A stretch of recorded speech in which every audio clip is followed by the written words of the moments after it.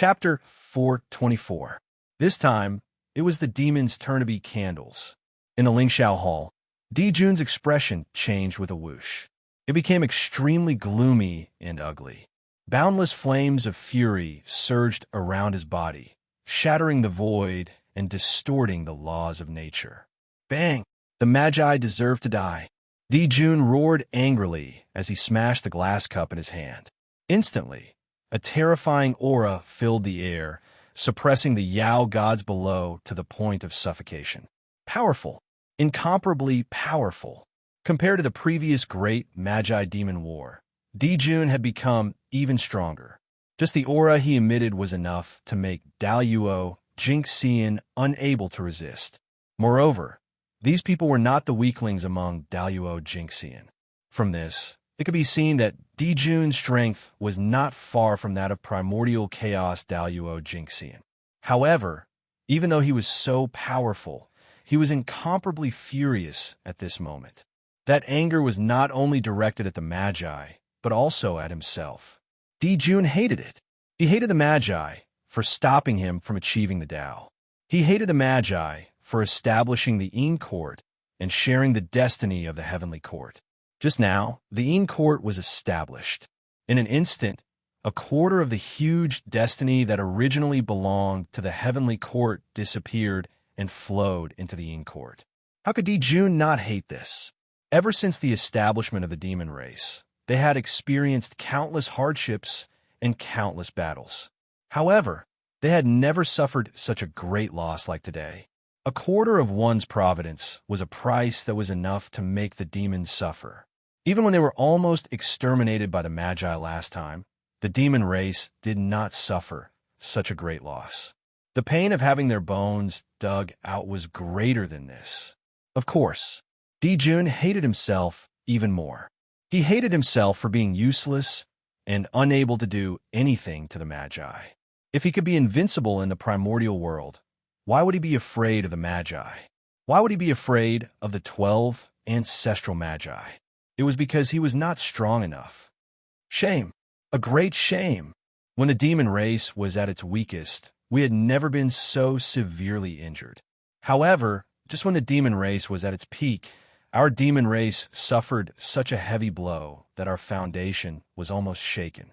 This, after Jun, Tai roared, unable to suppress his anger. Her tone was filled with humiliation and bone-deep hatred. A vast and boundless aura emanated from his body. It was even more profound and powerful than Jun's. It distorted everything and interfered with the operation of the Great Path. Bang! The aura was too powerful, too majestic. Several Yao gods who had just become Daluo Jingxian were completely unable to withstand it and were crushed to the ground. This was the Eastern Emperor Tai, the god closest to primordial Daluo Jingxian. He was also the only god who could rival the saints. His strength was well known in the primordial world. Done. Let's think about what to do first. The situation is not clear yet. It's not a good time to start a war with the shaman tribe. At this moment, Fushi said. As his voice fell, a gust of spring wind seemed to blow in the Lingxiao Hall. It was extremely warm and carried a thick sense of hope, calming Jiang Tai's anger. At the same time, it also eliminated the two grand auras in the hall. The Yao gods in the hall could not help but heave a sigh of relief. Fushi, the founder of the Heavenly Court, one of the three emperors of the demon race, the top great divine ability of the primordial world, and also the top sage of the primordial world. Although under the glory of Jun and Tai, his figure could not help but be a little dim, so his name was not well known in the primordial world. However, this did not mean that he was not powerful. On the contrary, Fushi was very powerful. Even if he was not as powerful as Jun and Tai, he was not far behind. In terms of victory or defeat, he might not be a match. If they really fought to the death, the outcome will be hard to say. After all, Fushi had almost become a saint back then. Looking into the past, Taoist Hong Jun had attained the Tao and was going to preach the Great Path in the Purple Cloud Palace. For a time, all the Daluo Jingxian in the primordial world set off and headed to the chaos outside the heavens to search for the Purple Cloud Palace and try their luck. Among them, the three pure ones were the first to arrive, followed by Fushi and Yuwa. At that time, Fushi could tell that the 6 seats were extraordinary and seemed to contain a great opportunity. With his ability, he could have occupied a seat. However, he refused and gave this great opportunity to his only sister. Fushi's strength was beyond imagination. The Khanate 8 trigrams was what he could show. The Zhoshing array was his achievement. Dijun and Tai could hide his light. It was not that he was not strong, but that he did not fight. The demon race. It was enough for them to shine in heat. The Fushi should be hidden under their light. In the hall, the atmosphere was extremely oppressive and unsettling. However, Fushi's words were like a spring breeze, silently dissolving Dijun and Tai's aura. Just this move showed that Fushi was extraordinary. His cultivation level was at least half a step into the primordial chaos Daluo Jinxian. In fact, Fushi was also very angry that the demon race had lost a quarter of their luck. However, the demon gods present were already in a weakened state. If he were to get angry again, some of the demon gods would probably make a fool of themselves on the spot. If that was the case, it would be a little ugly. Moreover, the 3 demon emperors were angry at the same time. It was inevitable that they would lose their demeanor. Therefore, Fushi suppressed the anger in his heart and tried to persuade him with an amiable expression. Oomph. What else can we do? With Huta here, even if we attack together, we can't do anything to the Yin court. We can only accept this loss. With a cold snort, Kuan-Peng said sullenly. The Yin court stood in the netherworld, which meant that it was destined to be unshakable, because no one could defeat Hutu in the netherworld. Sai, in my opinion, your majesties, you don't have to worry. To establish the Yin court, we must set rules and coordinate everything to operate the primordial world. However, the wizard race has developed limbs and simple minds. They are simply a group of boorish men. It's no problem for them to fight, but if they are allowed to rule the world, there will definitely be chaos. We demons don't have to interfere in the Yin court at all. We can sit and watch the wizard race do what they want. I believe that it won't be long before the netherworld becomes chaotic under the rule of the wizard race. In the end, the netherworld will even riot because of this, causing the dead to be uneasy and disturbing the order of the primordial world. At that time, the Yin court will no longer be the protection of the wizard race, but their death warrant. Under the backlash of heaven and earth, even saints can't treat it lightly, let alone the wizard race. In this way, the wizard race will collapse on its own. The wizard race is just a group of boorish men. They dare to establish the Yin court without comprehending the heavenly Tao. They are really courting death. Seeing that the 3 emperors had calmed down, Baize walked forward and began to analyze the pros and cons of the wizard race, establishing the Yin court in front of everyone. From what he said, the wizard race establishing the Yin court was not only useless, but also self-destructive. It sounded like a joke. However, everyone thought about it carefully and felt that what Baize said made sense. Therefore, they all agreed. Chapter 425. Fellow Taoist, Baize's words make sense. The Magi are tyrannical. They don't know the heavens, nor do they respect the earth. They are all disliked by the heavenly Tao. Isn't the establishment of the heavenly courts taking the initiative to hand the heavenly Tao a knife? If it's not a path to death, what is it? The heavenly Tao was the true ruler of the primordial world. The sentence that the heavenly Tao did not like had already doomed the Magi's tragic fate. However, the Magi did not know. Perhaps they knew, but they did not care. Anyway, they did not take the heavenly Tao seriously. As for the demons, they were able to survive until now under the attacks of the Magi, because they knew that the Magi were disliked by the heavenly Tao. Therefore, the demons firmly believed that as long as they could persevere, the Magi would sooner or later be punished by the heavens and destroyed by the heavenly Tao. In the early days, the difference in strength between the liches and the demons was too great. The demons were no match for the Magi at all. They relied on this belief as their motivation to persevere. Otherwise, the demons would have long been destroyed by the Magi. After Bai Zai finished speaking, everyone present had different reactions. However, at the top, there were the 3 emperors and 1 master of the demon race. These were the absolute experts of the demon race, the top great mystical abilities of the primordial world. His heart skipped a beat. He knew that the battle between the liches and the demons had reached an irreversible stage, especially when he saw the expressions of approval on the faces of the demon gods present. There was no noise at all. He could not help but feel a chill in his heart. Bai Zai's words seemed to make sense, but they could not withstand scrutiny. If the Magi were all boorish, how could they fight with the demons until today? Moreover, the demons could not even defeat a group of boorish people. Didn't that mean that the demons were all trash? The Magi, they just looked simple and honest. If anyone really treated them as fools, they would really be fools. But now, what was the situation?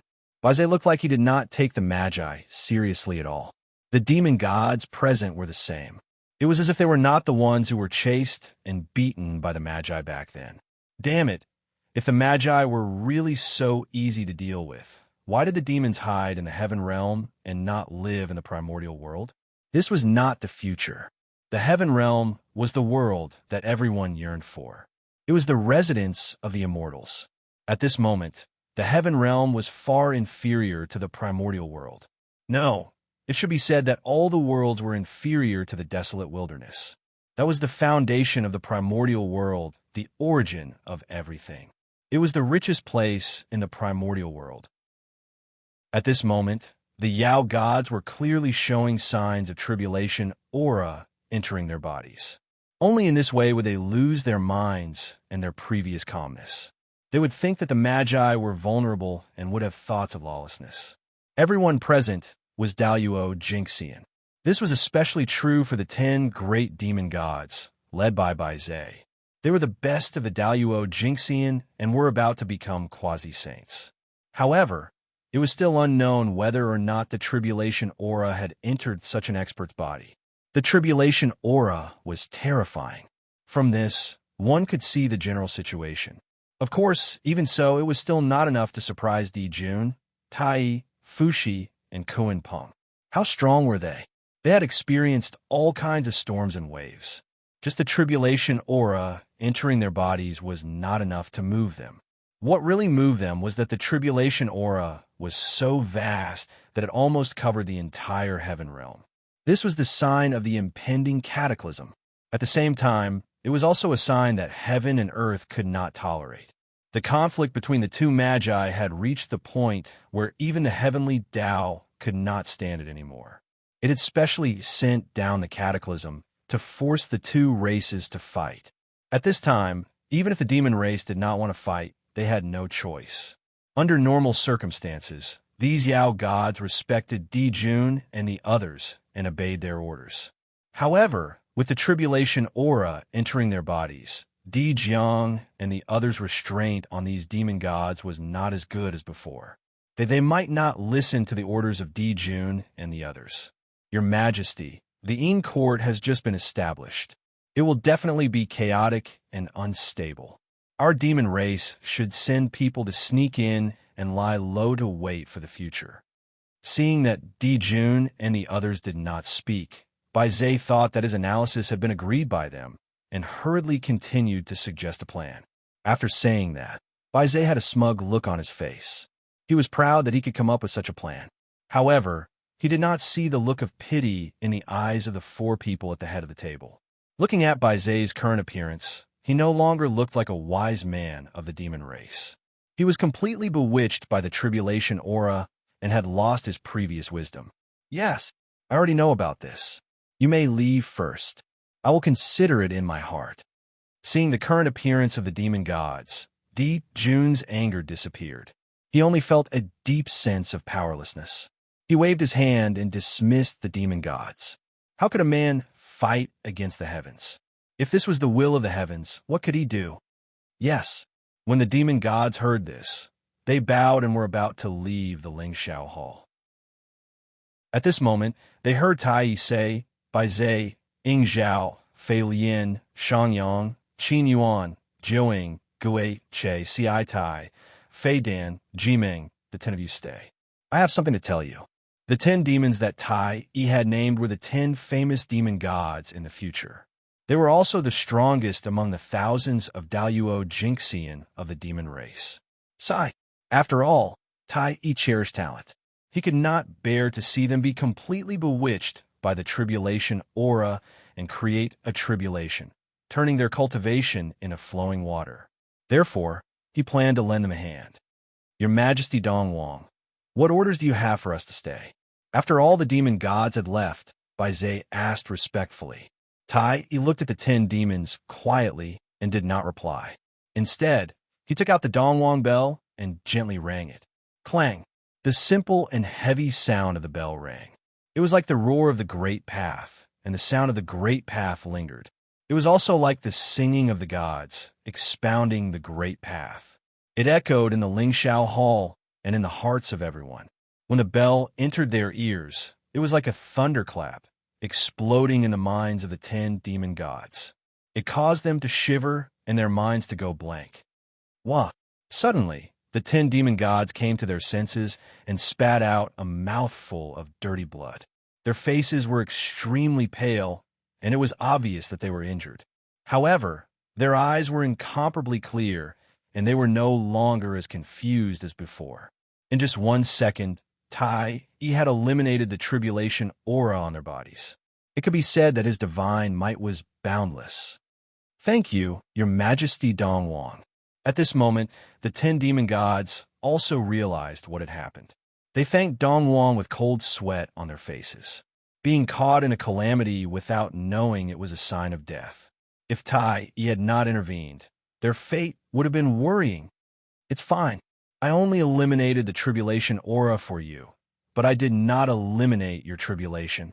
This tribulation is too big. The entire demon clan is in it. Therefore, there is nothing I can do. From now on, you must be careful. If the tribulation aura enters your bodies again, I will not be able to save you. Tai waved his hand, indicating that they did not need to worry. This time, Tai could help them get rid of the tribulation aura, but next time he would not. Moreover, Tai was also deeply involved in this tribulation. If they wanted to transcend the tribulation, they still had to rely on themselves, who could protect others for a lifetime. Chapter 426. Yes, we understand. Nodding, the 10 demons thanked him with a big bow. Okay, if there's nothing else, you can leave and heal your injuries. Tai waved his hand and said, yes. The 10 demons left, as they were told. Sigh. Looking at the backs of the 10 demons, Fushi suddenly sighed. His realm was far beyond what the 10 demons could compare to. Naturally, he could see things that the 10 demons could not see. In his eyes, the 10 demons were all enveloped by black air currents. That was the tribulation aura, which could enchant the mind. With the help of Tai, although the 10 demons had removed the tribulation aura in their bodies, they still had not passed their tribulation. Therefore, in the void, there was still an endless stream of tribulation aura surging towards them. They were waiting for them to lose their minds and continue to pollute their minds. Although Tai was strong, he could only treat the symptoms, not the root cause. It was because of this that Fushi sighed. Second brother, why do you have to do this? Everyone has their own fate. Why do you have to interfere? To change their fate, you have to bear the corresponding karma. It's not good for your cultivation. In the Lingxiao Hall, Dijun said to Tai helplessly. Tai had removed the tribulation aura of Bai Zhe and the others, which was equivalent to changing their fate. He had to bear some karma for it. If it were any other time, some karma would be nothing to Tai. But now, he was about to break through. It was the time to end all karma and pursue the fusion of primordial energy. Rashly interfering with their fate would definitely cause an unknown impact on his breakthrough. Moreover, Tai was also involved in this tribulation.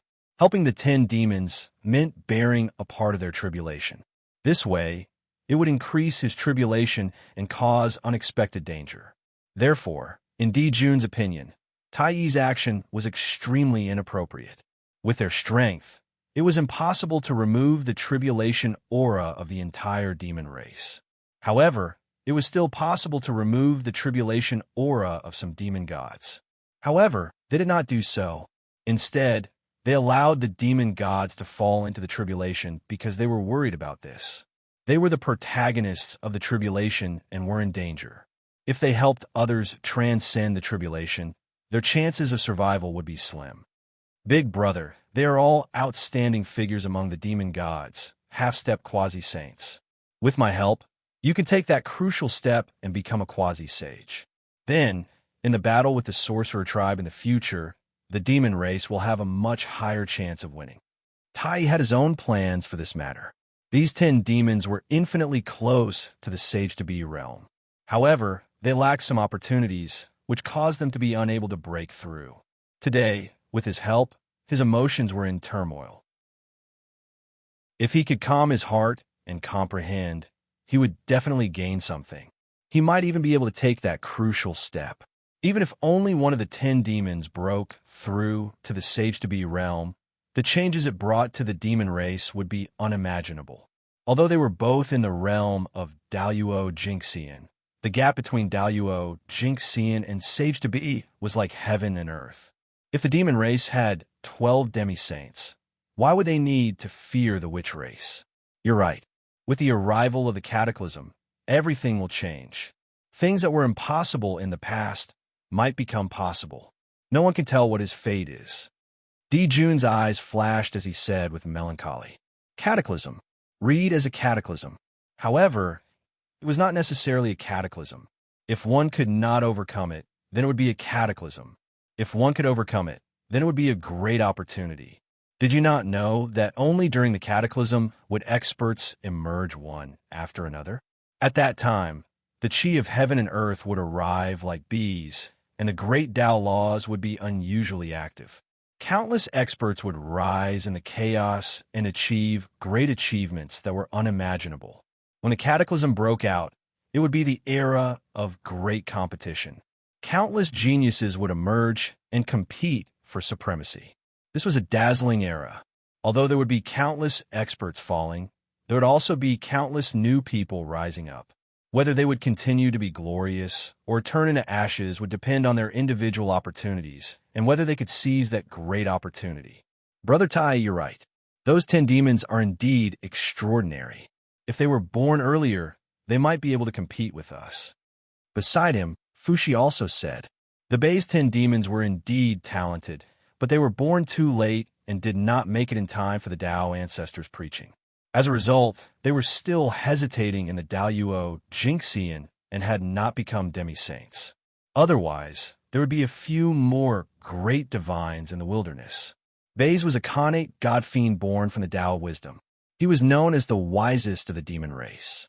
Of course, this title might be a little exaggerated, but he was indeed the wisest apart from the demi-saints of the demon race. Such a person had a high chance of becoming a demi-saint. In the nether realm, when the divine light dissipated, a large group of palaces suddenly appeared at the foot of Een Mountain. The palaces were layered and exuded an inexplicable charm. They were shrouded in Een Chi, as if they were hidden in a black fog, making it impossible to see through them. Moreover, unlike the sacred palaces of the heavenly court, the palaces of Een Court were all black and exuded a solemn feeling. Good, good, good. Looking at the palaces, Feng Du could not help but laugh. The palaces were congenital and not man-made. However, they were not connate spirit treasures, but the charm of the great Tao. The charm of the great Tao merged with the rules of heaven and earth and materialized in the nether realm. They had a physical body and formed this solemn palace. Cultivating in the palace would increase one's aptitude by 10%, and it would be easier to comprehend the rules of the great Tao. It was extraordinary. Fellow Taoists, the poor Wei has passed away. Nodding at the surrounding ancestral shamans, Feng Du took a step forward and came to the center of the palace. In the most majestic hall, he sat on the supreme emperor's throne. Today, Feng Du has received the great favor of the great Taoist priests and has been elected by the shaman race. I hereby announce to the wilderness, from today onwards, I will be the master of the Een Court, and my name is Emperor Fengdu. I will rule the nether realm and the endless dead souls." Immediately, Fengdu's majestic voice resounded throughout the wilderness, announcing his existence to all living beings. Fengdu, where did this person come from? For a moment, everyone was extremely curious about Fengdu's origin. Fengdu was an extremely unfamiliar name. However, it was this existence that had suddenly appeared that had shaken the wilderness many times in the past 1,000 years. Now, he had become the overlord of heaven and earth and the ruler of the nether realm. He was an expert second only to the saints. His status was not inferior to that of the saints.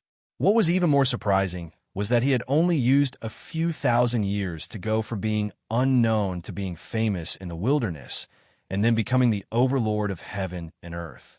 How could this not be surprising? His mysteriousness made people more and more curious. Rumble. The moment Fengdu became the master of the Yin court, a quarter of the luck that had flowed from the heavenly court fell and descended on his body. In an instant, Fengdu's body underwent a huge change. Chapter 4:27. This change was not a change in strength, but his comprehension of the Tao. Fengdu's strength had long reached the limit of a quasi-saint. He could not advance any further. Only by becoming the primordial chaos Daoyuo Jingxian could he accommodate more strength.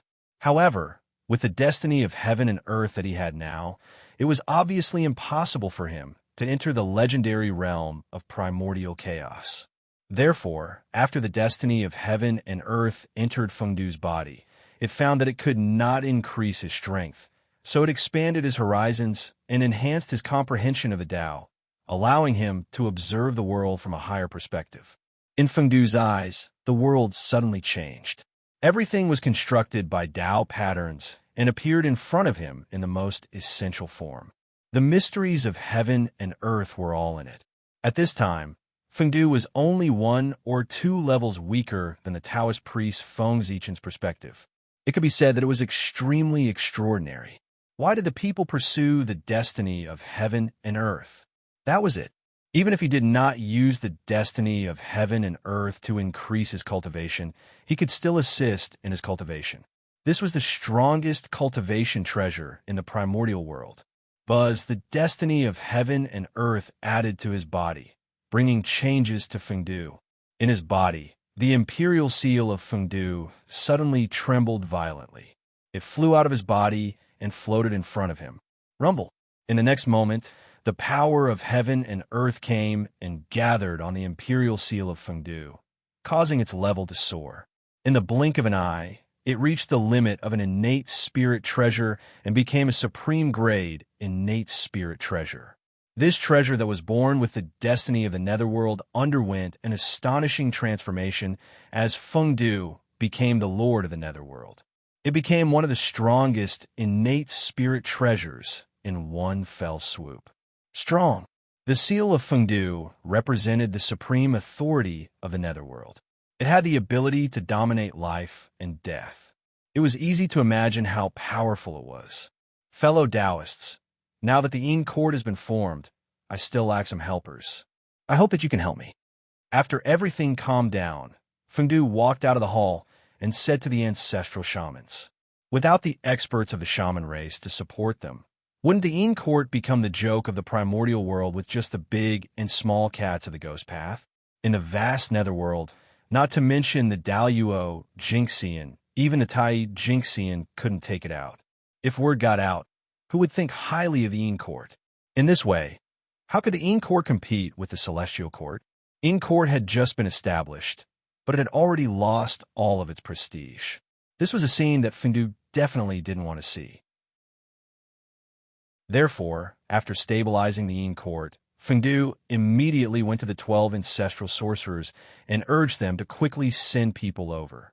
The Yin court has just been established, and it can't be without powerful experts. I'll ask Xing Tian to come over and assist you. As soon as Fengdu finished speaking, Hutu sent out Xing Tian to show her support. Xing Tian, a Khanate Grand Magus, was born from Panga's heart. He could be said to be a top-notch Khanate god. He was the most powerful being in the Hutu tribe aside from Hutu. It could be said that the Lady of Earth had sacrificed a lot to send him here. Thank you, fellow Taoist. Everyone knew how powerful Xing Tian was. Although his realm was still Daoyuo Jingxian, and he had not stepped into the realm of Sage-to-be, but his strength had long surpassed the limits of the realm. Even ordinary quasi-saints were no match for him. Xing Tian could be considered a mighty figure in the untainted land. If Feng Zichen dispelled all the external forces, he might not be a match for him.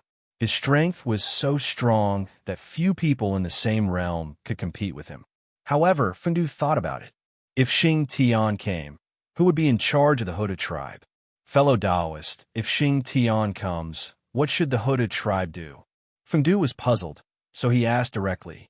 After losing Hutu and Xing Tian, the Hutu tribe would be half-crippled. Since I'm in the Nether Realm, the Hutu tribe will naturally follow me. Other than the warriors of the Witch tribe, the rest of the Hutu tribe will migrate to the Nether Realm. After becoming a saint, the Hutu tribe could clearly see the future of the Witch tribe. They would perish together with the Demon tribe. This was a destiny that could not be changed. Therefore, he wanted to leave some seeds for the Witch tribe. The Hutu tribe was his choice. It was not that the Hutu tribe did not want to choose other tribes, but if he chose another tribe, the other ancestral sorcerers would not agree. Since that was the case, he would leave the warriors behind to deal with the great war of the Witch-Demon tribe. The rest would migrate to the Nether Realm to reproduce. That's good. Fengdu nodded at the Hutu tribe and looked at the other ancestral sorcerers. To be honest, the Hutu tribe alone was enough to maintain the operation of the Yin Court. But who would have too much time on their hands? Well said, well said. Later, I will select a portion of my clansmen and send them to the Nether Realm. This was all agreed upon earlier. Of course, Dijiang would not act at the last minute. It's all here. Thank you, fellow Taoists. After thanking everyone again, Fengdu bid farewell and left. The Yin Court had just been established, and there were still a lot of things waiting for him to deal with. How would he have time to chat with others? How would the Yin Court operate? How would the Witch tribe be arranged? How would the power be divided? All of these needed him to deal with. He was really busy, not to mention how busy Fengdu was in the Nether Realm. On the other side, Feng Zichen's deduction had already ended. Seeing that the gazes of the primordial world experts were focused on the Nether Realm, he turned around and escaped into the void. It had been some days since he left the human race. It was time to go back and take a look. Before Feng Zichen left the human race, he was only at the late stage of Daoyuo Jingxian's cultivation. But now, only thousands of years had passed. He was already one of the few great divine powers in the primordial world. There were not many who could match him. Correspondingly, the increase in strength led to the increase in speed. His speed had already reached an inconceivable level. With a thought, he crossed the endless void and returned to the territory of the human race. It was as if he had teleported. What a magnificent scene! This is a sign of the rise of the human race. From afar, Feng Zichen saw that in the sky above the territory of the human race, the torch that represented the destiny of the human race was burning fiercely. It was like a small sun, emitting the spirit of self-improvement. This destiny was more than 10 times stronger than before he left. It seemed to have the atmosphere of a large clan. Good boy, I've only left the human race for thousands of years. Why does it feel like I've left for hundreds of thousands of years? Isn't this destiny rising too quickly? Could it be that something big happened to the human race after I left? When he first saw the destiny of the human race, Feng Zichen was also shocked. Wasn't this too much? But soon after, this feeling of surprise was replaced by joy. The more exuberant the destiny of the human race was, the faster the strength of the human race would increase. This was a great thing. However, faintly, Feng Zichen felt that something was wrong. The exuberant destiny of the human race was somewhat abnormal. The destiny of the human race was increasing too quickly, so quickly that it was beyond imagination, just like adding oil to a raging fire. Although it was glorious, once the oil was exhausted, there would be an endless curtain. Chapter 428. Let's go back and take a look. With doubts in his heart, Feng Zichen couldn't help but quicken his pace and walk towards the human imperial court. After Earth turned into reincarnation, the demon clan's massacre of humans was not far away. The changes in the human clan might be related to this. However, after leaving the human clan for a long time, Feng Zichen didn't directly return to the human imperial court. Instead, he hid himself and looked around the human clan's encampment to observe the changes in the human clan in recent years. Why are there so many foreign clans? After taking a few steps, Feng Zichen realized that something was wrong. Under his senses, in the human clan's encampment, other than the grand and imposing aura of the human clan, there were also many foreign clans' auras. This meant that other than the human clan, there were also many foreign clans stationed in the human clan's encampment. This is interesting. With a thought, Feng Zichen took a step forward and directly arrived at the human clan's encampment. In fact, with his realm, if he wanted to know what had happened to the human clan in recent years, he could know everything with a casual deduction. However, anticipation came from the unknown. If everything was concluded by deduction, what fun would there be in life? Play in a mortal world was also a form of cultivation. As expected, after arriving here, Feng Zichen discovered that there were many foreign clans among the people coming and going. They were talking and laughing with the people around them without any ill feelings. These foreign clans all walked in the mortal world in the form of Tao bodies and restrained their auras. They didn't look much different from the human clan. However, what kind of realm was Feng Zichen in? There were too few people in this world who could hide from him. With a slight glance, he knew the origins of these people. There were water clans, divine beasts, innate life forms, and all kinds of clans. There were also demons and shamans. Fortunately, they didn't fight. Moreover, the human clan's encampment had changed significantly compared to before he left. Lively, very lively. If Feng Zichen didn't know that this was the primordial world, he would have thought that he had returned to the bustling city of the future. In his ears, there was the sound of hawking one after another. In front of his eyes, there were shops selling all kinds of goods. There were spirit herbs, divine stones, spirit springs, and all kinds of natural treasures. Everything one could think of was there. It was as if Feng Zichen had not come to a human settlement, but to a large trading market. What surprised him even more was that among the shops, other than the shops that sold treasures of heaven and earth, there were also restaurants. This was truly shocking to the extreme. Smelling the alluring fragrance floating in the air, Feng Zichen's tranquil state of mind began to fluctuate. How nostalgic! He had not eaten for a long time. With mixed feelings, Feng Zichen slowly walked forward, passing through street after street, walking aimlessly. However, the strange thing was that the surrounding pedestrians did not notice his existence at all.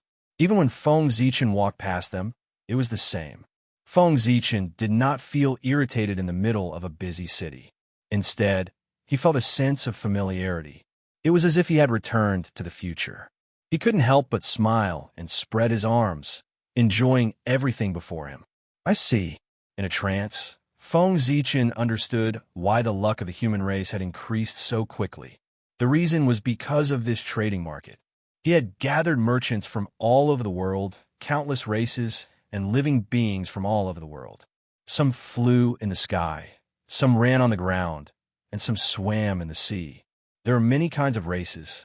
It did not include all the races in the untainted world, but it also gathered most of the races in the untainted world. The benefits brought by the gathering of so many living beings were undoubtedly amazing. It was natural for the luck of the human race to soar because of this. In the past, when Feng Zichen went to the wizard tribe, he had asked Taoist Xiandu, Yang, to set up a human market to develop trade. Yang was also extraordinary. Not only had she completed Feng Zichen's request, but she had also exceeded Feng Zichen's expectations. Yang had Saint Taiching as his backer and the East Sea as his backing. He could mobilize most of the natural treasures from Penglai City that were not available in the untainted world. The moment the treasures in the sea appeared, their rarity, their effects, and their miraculous nature attracted a lot of attention in an extremely short period of time. In addition, the Eon clan would take out a few pills refined by the Grand Pure One every once in a while to auction them off. This also caused the reputation of the human market to spread throughout the untainted world, forming a great influence. Who was Saint Tai Ching? The eldest senior brother of the celestial sect of wonders, the number one of the 6 saints. Of course, although these identities were important, they were not the most important. The most important thing was that Saint Tai Ching was the ancestor of alchemy in the primordial world, the Tao of alchemy. It was passed down from him. The effect of the pills refined by such a person could be imagined. Even the most ordinary first transformation golden pill was better, stronger, and extraordinary than ordinary third or fourth transformation golden pills. Moreover, not to mention the medicinal power of the pills, just the name of the pills refined by Saint Tai Ching was enough to make people rush like cranes. If the pills refined by the saint were tainted with a trace of the saint's Tao runes, how extraordinary would it be? It might be able to help people break through Daoyuo Jingxian. Therefore, after Eong took out the pills refined by Saint Tai Ching, the human market immediately became popular, attracting countless experts of the untainted world. In particular, as Dijiang set up countless teleportation arrays in the entire untainted world, making transportation more convenient, more people came to the human market. They had to come without the teleportation array, let alone with the teleportation array. It could be said that the human market could be what it was today, all because of Saint Tai Ching's pills. Although the natural treasures of the East Sea were novel and could attract the attention of many people, it was impossible for them to attract the attention of the untainted world in such a short period of time. Of course, if not, Saint Tai Ching would not have accepted him as a disciple. Accepting him as his only disciple was a form of affirmation to the Eong clan. With the development of the human market, it also led to the development of the surrounding areas. The encampment of the human race also received many benefits because of this and gathered a large number of experts of the myriad races. It was also at this time that the human race, a postnatal race that originally had no sense of existence, gradually revealed their talents in the primordial world. They appeared in front of the myriad races and officially joined the magnificent stage of the primordial world. As they came into contact with the human race, the postnatal race created by Nuwa brought a different experience to the myriad races. They were clearly extremely weak. Even the weakest Khanate life form was countless times stronger than them. What was even more unbelievable was that they actually had a limit to their lifespan. They had to live, grow old, get sick, and die. In fact, some humans could not even absorb the Khanate chi when they were born. It was really unbelievable. Chapter 429. This unbelievable scene was truly an eye-opener for all the Sciention life forms. However, it was such a weak creature that had the creativity that the Khanate life forms did not have. Although the tools created by the human race were not as powerful as the spirit treasures in their hands, they had extraordinary imagination. This was a manifestation of use. It did not have the Tao and principles of the Khanate, nor did it have unfathomable abilities, but it had extremely valuable practicality that involved all aspects of life. This was called the postnatal Tao. That's right. From the human race, these Khanate life forms discovered another cultivation civilization that was different from the Khanate Tao. They were far from being as powerful as the Khanate Tao, but they were simpler than the Khanate Tao, easier to comprehend, and easier to reach a high realm. More importantly, the postnatal Tao had an additional practical value compared to the Khanate Tao. The Khanate Tao was the principle of heaven and earth, the principle of the world. The postnatal Tao was a principle that was created by humans. It was a principle that the descendants had summarized from the Khanate Tao. It was a use of the Khanate Tao. The Khanate Tao was high and mighty, while the postnatal Tao was hidden in the mortal world. This might be the reason why the postnatal Tao could prosper. Of course, although the postnatal Tao was good, it was far from being as powerful as the Khanate Tao. Logically speaking, It was true that it could arouse everyone's curiosity, but it was strange that it could arouse everyone's curiosity. After all, the Khanate Tao was the hope of achieving the Tao. However, that was in the past. Ever since Feng Zichen turned the postnatal Tao into the Khanate Tao and turned the postnatal Tao into the Khanate Tao, he had created another Khanate Tao for the primordial world. Everything had changed. The post-celestial Tao, which was usually not worth mentioning, suddenly became popular. Countless cultivators fought to cultivate it. They wanted to be like Feng Zichen and turn the post-celestial Tao into the pre-celestial Tao, becoming the master of a Tao. It did not make sense that Feng Zichen, a postnatal life form, could achieve such a great feat that no one had ever done before. They, the Khanate life forms who were more noble than him, could not do this. In short, the postnatal Tao was popular in the primordial world. Although they still couldn't shake the position of the Xiantian Tao, there were many talented cultivators who cultivated the Xiantian Tao along with the Xiantian Tao. Compared to the Khanate Tao that had spread throughout the primordial world, the postnatal Tao had only just been born. It was far from entering the stage of eruption like the later generations. Their numbers were indeed limited. Therefore, as the only pre-world race and a gathering place of the pre-world Tao, human beings became the first choice for some pre-world Tao cultivators. Moreover, Feng Zichen had appeared in the human race. It was hard for him not to attract attention. Yes, why are there so many people? Unknowingly, Feng Zichen came to the door of a restaurant.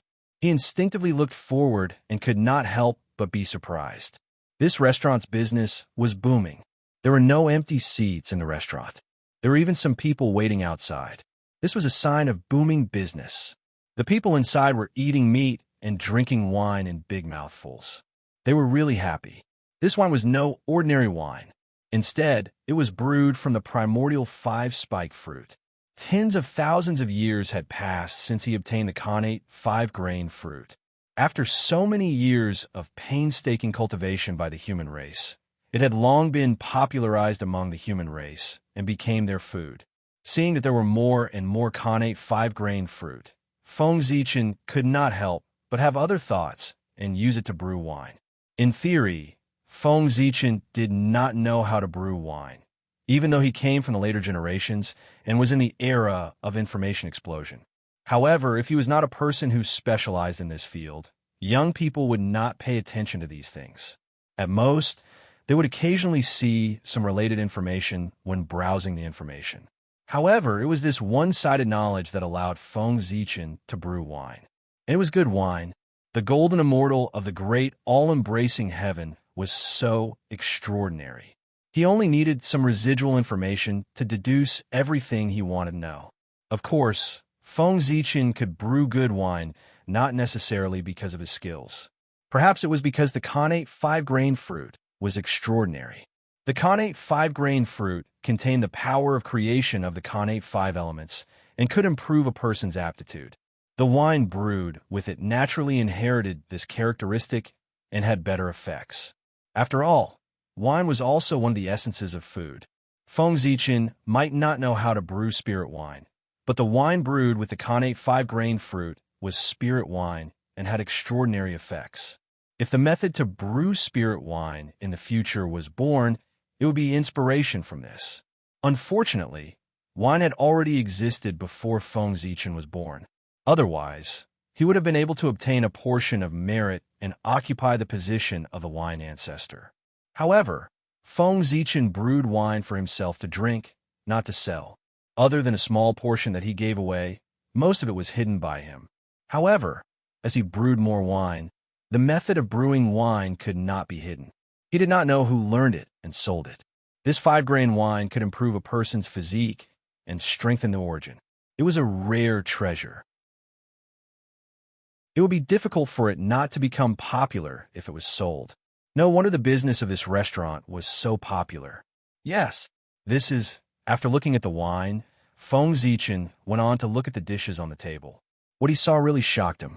The ingredients of the dishes were only ordinary beast meat and some ordinary spiritual herbs. This was not worthy of Feng Zichen's surprise. What really surprised him was that the combination of the beast meat and the spiritual herbs was actually in line with a certain pharmacology, causing its effect to greatly increase. Although it could not be compared to pills, it already had some possibilities. This was simply the embryonic form of the path of spirit food. If it could be deduced continuously, it might be able to develop and grow. Although the path of spirit food could not be compared with the path of alchemy, it was not much inferior. It was also a great path that assisted in cultivation. If this path was completed, the creator would at least be able to become a sage-to-be. Therefore, Feng Zichen was shocked. If the creator of this path was really a human, it meant that in the future, the human race was very likely to give birth to a primordial almighty. This person is really a great talent. With a thought, Feng Zichen walked to the back kitchen. He wanted to see who created this path. Speaking of which, this cooking method was created by Feng Zichen. Before he was born, the human race had just gotten rid of the era of eating raw meat and drinking blood.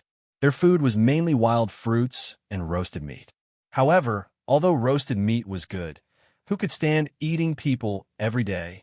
Therefore, Feng Zichen created a clay pot to boil soup. He was really fed up with the monotonous food. That's right, the original purpose of the clay pot was to satisfy Feng Zichen's appetite. As for the merit from the heavens, it was completely beyond his expectations. After that, as Feng Zichen gradually grew up, the clay pot could no longer satisfy him. Following that, various cooking methods appeared naturally, and the human race's menu also became richer. Chapter 430. However, as Feng Zichen's cultivation continued to improve, he gradually gave up on the desire for good food. Becoming stronger had become his only goal. Of course, the most important thing was that when his realm was high, he did not need to eat anymore. The cause of adding to the human race's diet was thus put on hold. However, Feng Zichen did not expect that after so many years, someone would actually comprehend the embryonic form of the path of spiritual cuisine from the cooking method that he had abandoned. It was truly inconceivable. A long time ago, when Feng Zichen had just started to make clay pots, he had already had the idea of opening up the path of spiritual cuisine. However, back then, he was not proficient in pharmacology, nor did he recognize all kinds of spiritual herbs. He was even more powerless. Therefore, this idea had been put on hold by him. Later, when Feng Zichen had all the conditions to open up the path of spiritual cuisine, he no longer needed it. He simply buried this idea deep in his heart and did not think about it anymore. He left this opportunity for the future generations to open up. Feng Zichen already had more than enough. In the past, innate life forms did not have the desire for good food. However, after seeing the spiritual cuisine of the human race, they had it. Sentient life forms fed on sentient qi. Any treasures that fell into their hands would be refined into pure sentient qi and devoured. It was the same for the meat of fierce beasts. Therefore, innate life forms had no use for things like starting a fire to cook, nor did they need it. They had never seen it before. Therefore, this kind of treasure that was both delicious and could increase one's cultivation had conquered them as soon as it appeared. In their hearts, this kind of treasure called food was much more delicious than elixirs, but its effect was not as powerful as elixirs. If its effect could be improved, it would be even more perfect. It's not him. With a flash, Feng Zichen arrived at the back kitchen of the restaurant and saw the person who was cooking. However, immediately, his eyes revealed disappointment. This person's cooking skills were extremely skilled. It was obvious that he had been immersed in this path for a long time. Unfortunately, this person's cultivation was mediocre and ordinary. He had just attained the Yang spirit realm and hadn't even reached the immortal Tao realm. There was nothing special about him, and he didn't have any great fortune on him. He was just an ordinary person.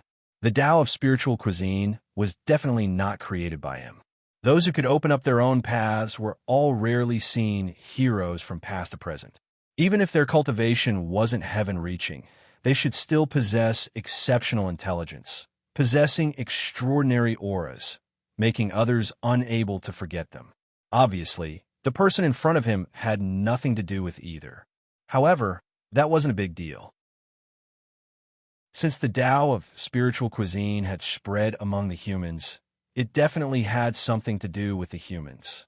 He'd find out once he returned to the human Tao imperial court. With his mind preoccupied, Feng Zichen no longer cared about patrolling the human encampment. With a single movement, he returned to the human Tao imperial court. Speaking of which, ever since Feng Zichen left, the human race had been thriving under the leadership of several human kings. Changes were happening every moment, and it wouldn't be an exaggeration to say that changes happened every year. As a result, when Feng Zichen returned to the human race, he felt as if a lifetime had passed.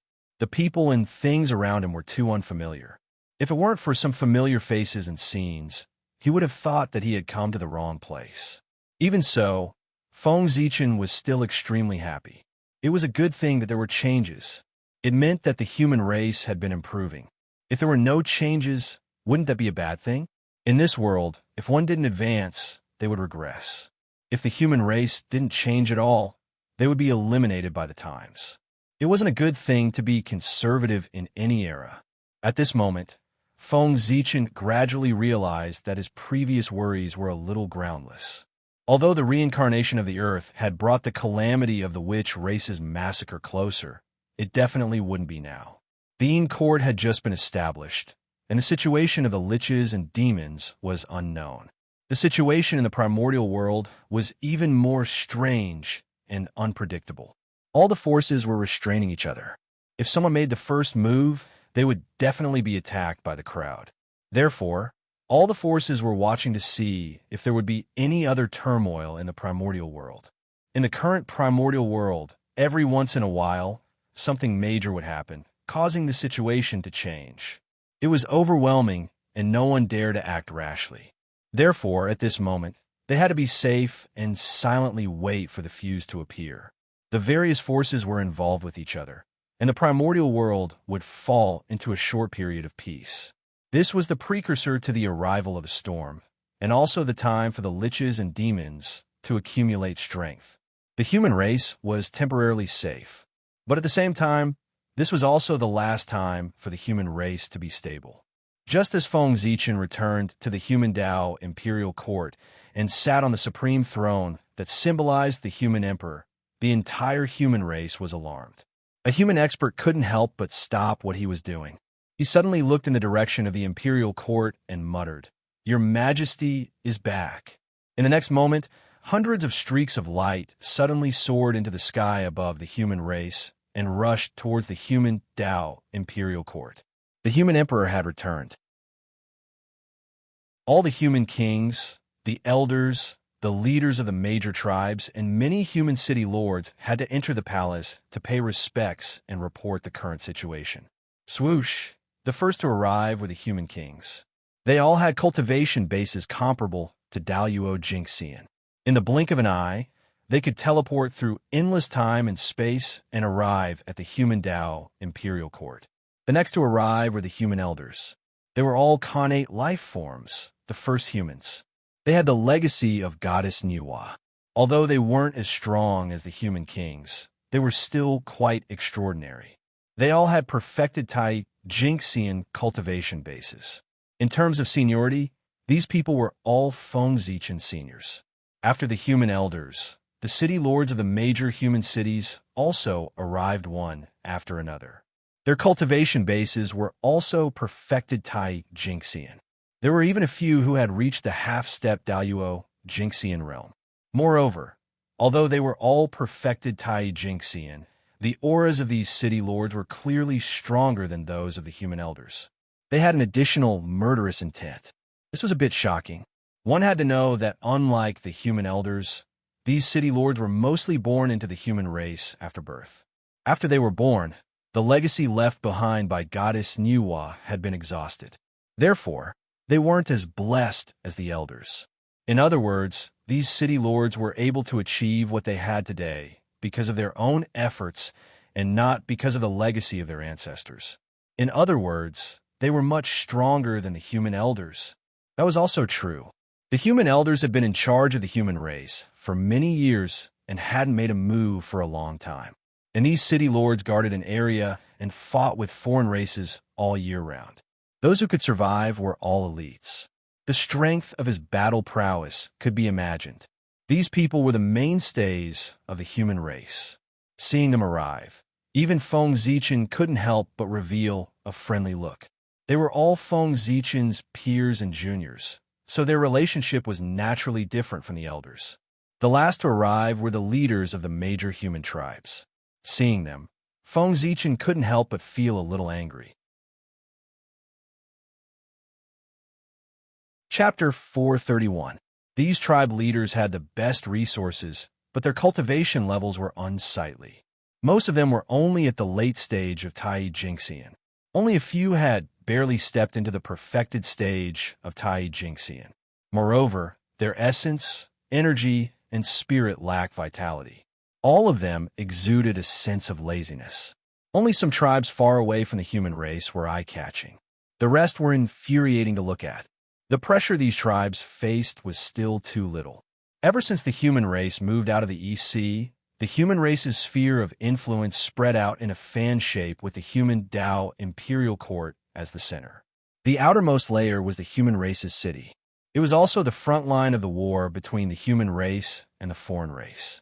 Human experts walked out of the imperial court one after another and built cities outside. They competed with the primordial races and expanded the human race's territory. At the same time, they were also the first line of defense of the human race, preventing the foreign race from invading the human Dao imperial court.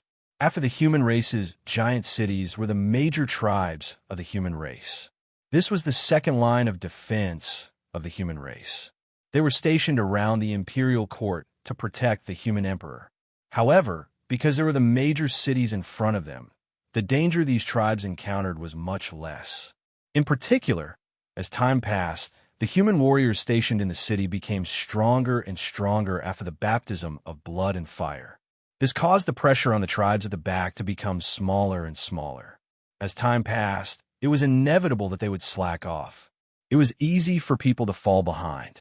This caused the soldiers guarding the city at the front to become stronger and stronger, and the people of the tribes at the back to become weaker and weaker. Today, the human emperor had returned. The elders were in charge of the imperial court, so they were the first to arrive. However, the tribe leaders, who were stationed around the imperial court and should have been the second to arrive, fell behind the city lords who were the furthest away from the imperial court. It was obvious that they were slacking off. From this, one could see the general strength of everyone. The city lords were the strongest, followed by the elders, and then the tribe leaders.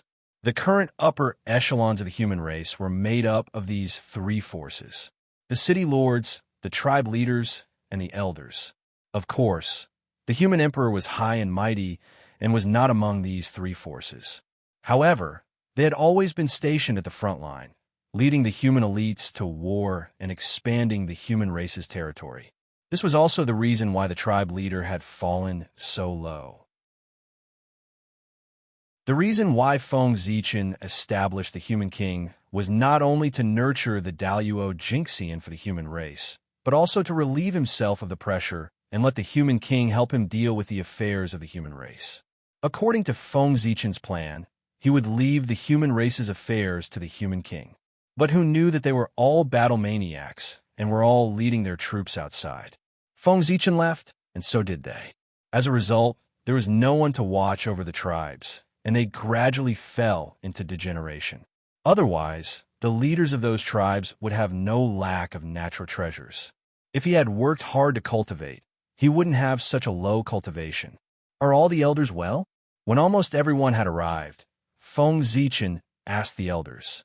These were all elders. "Thank you for your concern, Your Majesty. We are well." Bowing slightly to Feng Zichen, the elders said in unison. Cultivators could kneel to heaven and earth, their parents, and their teachers, but they could not kneel to others.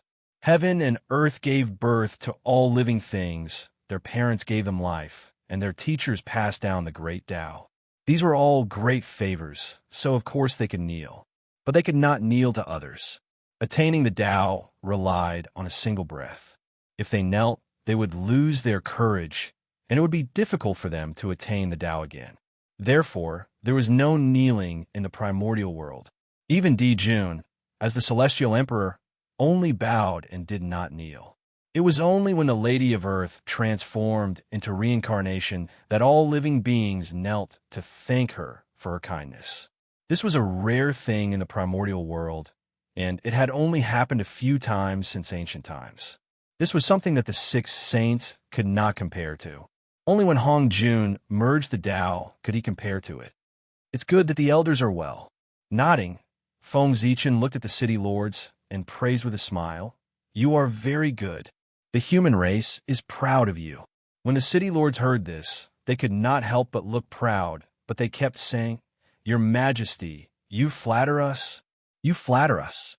The expressions on their faces were extremely exaggerated. Seeing this scene, Feng Zichen only smiled and did not say anything. Next, he chatted with the elders for a while before asking them about the recent changes in the human race. The human emperor and human king were not around, so the specific matters of the human race fell to these elders. During this process, Feng Zichen did not even look at the tribal leaders. He was going to ignore them for a while. Your Majesty, in the years that you were not around, the changes in the human race could be said to be great. One elder after another stepped forward and told Feng Zichen about the changes in the human race. It was not entirely true to say that the changes were great. The source of all these changes came from the human race's market. It brought a lot of resources and opportunities to the human race, allowing the human race to rise quickly and produce a large number of experts. Although there were no great overarching golden celestials among them, there were a lot more primordial unity golden celestials. There were more than 100,000 of them. This force was not small in the untainted land. Moreover, during Feng Zichen's absence, Serene and the other two had also returned. After so many tens of thousands of years, the Chou clan and the Zi clan had already cultivated Daluo Jinxian. It was just that the Emperor Nvua's palace was isolated, so their vision did not appear. That was why Feng Zichen did not notice it. However, when the three ancestors saw that the human race was fine, they went to travel the untainted land together. Since they were born, they had been working hard for the human race and had not taken a good look at the untainted land. Now, under the rule of Feng Zichen, the human race was growing stronger and stronger. They had time to go out and travel. A few months later, Feng Zichen understood the changes in the human race and said, Very good. I'll have to trouble all of you while I'm away. Over the years, I have also obtained a lot of treasures outside. I put them in Zichen's cave.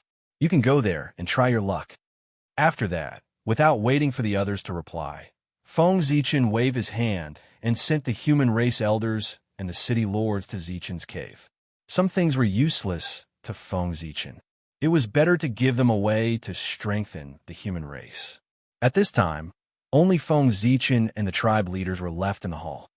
You, very good. Looking at the people below, Feng Zichen said coldly. The same words in a different tone represented a completely different attitude.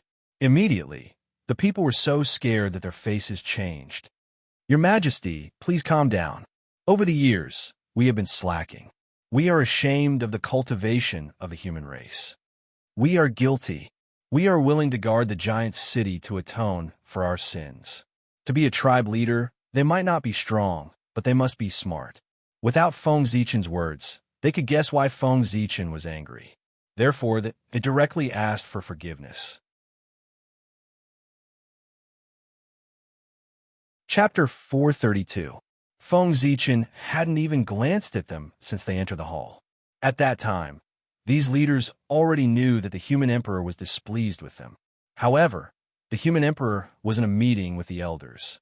Although they wanted to apologize, they didn't dare interrupt and could only wait anxiously. At this time, the elders and the city lord had already left. These leaders found an opportunity and did not dare to be negligent. They immediately asked for forgiveness. Defend the city. You think you can do that? Feng Zichen was so angry that he laughed. These leaders didn't have high cultivation realms, and their combat strength was a mess. How dare they talk about defending the city? Just based on their pampered appearances, What could they possibly use to fight against the valiant and skilled foreign races?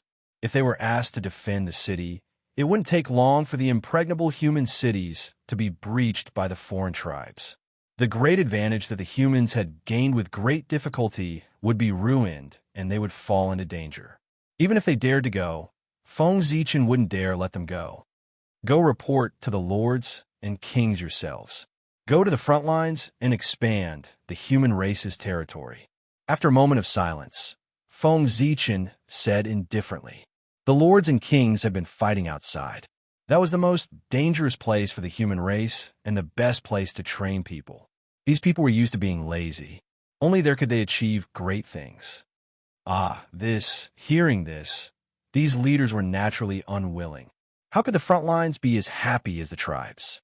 Thus, they were about to open their mouths to bargain, but Feng Zichen was already impatient. He waved his hand and directly threw them out of the main hall. "Come in." After driving away the leaders, Feng Zichen glanced at the main entrance of the hall and suddenly said. As soon as he finished speaking, 3 extraordinary figures walked in slowly. 2 men and 1 woman. They were Feng Zichen's 3 disciples. Feng Jie, Jiang Xiong, and Jiang Hui. Disciple Feng Jie. Disciple Jiang Xiong. Disciple Jiang Hui. "Greetings, Master." As soon as the 3 entered the hall, they immediately bowed to Feng Zichen. The 3 of them had arrived as soon as Feng Zichen had returned to the human Dao imperial court. However, although they were Feng Zichen's disciples, they were still young and couldn't be considered the upper echelons of the human race. Therefore, they could only wait outside when Feng Zichen was discussing with the human elders. It wasn't until the crowd left that the 3 had the chance to meet Feng Zichen. Not bad, not bad. Glancing at his 3 disciples, Feng Zichen couldn't help but smile face. They had not seen each other for many years. Feng Jie and the other 2 had reached the golden immortal karma rank and entered the ranks of immortality. They had begun to pursue their own Tao. Moreover, the Xiantian aura emanating from the 3 of them was extremely dense, no less than that of a top Xiantian life form. This was especially true for Feng Jie. As a Xiantian life form, his aura was even more extraordinary. He had already peeked into the mysteries of the innate gods. Perhaps it wouldn't be long before he took another step forward and transformed into an innate god. Although Jiang Xiong and Jiang Hui weren't as good as Feng Jie, they'd gone against their connate nature and become connate life forms. Moreover, they were the top connate life forms. They were extremely extraordinary. Clearly, these 3 had a deep understanding of the Tao of God Fiends. Otherwise, they wouldn't have undergone such shocking changes. Although golden immortals weren't much in the Eldritch Wilderness, if a rock was thrown into a crowd, at least 4 out of 10 would be golden immortals, while the remaining 6 would be Tai Jingxian. However, considering the time Feng Jie and the other 2 had been cultivating, it was quite extraordinary for them to become golden immortals at their age. After all, they weren't connate god fiends. They didn't have the protection of the great Tao, nor did they have amazing opportunities like Feng Zichen. They only relied on themselves. These 3 already had the demeanor of the human race's peerless geniuses. And this is suddenly, Feng Zichen exclaimed and looked at Jiang Hui. He saw merit gathering on her body. There were inexplicable principles intertwining and runes evolving. They gathered and dispersed, forming all kinds of phenomena. Purple energy even gathered above her head. It was incomparably dense, forming a purple precious umbrella that protected her. It was the providence of heaven and earth. It was purple in color, which meant that it was the most noble kind of providence among all kinds of providence. Tao luck. Purple was supreme in the primordial world. His luck was purple, which showed how extraordinary he was. Although this Tao luck wasn't much, it could allow Jiang Hui to have a 30% higher success rate than others when she tried to prove her Tao as Daoyuo Jingxian. 30%. In the primordial world, there were as many Tai Jingxian as grains of sand. There were more than billions of them. However, how many Daoyuo Jingxian were there? Less than 100,000. Since the creation of the primordial world, all the Daluo Jinxian added up to less than 100,000. From this, it could be seen how difficult it was to prove one's Dao. That step alone had trapped countless primordial immortals to death. However, Jianghui could rely on her Dao luck to have a 30% higher chance of proving her Dao than others. That meant that she had surpassed countless people. 30%. Coupled with her own accumulation, it could be said that she was almost certain to become a Daluo Jinxian. Huiya, come forward. Surprised, Feng Zichen called Jiang Hui in front of him. He wanted to use his Dao to see what kind of fortuitous encounter she had to be able to obtain Dao luck. Yes, master. Jiang Hui smiled sweetly and stepped forward. I see. The Dao of spiritual cuisine was actually created by you. Purple light appeared in Feng Zichen's eyes. It was incomparably dazzling. It was like the evolution of Hong Ming, but also like the creation of the primordial chaos. Countless stars shone in it, and countless laws appeared, deducing various things of the past. I have the heavenly Dao, the top pupil technique of the primordial world. In an instant, Feng Zichen understood the cause and effect. The Dao of spiritual cuisine was created by Jiang Hui. Therefore, merit gathered on her body. Runes were born, principles surrounded her, and Dao luck surrounded her. It was also because the Dao of spiritual cuisine was only in its embryonic form and belonged to the initial stage. It had not established a Dao, nor had it been imparted. Therefore, the merit and Dao luck gathered on Jiang Hui were not too much. Otherwise, creating a Dao would be an earth-shattering event. At the very least, she would be blessed by heaven and earth.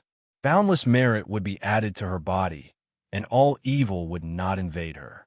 She would not be like Jiang Hui, who would be sent away with just some merit and Dao luck. Seeing this scene, Feng Zichen could not help but be amazed. He was sure that he had never taught Jiang Hui anything about spiritual cuisine.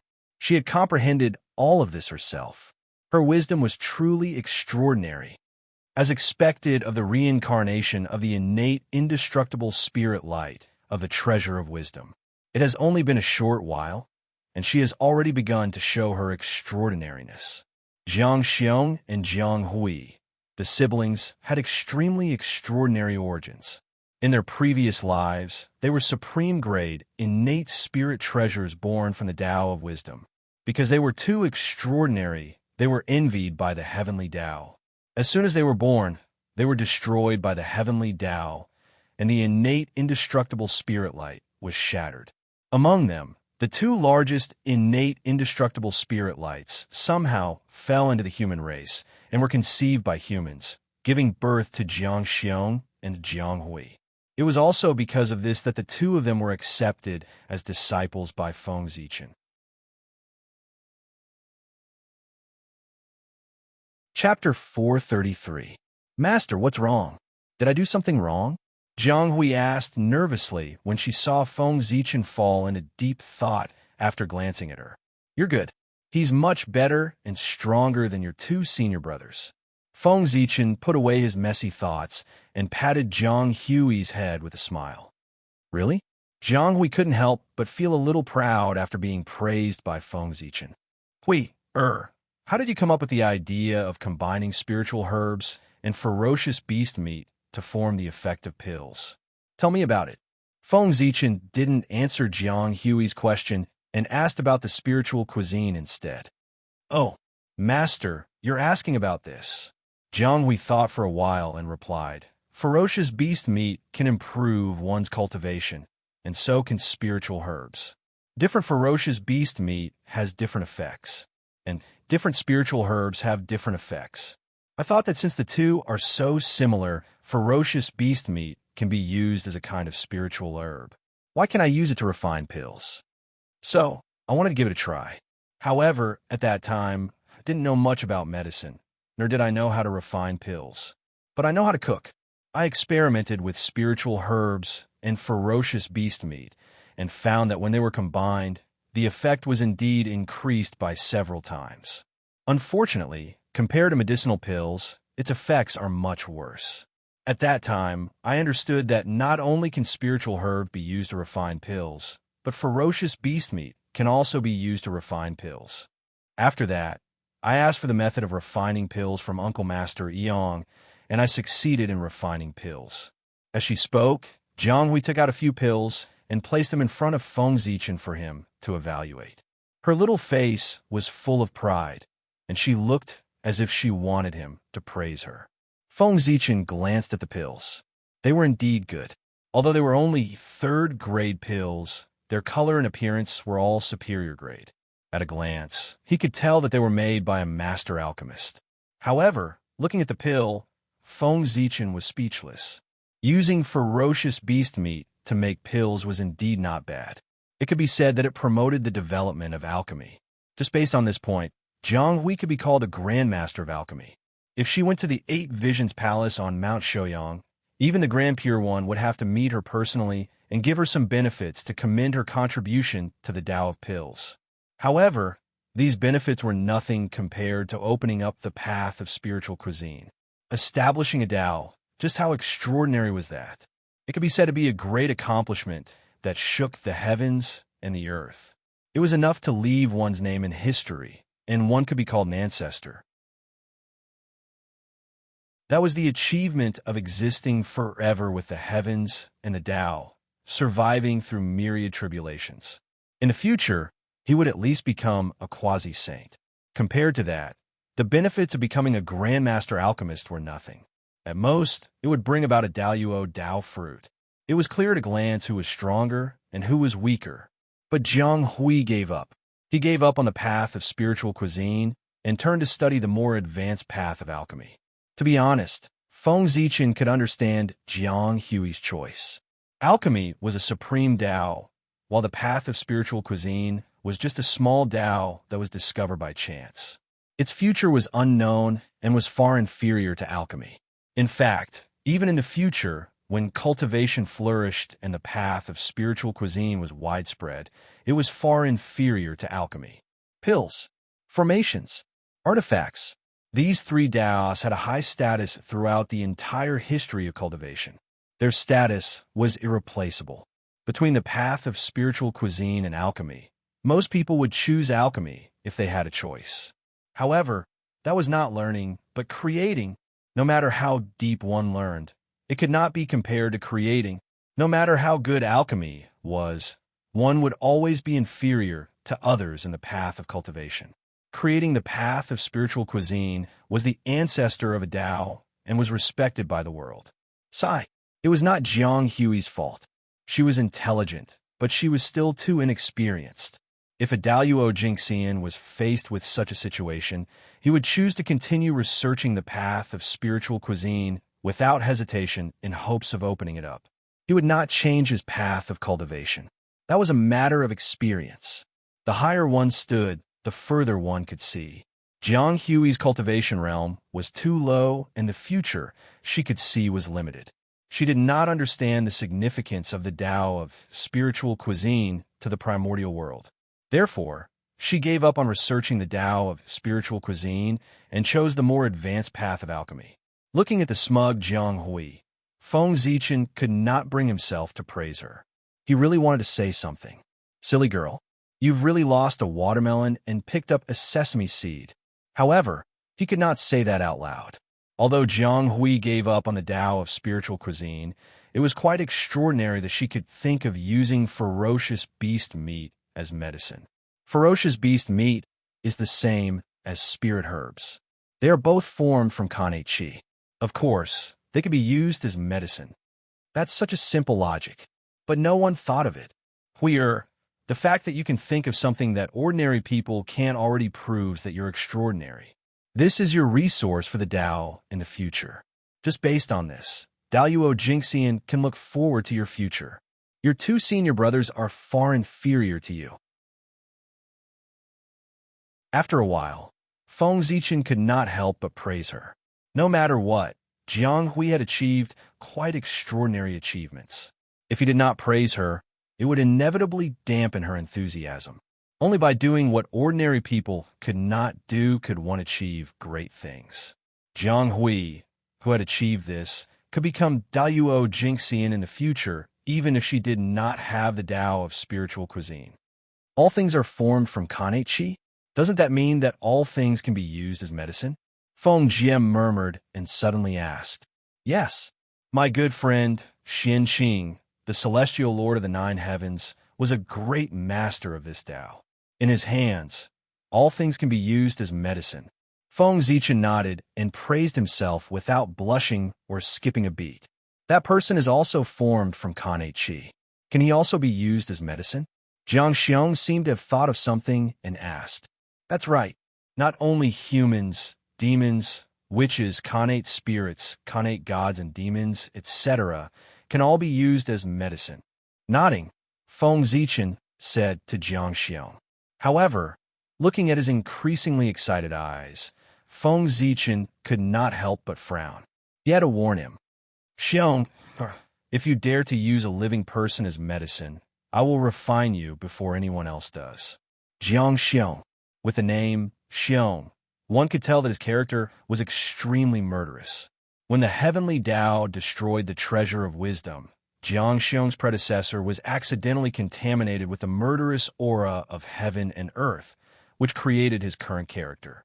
In addition, he practiced the Kidu demon scripture, which made his murderous aura even stronger.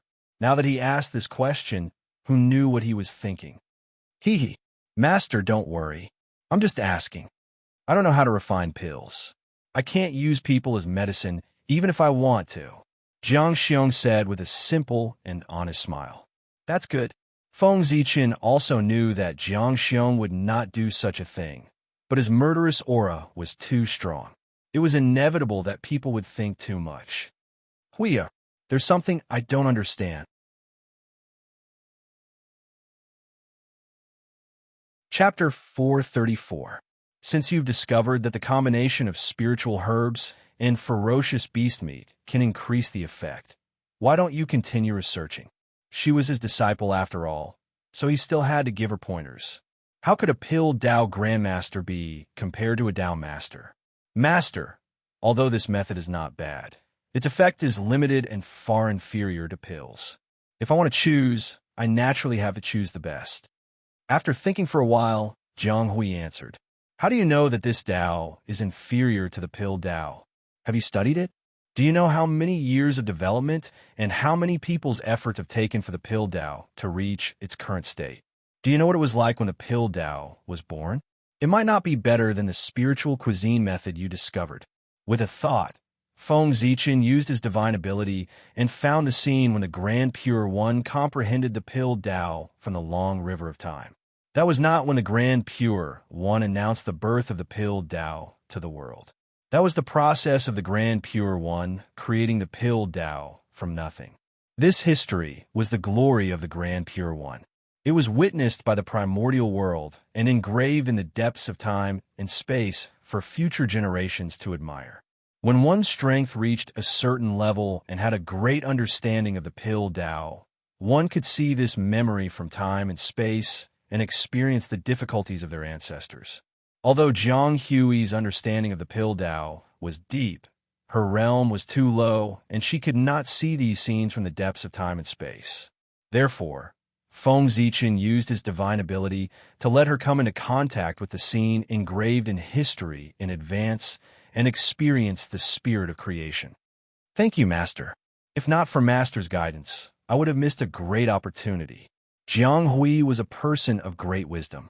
Although she was limited by her experience and could not see deeper problems, she understood what she had almost missed after Feng Zichen gave her a little guidance.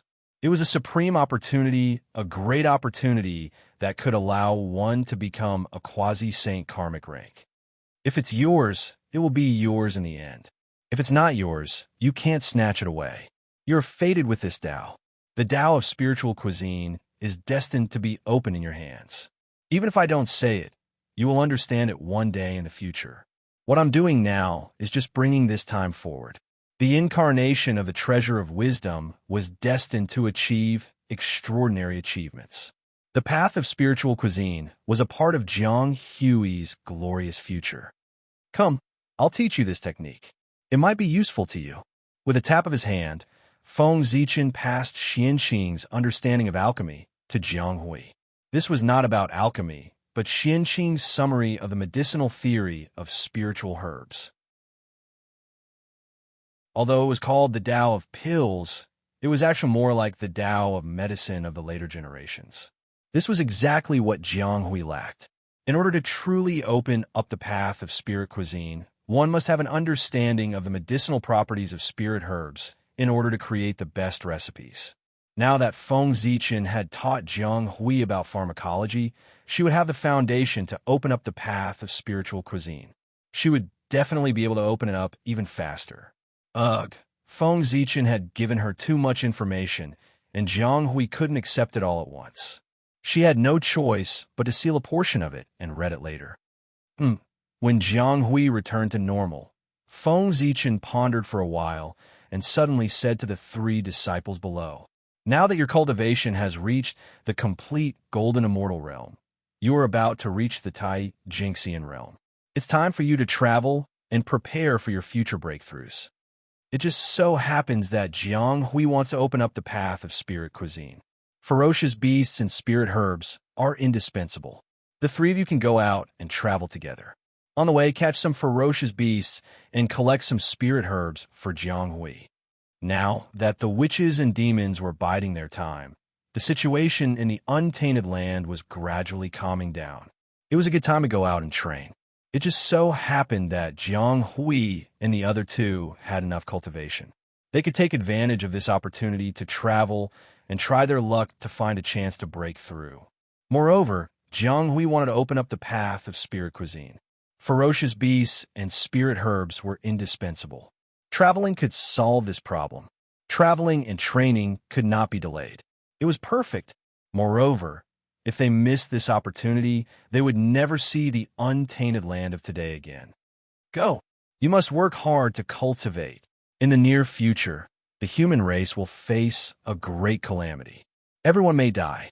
Only with great strength can you survive. After saying that, Feng Zichen sent the three of them away without waiting for them to speak.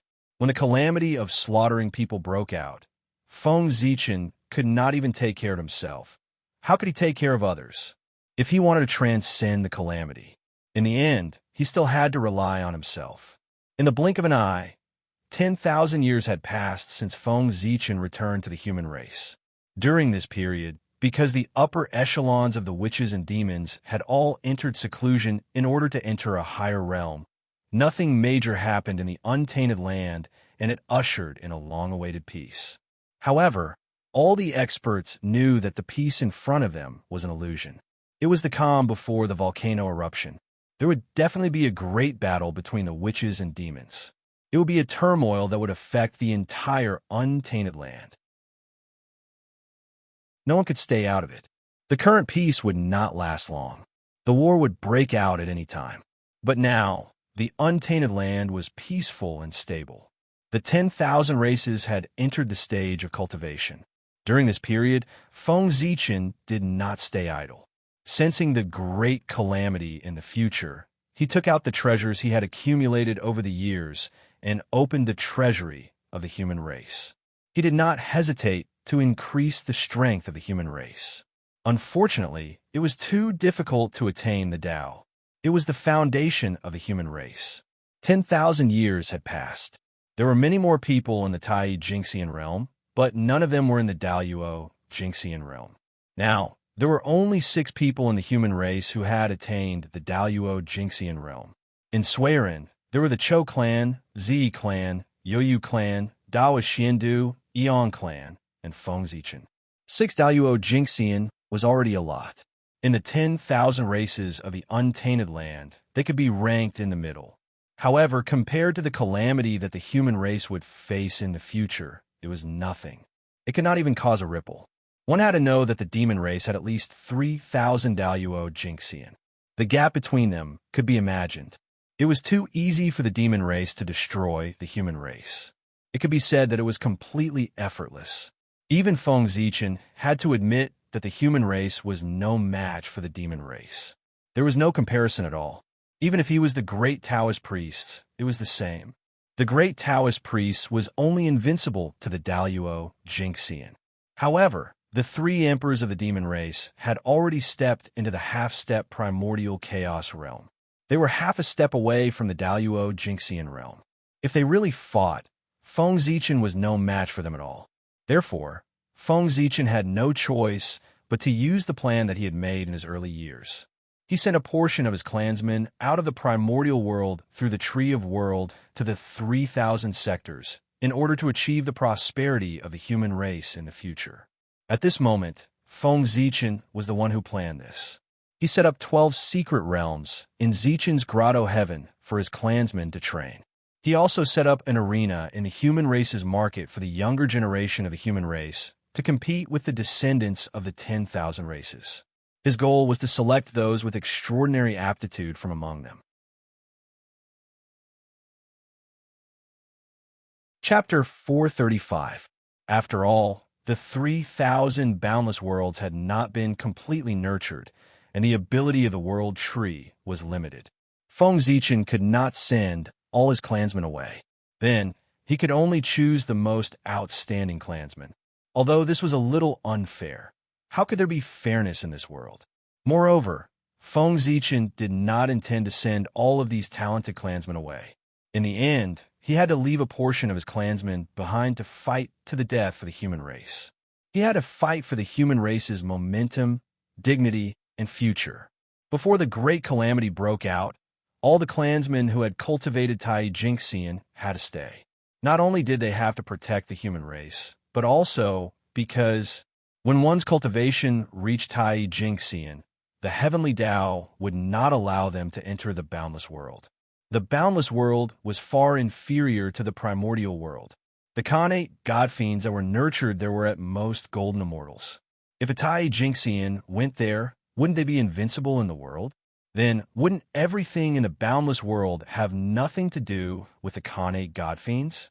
Therefore, the heavenly Tao would never allow Tai Jinxian cultivators to enter the boundless world. It's difficult. With a sigh, Feng Zichen's mind sank into the spiritual battlefield and fought with the chaos fiend god Shadow. When the great calamity arrived, not only did the ordinary clansman have to fight to survive, but he also had to fight to survive. During this period of time, if he could improve his strength a little, he would do his best to improve it. The more strength he had, the more confident he would be. Elders, why have you come to see me today? On this day, Feng Zichen had just woken up from his seclusion when he saw a group of elders looking for him. He could not help but ask, "Greetings, your majesty." The elders came to the human emperor's palace and first bowed to Feng Zichen. Then they looked at each other and said together, "It has been hundreds of thousands of years since your majesty's ascension. Under your majesty's leadership, the human race has become stronger and stronger. They have walked out of the ancestral land and competed for the primordial world." These were the achievements that Feng Zichen had made when he became the human emperor. What the hell? As he listened, Feng Zichen's expression became strange. These elders suddenly came to the human emperor's palace, and without saying anything, they just kept praising him. It was really strange, extremely strange. Cough. Elder, you're exaggerating. These are all Zichen's duties. It's nothing. May I know why Elder has come? Seeing that the elders had no intention of stopping, Feng Zichen had to interrupt. As the saying goes, those who bow to others must have a request. Judging from the attitude of the elders today, it was probably not a small matter. Your Majesty's cultivation is exceedingly high. You should know that there is yin and yang in the sky, water and fire on the earth, and men and women in the human world. There is also a saint who said, "Solitary yin does not grow, solitary yang does not grow." The combination of yin and yang is the truth of heaven and earth. Thus, if I may be so bold, I would like to ask your majesty to choose a woman from the clan and make her your empress, in order to ensure the harmony of yin and yang. Dong Yunshi, the elder of the human race, stepped forward and said loudly, as if he felt that he had laid the groundwork. What? Hearing this, Feng Zichen almost thought that he had heard wrongly. At this moment, his expression was extremely interesting. He wanted him to choose his empress? Was this a forced marriage? Unexpected. Really unexpected. After coming to the primordial world, he could not escape the fate of being forced to marry. This was really Sai. Elder, you must be joking, Feng Zichen said with a forced smile. The great calamity of the human race was coming. He wished that he could put all his energy into his heart. How could he have time to talk about love? Your Majesty, yin and yang are the right things. The celestial emperor above the heavenly court is said to be the strongest in the primordial world. Didn't he also take the empress to combine yin and yang? Seeing that Feng Zichen did not agree, Dong Yinshi continued and took out Di Jun to prove it. How could it be the same? For a moment, Feng Zichen was speechless. Di Jun and Shi He, one was an innate saint born from the sun star, and the other was an innate saint born from the moon star. That was fate set by the heavens and represented the Tao of yin and yang. The combination of the two, yin and yang, the benefits obtained were beyond imagination. Not only could it speed up the progress of cultivation, but could also deduce the mysteries of creation. Moreover, the marriage between Di Jun and Shi He was the first wedding in the primordial world. It was a heavenly marriage and was witnessed by the heavenly Tao. It was a great merit. How could others compare to it? Ahem. After coughing twice, Feng Zichen was thinking about how to refuse when he suddenly felt a throbbing. He could not help but use the connate 8 trigrams to deduce. A moment later, Feng Zichen understood the origin of today's matter. The marriage of humans should be on him. In the primordial world, there were 3 marriages of heaven, earth, and man. These 3 marriages were born from the 3 Taos of heaven, earth, and man. They combined the changes of yin and yang and represented the endless growth of all things. There was a great opportunity and great merit. Not long after the establishment of the heavenly court, the heavenly marriage should be on Di Jun and Shi He. The earth marriage and the human marriage had always been hidden. But today, a human marriage appeared. It should be on Feng Zichen. And this opportunity should have belonged to Fuxi. In the future, the human race prospered. Fuxi led the human race to become the main character of heaven and earth. He obtained the title of the human emperor and was boundless. Therefore, his marriage with Nuwa was called a human marriage. However, with the appearance of Feng Zichen, everything changed. Before the human race prospered and the liches still ruled the primordial world, Feng Zichen had already gathered most of the power of the human path and became the person most favored by the human path in the primordial world. He was also the only spokesperson. The Magi stopped fighting, and the primordial world was peaceful. The myriad races could develop, and the 6 paths of reincarnation were opened. There were more and more living beings in the primordial world, and the human path flourished. Thus, everything fell into place. The heavenly Tao flourished, and the heavenly marriage came into being. The human path flourished, and the human marriage came into being. Feng Zichen was the person most favored by humanity, so naturally, he should be the one to get married. A human marriage, one of the 3 marriages of heaven, earth, and man, would have great merit and luck. It was an opportunity that all living beings in the primordial world dreamed of. However, although this matter was good, Feng Zichen did not dare to accept it. In the current primordial world, the one who ruled the heavenly court was Di Jun, not Feng Zichen. The ones who dominated the primordial world were the liches and demons, not the human race. If Feng Zichen got married, then in the next moment, he would receive a thunderous blow from Di Jun. A human marriage was the symbol of the human path's favor. Di Jun could tolerate a Daluo Jinxian, an invincible great Taoist priest, but he could not tolerate a great Taoist priest who was favored by the human path, because the former was not a threat to him, but the latter could shake his position. The 3 marriages should be with the emperor. The appearance of a human marriage meant the birth of the human emperor, and the human emperor was second only to the heavenly emperor. If he went one step further, he would be able to replace him. In that case, how could Di Jun tolerate it? Especially when the demon clan was about to have a decisive battle with the wizard clan, a human sovereign suddenly appeared. Who knew if he would take advantage of the situation? Therefore, the human emperor could not be left alive. Chapter 436. The great Magi-Demon War had yet to begin, and there were already too many variables. He could not allow any more variables to appear. Whether it was for the human race or for himself, he could not agree to this marriage.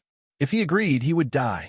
I understand what you mean, elder, but the human race is an acquired race. We have been born for a short time, and we are not strong enough. Our foundation is not deep enough. For now, you should focus on increasing your strength.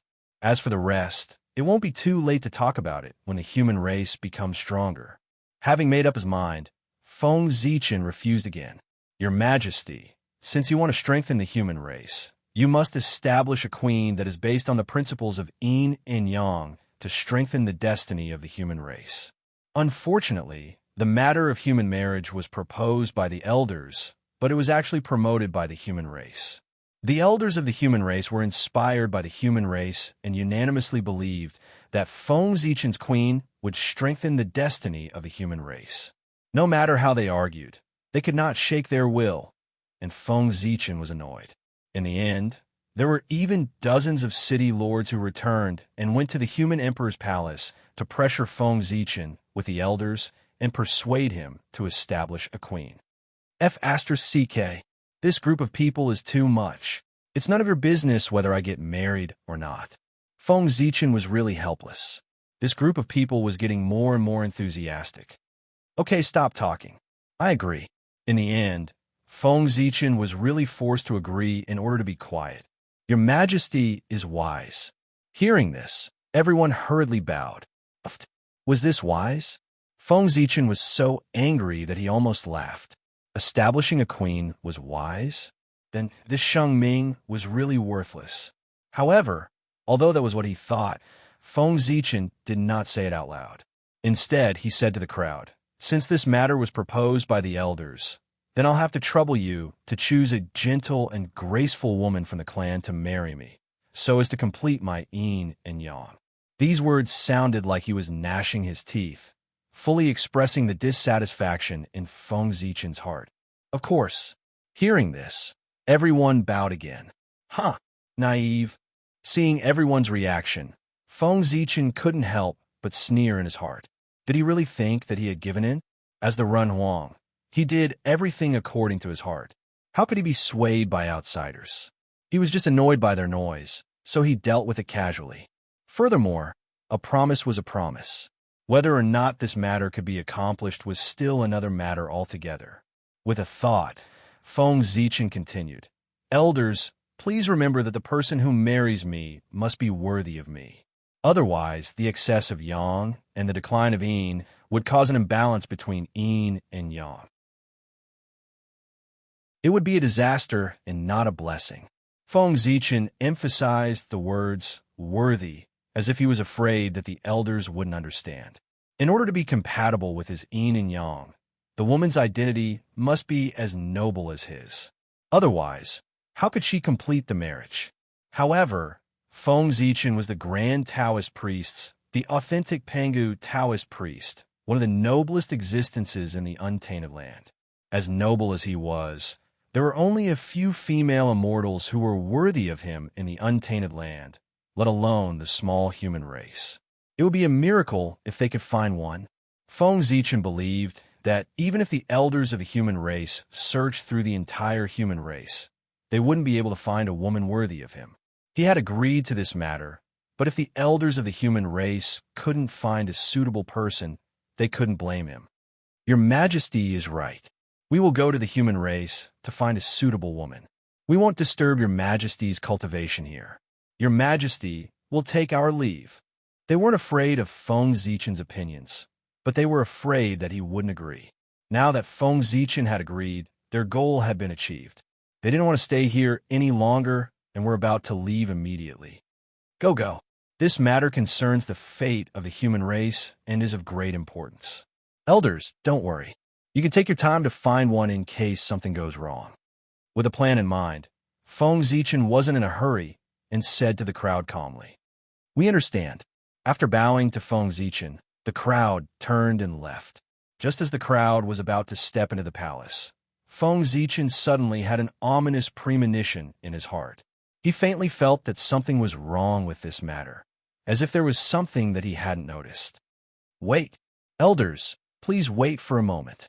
Driven by this ominous feeling, Feng Zichen called out to the crowd who were about to leave. Your Majesty, what orders do you have for us? The crowd stopped and returned to the main hall. They asked Feng Zichen, who was sitting high on the throne. In my opinion, this matter is inappropriate. After pondering for a while, Feng Zichen said slowly, Inappropriate? What's inappropriate? Your Majesty, please speak clearly. Seeing that Feng Zichen had signs of going back on his word, the crowd couldn't help but feel a little anxious and hurriedly asked. It wasn't easy to persuade him to agree. If he suddenly went back on his word, who knew how much effort it would take? It was really troublesome. Elders, don't be anxious. I don't intend to go back on my word. It's just that the appointment of the Empress is related to the change in the fate of the human race. It's not a matter of one person, but a major event that affects the entire human race. We have to report to Her Highness Nuwa first to show our respect. Therefore, after the elders find a suitable candidate, don't decide directly. Instead, bring him to the ancestral temple and let Her Highness Nuwa have a look first. Only after Her Highness Nuwa agrees can you bring the person to see me. In that case, do you understand? The crowd below didn't know the importance of this matter, but Her Highness Nuwa definitely knew the pros and cons. Therefore, no one could pass Her Highness Nuwa's test. This matter was settled. Your Majesty is right. Indeed, we have to report to Her Highness Nuwa first. The crowd hurriedly said yes and left the palace one by one. Let's go. Let's go. I don't believe that we can find an innate saint among the human race. Innate saints were born from the origin of heaven and earth. They were incomparably noble, and their status was second only to the chaos demon god. As long as they didn't die, they were destined to become primordial chaos Daluo Jinxian. There were only a few dozen of such figures in the entire primordial world. How rare were they? It would be strange if they could be found among the human race.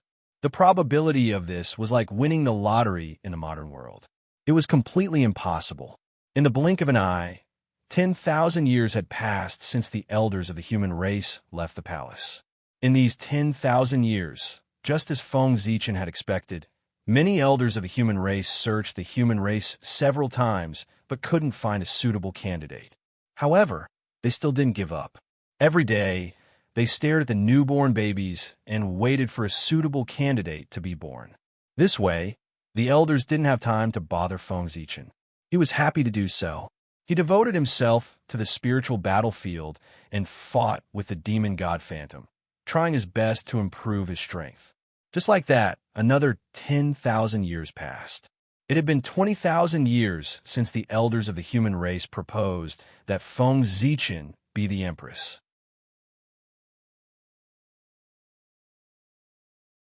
Chapter 437. 20,000 years was nothing compared to the long years of the untainted land. But compared to Feng Zichen's age, it was a long time. During this period of time, Feng Zichen had not been idle for a moment. Either he sank into the spiritual battlefield and fought with the demon god Shadow to comprehend the Tao and truth of the chaos demon god, or he meditated on the great Tao and experienced the changes between heaven and earth, the evolution of the universe, and the truth of the birth and death of all things. Originally, at Feng Zichen's level, every step forward was extremely difficult and required a lot of time. But Feng Zichen was different. He had obtained the great Taoist priest's Tao seat. The blessings brought to him by this supreme Tao seat in the untainted land were undoubtedly amazing. In just 20,000 years, Feng Zichen had achieved what others had achieved in 2 million years. His strength had made considerable progress. Of course, this was also related to Feng Zichen's efforts. In just 20,000 years, Feng Zichen's body had undergone tremendous changes. In the untainted land, the innate 5 elements great Tao that had never been proven by anyone had been proven by him. Moreover, he had relied on his own strength to prove the innate five elements' great Tao. With his own strength, he had broken through the five great heavenly Tao spaces without borrowing the power of the five elements' sacred beasts. This was an unprecedented achievement. Not only that, Feng Zichen's innate five elements' great Tao was different from the innate five elements' great Tao recorded in the Untainted Land. He had added the principle of the five elements chaos demon god to the innate five elements great Tao, causing it to undergo a tremendous transformation. It was more powerful, had more changes, and was more mysterious. Now, even if he did not use the power of the great Taoist priest Dao Seed, Feng Zichen believed that he could make Daoyuo Jingxian invincible with his own strength. Of course, this Daoyuo Jingxian only referred to the Daoyuo Jingxian, not including the sage-to-be. The five elements have been formed. Next is yin and yang. With a sweep of his psyche, Feng Zichen confirmed that the human race was safe and sound. Thus, he decided to continue his closed-door cultivation. He planned to reverse the innate yin and yang with the innate five elements and attain the innate Tao of yin and yang. Chaos was divided into yin and yang derived the five elements. By the same logic, one could obtain yin and yang by reversing the five elements, and chaos by reversing yin and yang. If the chaos continued to push back, it might become Hongmeng. This was Feng Zichen's future path.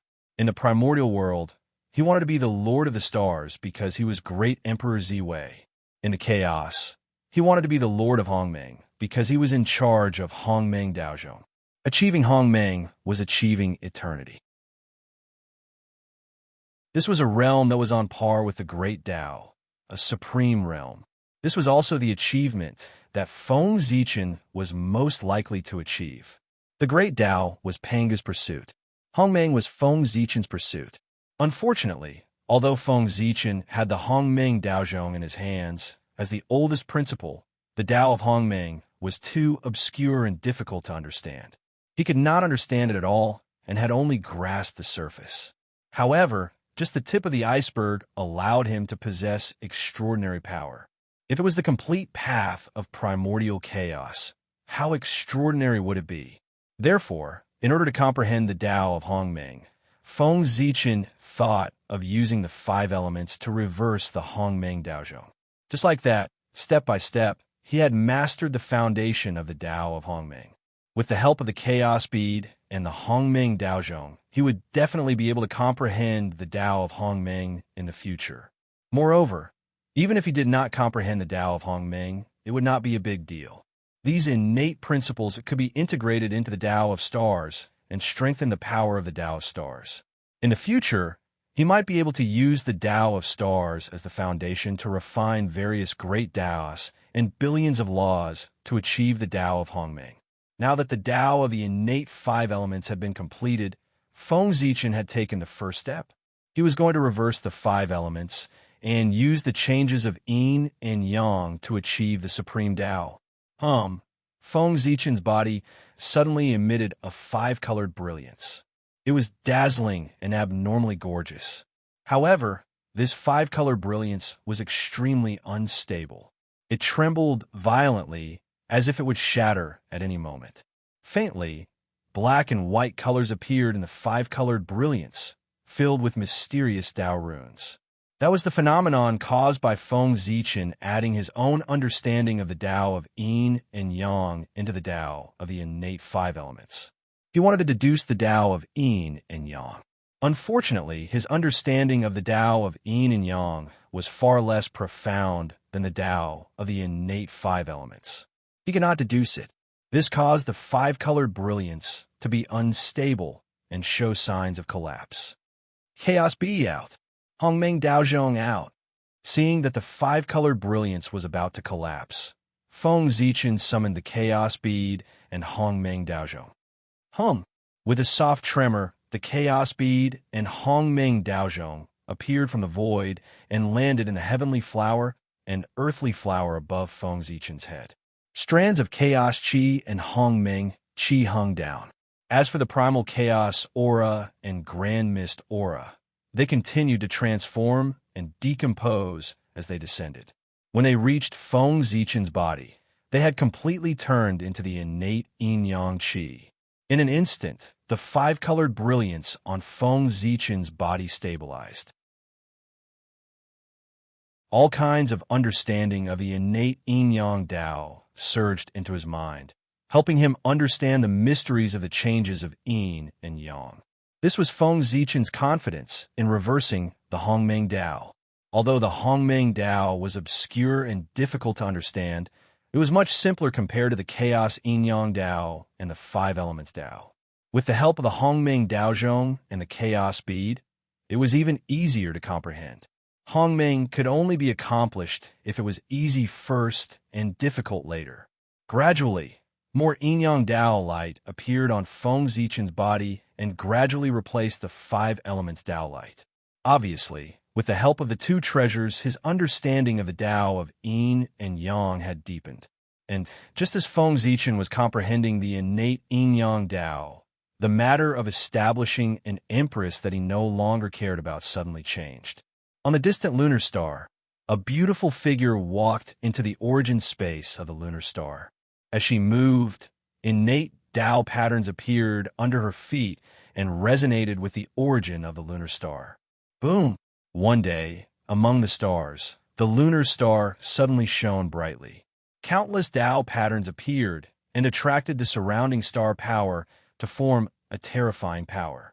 The power was strong enough to kill Daluo Jingxian and severely injure a sage-to-be. You kill my 9 sons, Ho-E, you deserve to die. Die with them. On the lunar star, a voice full of hatred sounded. Then, the power that was enough to kill Daluo Jingxian suddenly blasted toward the Eldritch Land. Its target, it was Ho-E, who had just left the Panga Palace. Needless to say, it was the lunar goddess Shi-He. Ha! I've been guarding against you. Beside Ho-E, Dijiang's figure quietly appeared. He glanced at the power that blasted toward him and smiled coldly. He raised his right arm, clenched his fist, and punched toward the lunar star.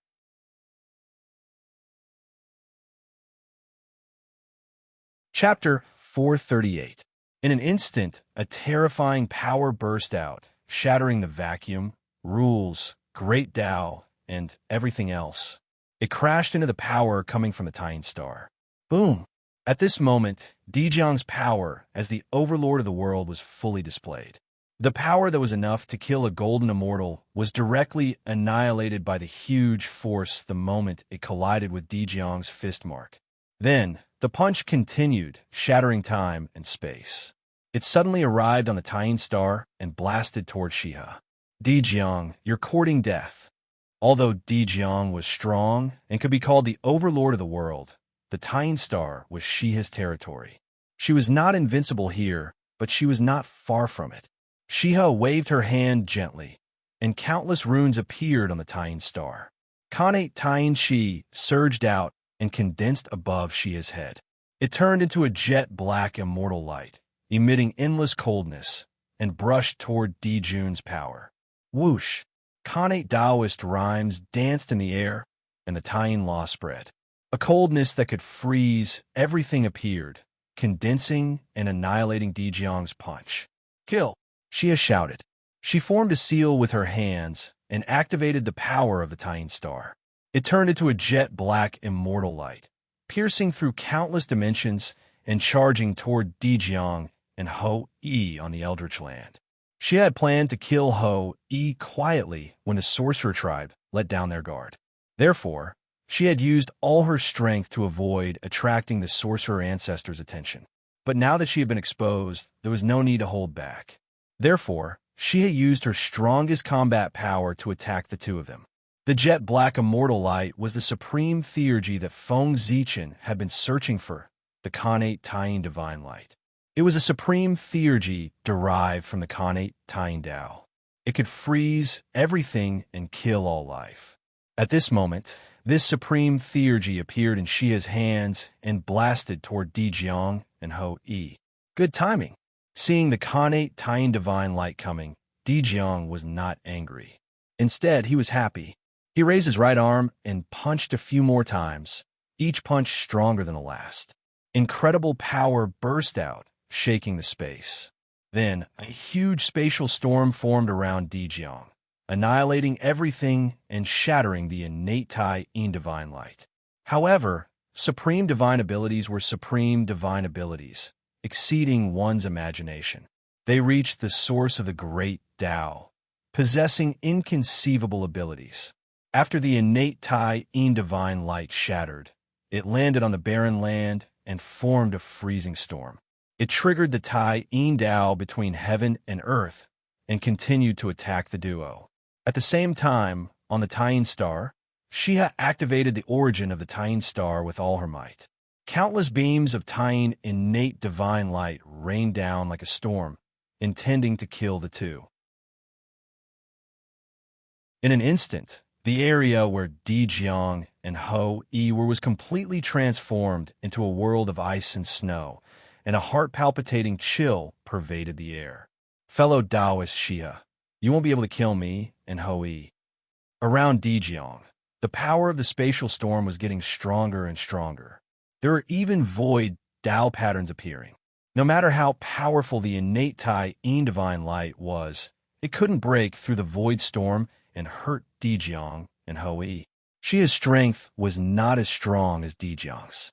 Moreover, in order to give birth to the 10 golden crows, she had caused her congenital origin to be depleted. Her strength had fallen greatly, and she had yet to recover. Thus, she was even less of a match for Dejiang. Is that so? On the Taiyin star, after hearing Dejiang's words, Shiha sneered. Thinking that it was about time, she suddenly activated her hidden hand and attacked Ho-Yi. Whoosh! On the barren land, the shattered innate Tai in divine light suddenly condensed and turned into rays of divine light of annihilation, striking towards Ho-Yi. Ho-Yi couldn't dodge the innate Tai in divine light in time. He hurriedly revealed his Grand Wizard true form and tried his best to fend off Shiha's attack. At the same time, Ho-Yi's bow found itself in front of Ho-Yi. The bowstring buzzed without anyone's help, creating layers of ripples and shattering the oncoming innate Tai in divine light. But who was Shiha? She was a top grand divine master of the untainted land, a congenital saint born from the Taiyin star, one of the dominators of the stars, the queen of heaven, and a perfected pre-saint. She couldn't deal with Dejiang, but she could deal with a puny Ho-Yi. In the blink of an eye, all of Ho-Yi's defenses were broken by the innate Tai in divine light. The coldness that could freeze everything burst out and rushed into his body, trying to destroy his vitality. Oh no! On the other side, Dejiang sensed that Ho-Yi was in danger. A spatial storm exploded, and the surrounding void disappeared. The innate Tai in divine light was destroyed. How cruel! In a flash, Dejiang came to Ho-Yi's side and saved him. However, Shi's attack was filled with hatred. With just one move, he heavily injured Ho-Yi to the brink of death and left him unconscious. There were still remnants of Taiyin Shi in his body, which was destroying his vitality crazily. In a short while, half of Ho-Yi's remaining vitality was destroyed. Even his connate origin was affected and was on the verge of collapse. Shi's attack was so cruel that it almost took Ho-Yi's life. Moreover, even if Ho-Yi was lucky enough to survive, his strength would drop several levels after he recovered from his injuries. No one knew how many years it would take for him to recover. Terrifying, too terrifying. Shiha, who stood on the Taiyin, was so powerful that she could destroy a top warrior of the wizard race with one move. Shiha, you're courting death. Ho-Yi was seriously injured and dying. Dejiang was shocked and angry. He didn't hold back anymore. The great path of space appeared and blasted toward the Taiyin star. Dejiang's full power was earth-shattering. In an instant, the void disappeared. Shiha and the space around her showed signs of dissipating. They were about to turn into nothingness. Erasing space and making everything lose their meaning of existence and return to the state of nothingness was the supreme achievement of the great path of space. It was also one of Dejiang's strongest attacks. He used his strongest attack right from the start. It was obvious that Dejiang really wanted to kill Shiha. Unfortunately, this was the tying star. If it were any other time, Dijiang's attack would be able to severely injure Shiha, even if it couldn't kill her. But this was the tying star, where the Een pole of the primitive world was located and where Shiha was born. Even a saint wouldn't be able to kill Shiha here. Just as Dijiang's attack was about to land on Shiha, the tying star suddenly moved. Endless power exploded and collided with Dijiang's attack. Boom! The huge impact caused the lunar star to shake violently. Countless stars were displaced, and some of the smaller stars were unable to withstand the force and shattered. But the attack was blocked in the end. Dijiang's vengeful strike did not cause any harm to Shiha. However, as the lunar star trembled, an ancient seal began to loosen.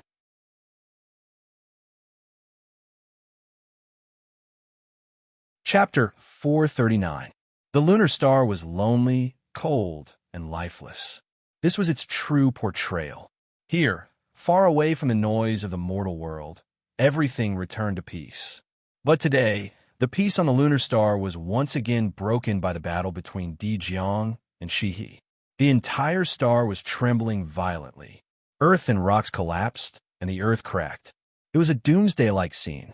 With the trembling of the lunar star, the secret hidden in the depths of the lunar star was revealed. In the depths of the lunar star, an ancient and deep secret place suddenly emitted light. The light was gold and silver. It was incomparably blazing, but not intense. It was strange and contradictory. The golden light gave people the feeling of facing the sun, emitting a blazing aura. The silver light revealed the aura of the origin of the lunar star, freezing everything. Whoosh! On the lunar star, the originally silent lunar laurel tree suddenly moved when it saw this ray of light. Silently, he extended a root and followed the source of the light to an unknown place. There was a beautiful figure. However, she was not in a good state. Her figure was faintly discernible, as if she would disappear at any time. And on her body, there was a Tai Chi diagram, a gold and silver Tai Chi diagram. It was the purest power of the lunar star and the solar star. The two combined to form a huge seal, firmly suppressing the beautiful figure. Moreover, the lunar star and the solar star combined to form the power of yin and yang, producing countless changes. While suppressing the figure, it was also destroying her. Every time the Tai Chi diagram rotated, the beautiful figure weakened a little, and part of her origin was destroyed. But then, an inexplicable force appeared and surged into the figure's body, strengthening her origin so that she would not die because of the lack of her origin. Just like that, the two forces went back and forth, reaching a subtle balance, causing that person's strength to neither increase nor decrease. This seal, it was set up by Dijun and Shihi, because in the primordial world, only Dijun and Shihi could master such pure Tao of the lunar star and the solar star. This beautiful figure was the first generation Khanate saint born from the lunar star. Ancient moon god Wang Shu. She was the first living being born on the lunar star. She was the oldest lord of the lunar star and was more orthodox than Shihi. It was also because of this that he suffered such a great calamity and was sealed by Dijun and Shihi. At the end of the ancient era, the great beast calamity erupted. An unprecedented war broke out between the innate gods and the innate beasts, resulting in the deaths of countless innate gods. Moon god Wang Shu was one of them. Wang Shu perished together with the enemy, and his innate, indestructible true spirit was shattered. Of course, his luck was still good. His innate, indestructible true spirit was only broken and not eroded by the innate, baleful qi. There was still hope for the former to be resurrected, but the latter's return was far away. Because his innate, indestructible true spirit was shattered, Wang Shu's return was especially difficult. It was only after the entire ancient era had passed that he condensed his true spirit and was reborn on the lunar star. Unfortunately, before he could be born, Dijun came. At that time, Dijun had just married Shihi. The two of them came to the lunar star to play and accidentally found Wang Shu. How could this be? If Wang Shu was resurrected, Wouldn't the master of Lunar Star be replaced? One must know that the Lunar Star was one of the foundations of the monster race. How could it be controlled by an outsider? Therefore, Dijun couldn't tolerate Wang Shu and wanted to kill him on the spot. However, as the oldest moon god, how could he die in his own birthplace? With the protection of the Lunar Star, Dijun couldn't kill Wang Shu no matter what he did. In desperation, Dijun and he joined forces and used the power of lunar and solar to seal Wang Shu, preventing him from being reborn. The meaning of the Tai Chi diagram's existence was to constantly wear down Wang Shu's power, preventing him from using the power of the Lunar Star to break the seal. However, man proposes, God disposes. The seal that was supposed to be foolproof had a slight flaw because of the battle between He and Di Jiang, giving Wang Shu a chance to escape. Fellow Taoist, it's time for you to escape. We're here. When the roots of the laurel tree arrived here, they swung at the seal, causing boundless laws to descend and shatter the seal into pieces. Its power was no less than that of a perfected sage-to-be. The laurel tree, one of the top 10 primordial spiritual roots of the primitive world, not only had it developed intelligence, but it also had the cultivation of a perfected sage-to-be. It was really surprising. In fact, this was normal. Among the top 10 primordial spiritual roots of the primitive world, only the primordial Fusang tree and the primordial laurel tree were the most special. Unlike other primordial spiritual roots, they didn't grow on the primitive world. Instead, they took root on the solar star and the lunar star to balance yin and yang and suppress the rebellious lunar star and the lunar star. Therefore, with their great merit, it was understandable that they had developed intelligence. However, it was even more difficult for them to transform. They were already extremely heaven-defying.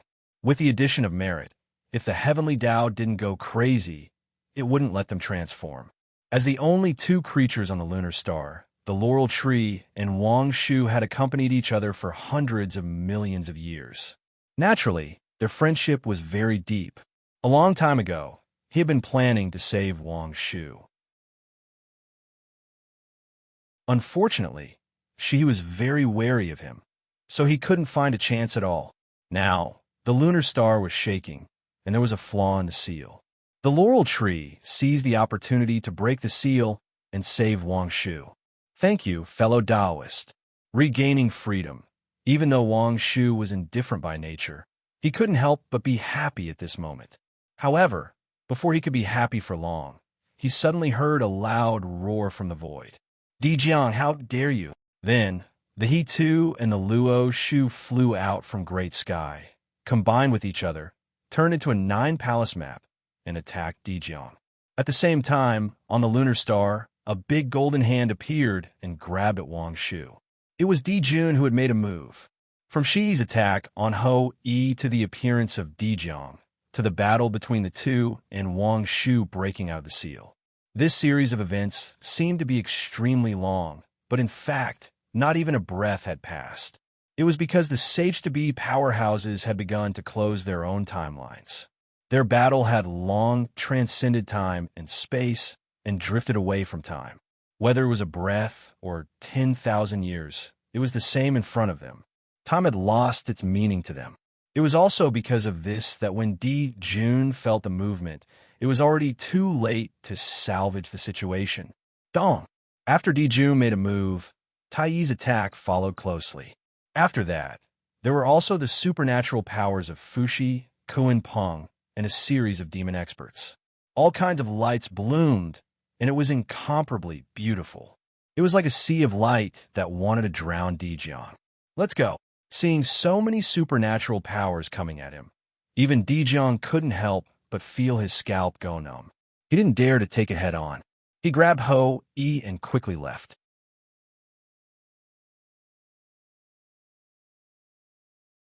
Chapter 440. On the other side, Di Jun's giant hand ignored space and time.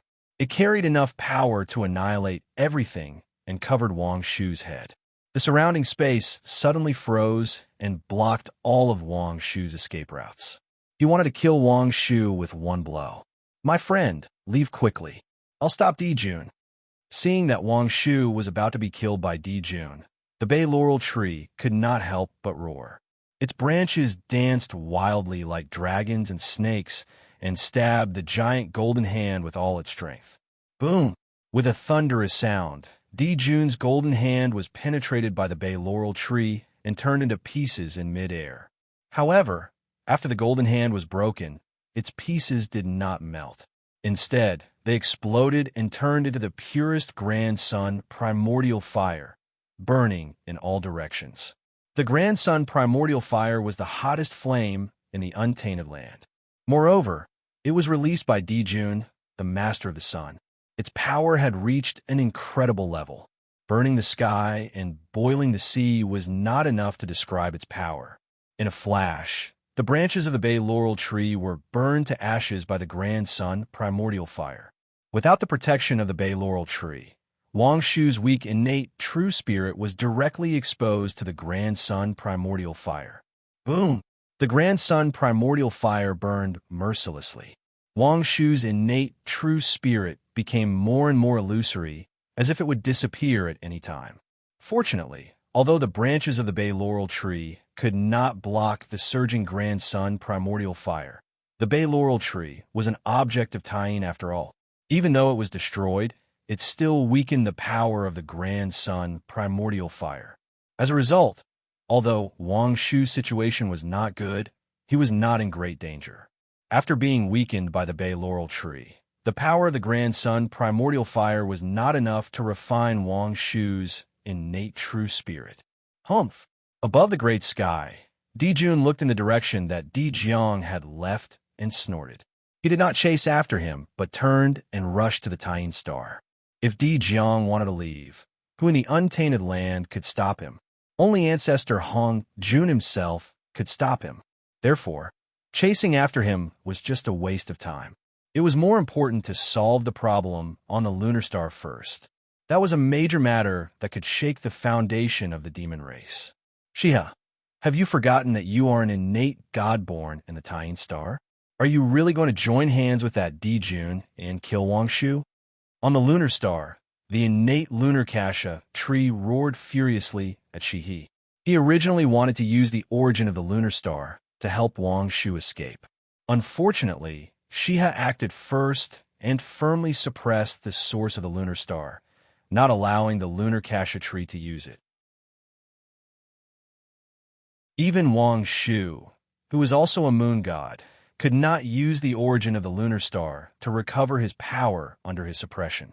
Shiha was a god born from the Tying star. Compared to her, the innate laurel tree was just an outsider. How could it compare to her in terms of controlling the origin of the Tying star? On the other hand, Wang Shu had just escaped, and before he could recover, he was severely injured by June. It was already difficult for him to keep his innate true spirit intact. If he wanted to compete with Shihi, he would be powerless. Taoist lunar kasha, don't blame me. Now that I am the heavenly empress of the heaven court, I naturally have to think for the monster race. Although I am happy that you have appeared, the lunar star is the foundation of the monster race. We cannot lose it. So, for the sake of the monster race, for the sake of my husband and me, I have no choice but to let you sleep in the lunar star. As Shiha spoke, she channeled the power of the lunar star's origin and blasted it towards the innate laurel tree. She did not want to kill it, but she wanted to trap it so that it could not help Wang Shu. The lunar kasha tree had no choice but to gather its power and resist Shiha's attack with difficulty. As for Wang Shu, it was powerless to help. On the other side, Wang Shu finally got rid of the true sun fire that wrapped around his body. Just as he was about to leave the lunar star, he saw Shiha walking towards him with a smile. We are both innate gods born from the lunar star. Why do you have to force me? Knowing that there was no way he could escape with Shiha around, Wang Shu could only say helplessly. He was also a person with heaven-defying talent. In the primordial age, when his path was cut off, he managed to forge his own path and cultivate to the level of a sage-to-be. It could be seen that he was extraordinary. If he did not suffer a calamity in the primordial age, he would be an ancestor today. Even if his achievements were not as good as Tao ancestor Hongjuan's, he would not be far behind. Unfortunately, A moment of carelessness caused him to die in the calamity. Not only did he miss an era, but his cultivation was also caught up by the younger generation, and he ended up being sealed. It was extremely miserable. Sister, it's not that I don't want to give you face, but the monster race has reached a critical moment. There is no room for any accidents. And an existence like you is the biggest accident. You are enough to reverse the situation of the primordial age. So, I must not allow you to be born. At least, not during this calamity. She has stopped not far away from Wang Shu. However, she did not make a move. Instead, she explained softly. That's right. My wife is right. Even if you want to be born, you can't do it now. You have to wait until the monster race becomes the overlord of the world. Only then will it be the time for you to be reborn. At that time, my wife and I will come together to welcome you into the world. Is that okay? Dijun is here. His voice arrived first before he arrived. A deep voice suddenly sounded on the Taiyin star, causing the great Tao of heaven and earth to resonate and produce many strange phenomena. It was extremely shocking. Alas, sighing, Wang Shu's heart was full of helplessness. He was already no match for Shiha. With the addition of Dijun, who was even stronger, he had even less chance to escape. I will do as you say, fellow Taoist. But, fellow Taoist, aren't you afraid of retribution in the future for treating me like this? Seeing that there was no hope of escaping, Wang Shu put away his unnecessary thoughts and said coldly to Dijun and Shiha. He had participated in the ferocious beast calamity and even killed the overlord of the innate ferocious beasts, preventing the primordial age from being ravaged by the innate ferocious beasts. He had made great contributions to the world and was a hero of the primordial age. Dijun and Shiha treated him like this, so there would definitely be many tribulations. Haha, when I attain the Tao, I will be the true celestial emperor of the primordial age. I will preach the Tao on behalf of the heavens and have the power to carry out the heavens. All karma will not affect me. Who can retribution against me? Hearing Wang Shu's words, Dijun could not help but laugh. He was the celestial emperor, an existence that was about to attain the Tao. As long as he attained the Tao, any problem would no longer be a problem. How could a mere tribulation hurt him? If he could not attain the Tao, he would definitely not survive the battle between the liches and demons. The so-called tribulation was even more meaningless to him. Therefore, Dijun was fearless. Fellow Taoist, please. At this point, it was time to send Shiha on her way. Not to mention that Shiha was just an innate true spirit. Even if she was at her peak, Dijun would not be afraid. It would be easy to take her down. At this moment, Wang Shu was close to despair.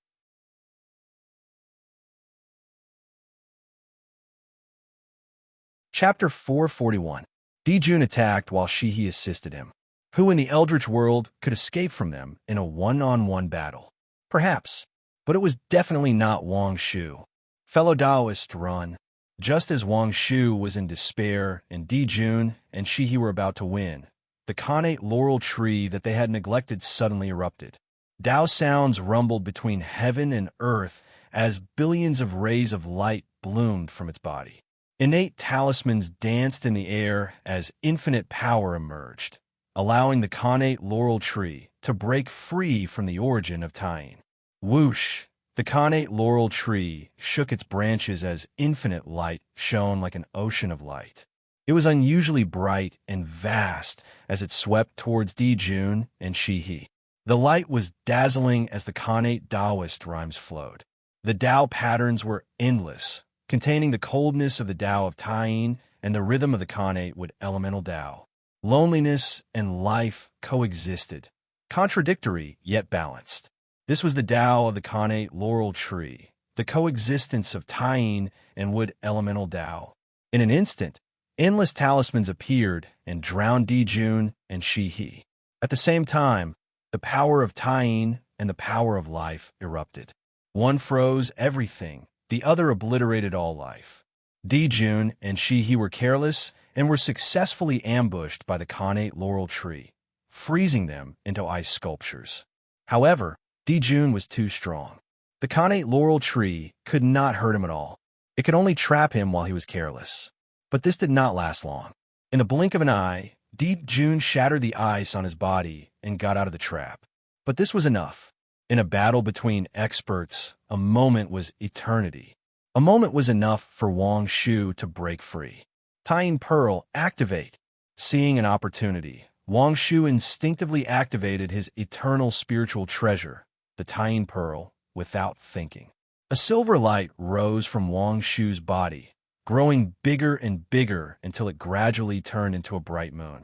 It looked very similar to the Tying star and wrapped around Wang Shu's connate true spirit as it flew towards the Eldritch world.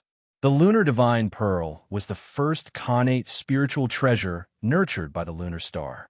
It was also the most powerful connate spiritual treasure. With 45 connate divine seals, it was one of the best connate spiritual treasures, second only to connate cardinal treasures.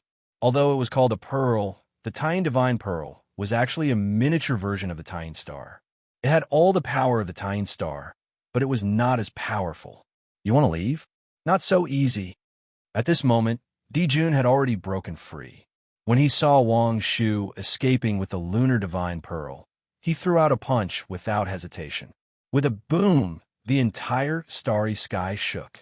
Although June's punch was not as powerful as Zhang's, it was still extremely shocking. It ignored time and space and blasted directly on Wang Shu's body.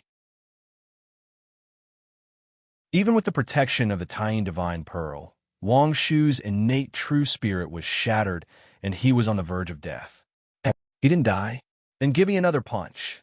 After the punch, June seemed to be surprised that he did not kill Wang Shu with one punch. He clenched his fist and was about to throw out another punch. But at this moment, several terrifying divine thoughts suddenly burst out from the depths of the untainted land. They distorted the rules and crossed the boundless void, came to June's side, and surrounded him. These were the supreme masters of the Archean era. They were not fake masters like Fengdu, but real masters who had lived from the Archean era to the present. Each of them was in the half-step origin realm, and none of them was weaker than June. What's more, some of them were only a step away from the origin realm, and their realms were even higher than June's. If June did not use external forces and only relied on his own strength, he might not be a match for these Archean giants. This scene seemed shocking, but in fact, it was reasonable. Although June was powerful, these Archean giants were not weak either. Not to mention that they were born at the beginning of the world and had obtained many heaven-defying creations. Even if they had once fought with the Tao ancestor, they might not be inferior to June and the others. Silence. Endless silence. After these Archean giants appeared, they directly surrounded June. Although they did not say a word, their meaning was quite clear. They did not allow June to attack Wang Shu. The longer one lived, the more they cherished the past. It was unknown how long it had been since the Archean era. It was so long ago that the Archean era had become a legend. After many battles, there were not many old antiques who had lived from the Archean era to the present. Looking up, there were fewer and fewer people traveling with them. These Archean giants could not help but feel sad. Now, the moon god had suddenly recovered, and their fellow Taoists of the past had reappeared in the primordial world. There was one more person traveling with them. How could these Archean giants let anything happen to him? They woke up from their deep sleep one after another to protect him. Humph. With a cold snort, June retracted his fist and returned to the lunar star, no longer chasing after Wang Shu. He had to admit that June was afraid. Although he was not afraid of these people, there were more than these few experts who had survived from the Archean era. Who knew how many more people were hiding in the dark? If he continued to attack, he would provoke the Archean giants to attack him. Even Daoyuo Jinxian, who had become a primordial chaos expert on the spot, would not be able to avoid the fate of death. Therefore, he could only retreat. June was right. If he continued to chase after Wang Shu, even if he was the Celestial Emperor, after this time, he would be skinned even if he did not die. This was because the moment Wang Shu left the lunar star, many Archean giants sensed it. In the far east, the azure dragon's sacred beast divine ability was ready to be unleashed. In the southern undying volcano, the vermilion bird subconsciously took out her Dharma treasure. In the deepest part of the northern underworld, a huge shadow was filled with connate Tao runes, ready to launch a shocking attack at any time. Even the purple cloud palace, which was far away in the sky, had already made a move. Tao ancestor Hong Jun seemed to be hesitating, not knowing if he should make a move. The heavenly Tao Hong Jun was cold and heartless. Naturally, he would not make a move. However, Tao ancestor Hong Jun was one of the most powerful beings in the Archean era. He was also one of the leaders of the connate god fiends during the ferocious beast cataclysm. There was a reason why he had to make a move. Fortunately, Di Jun stopped in time, saving Tao ancestor Hong Jun from a difficult situation. As Di Jun stopped, the Archean giants also withdrew their divine senses. The primordial world once again returned to calm. Husband, are we going to let Wang Shu go just like that? On the lunar star, Shihi looked at Di Jun in confusion. Now that the two sides were like fire and water, once Wang Shu recovered his strength, he would definitely take back the position of the Lunar Star Lord. This was a great disadvantage for the demon race. How could they let him escape so easily? Now that he has the protection of the Archean giants, ordinary methods can't deal with him. We can only use other methods. With a mysterious smile, Di Jun already had an idea on how to deal with Wang Shu. What method? Shihi was puzzled and asked. There's no hurry. We'll talk about it later. Now, let me help you get rid of the hidden danger on the lunar star. With that, Di Jun moved to the front of the connate lunar osmanthus tree. This time, if the connate lunar osmanthus tree hadn't suddenly attacked and frozen the two of them, how could Wang Shu have escaped? Today's matter was all the fault of the lunar osmanthus tree.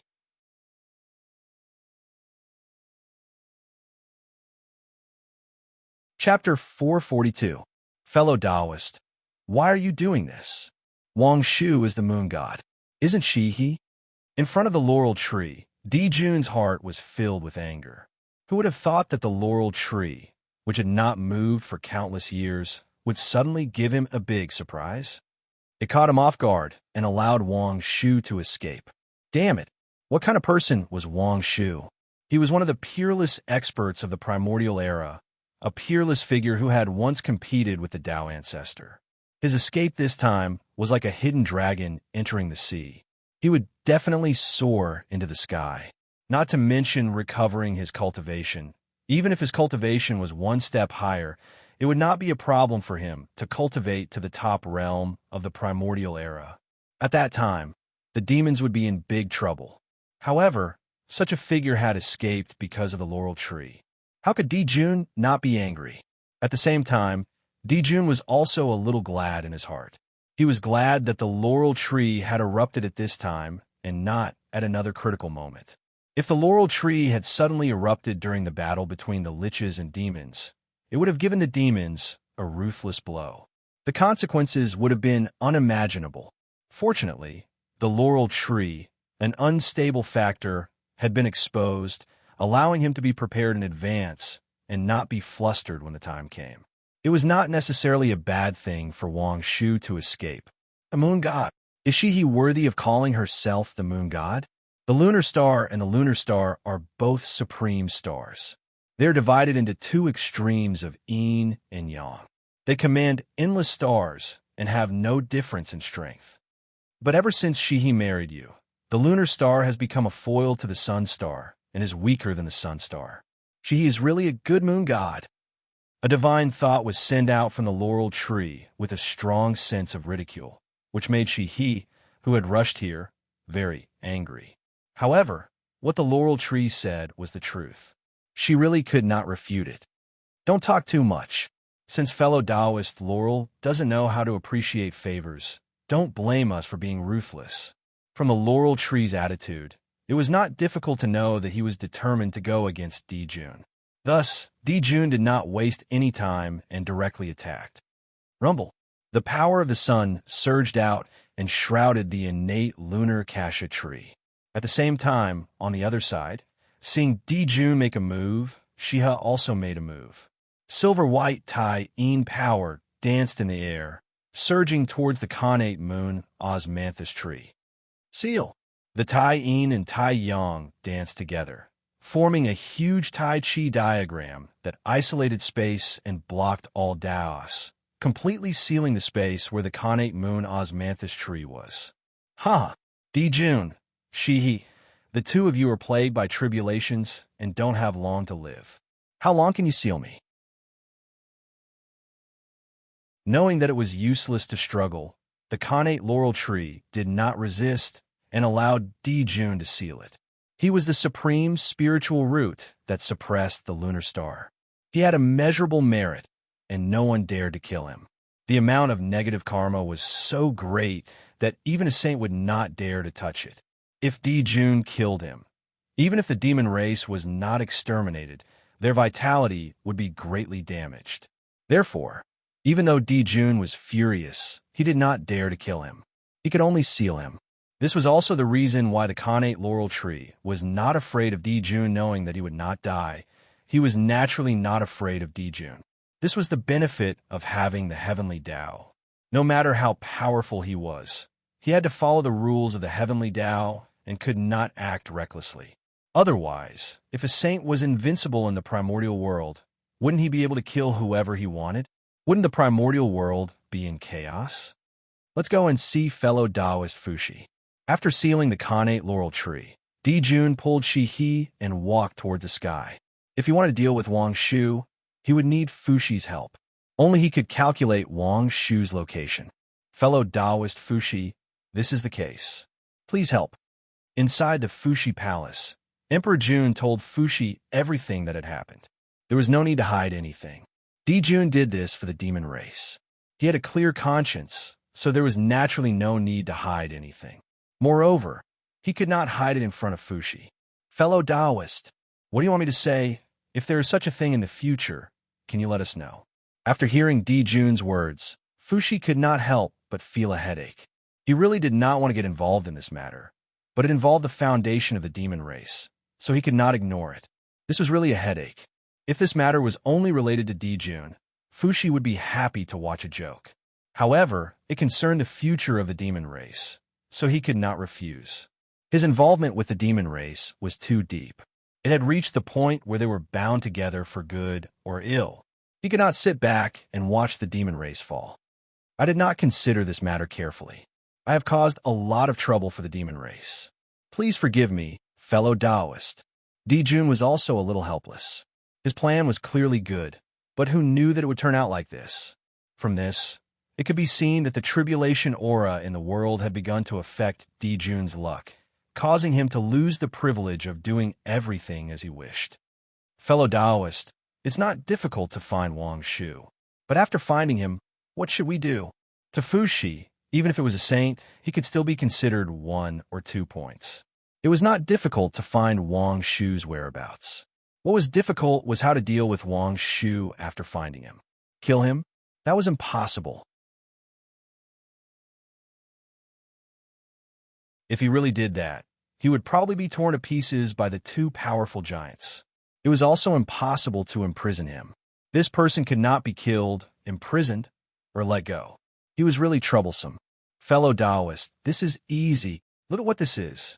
Dijun had already come to a conclusion about how to deal with Wang Shu. Now that Fushi had spoken, he smiled mysteriously and took out a red ball of air.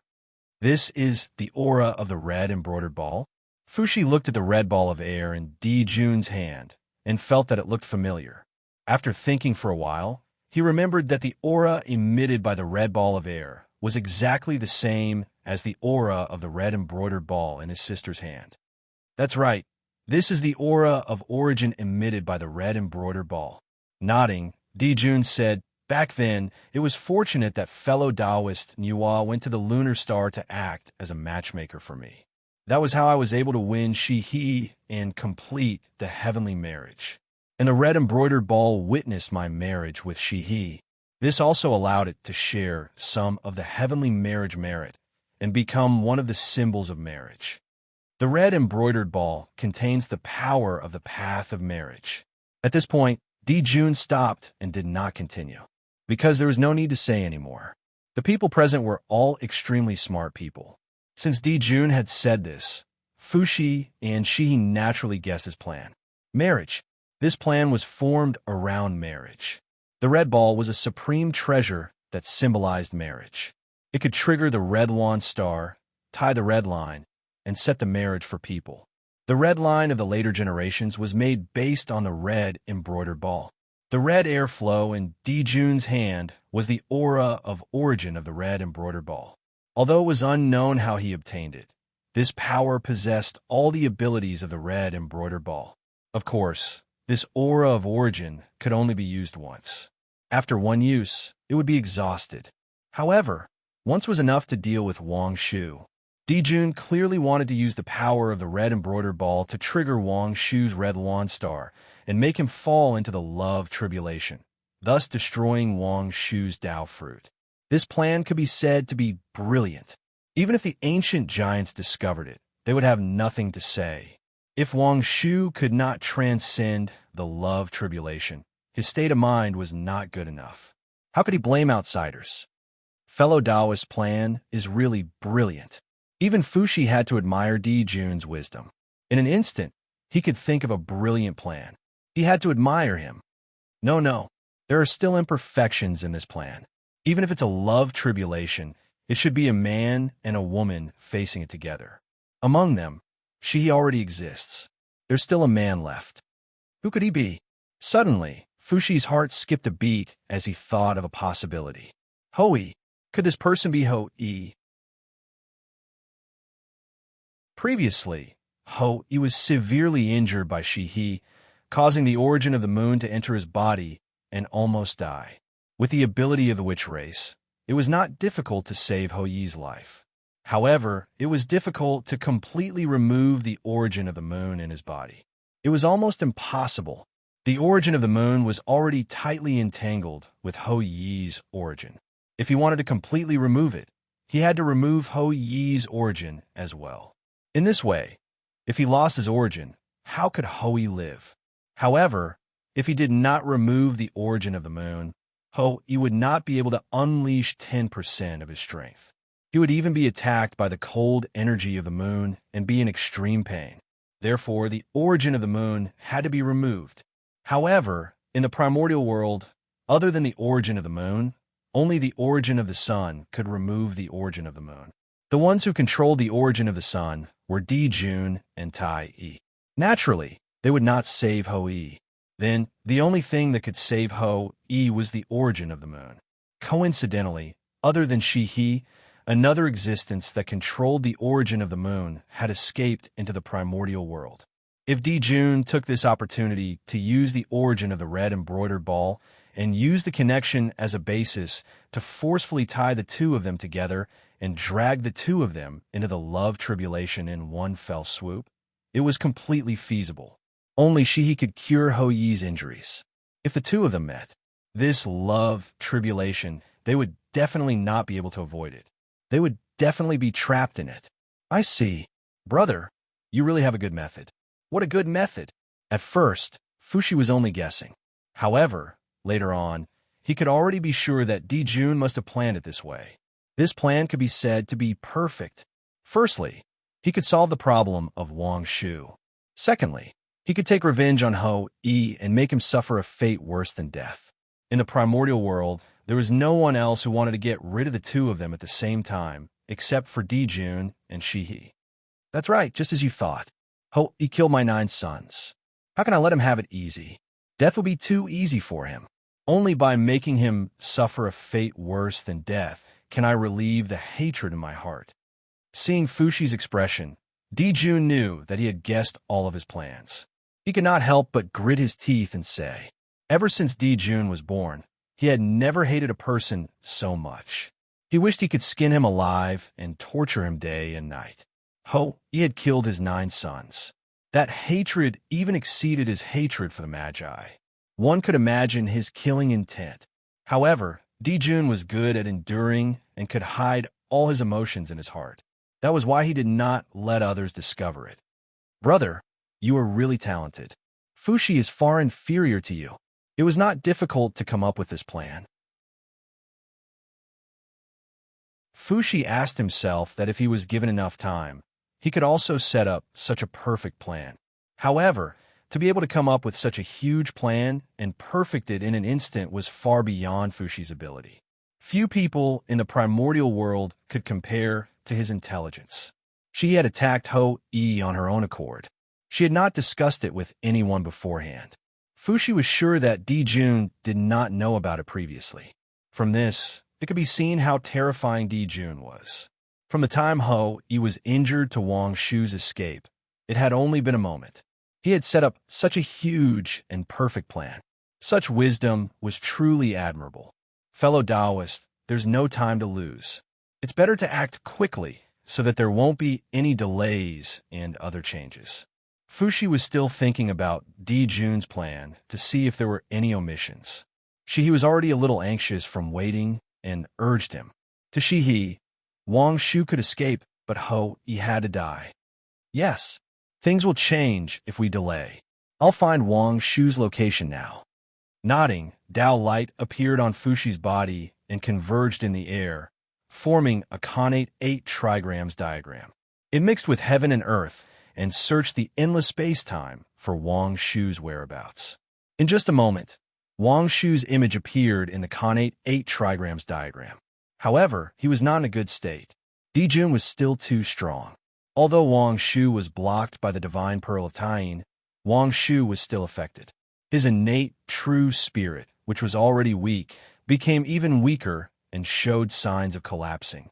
At this time, there was no need for others to do anything. If Wang Shu's injuries were allowed to continue, his innate, true spirit would completely collapse in less than 1,000 years, and he would fall into a state of death again.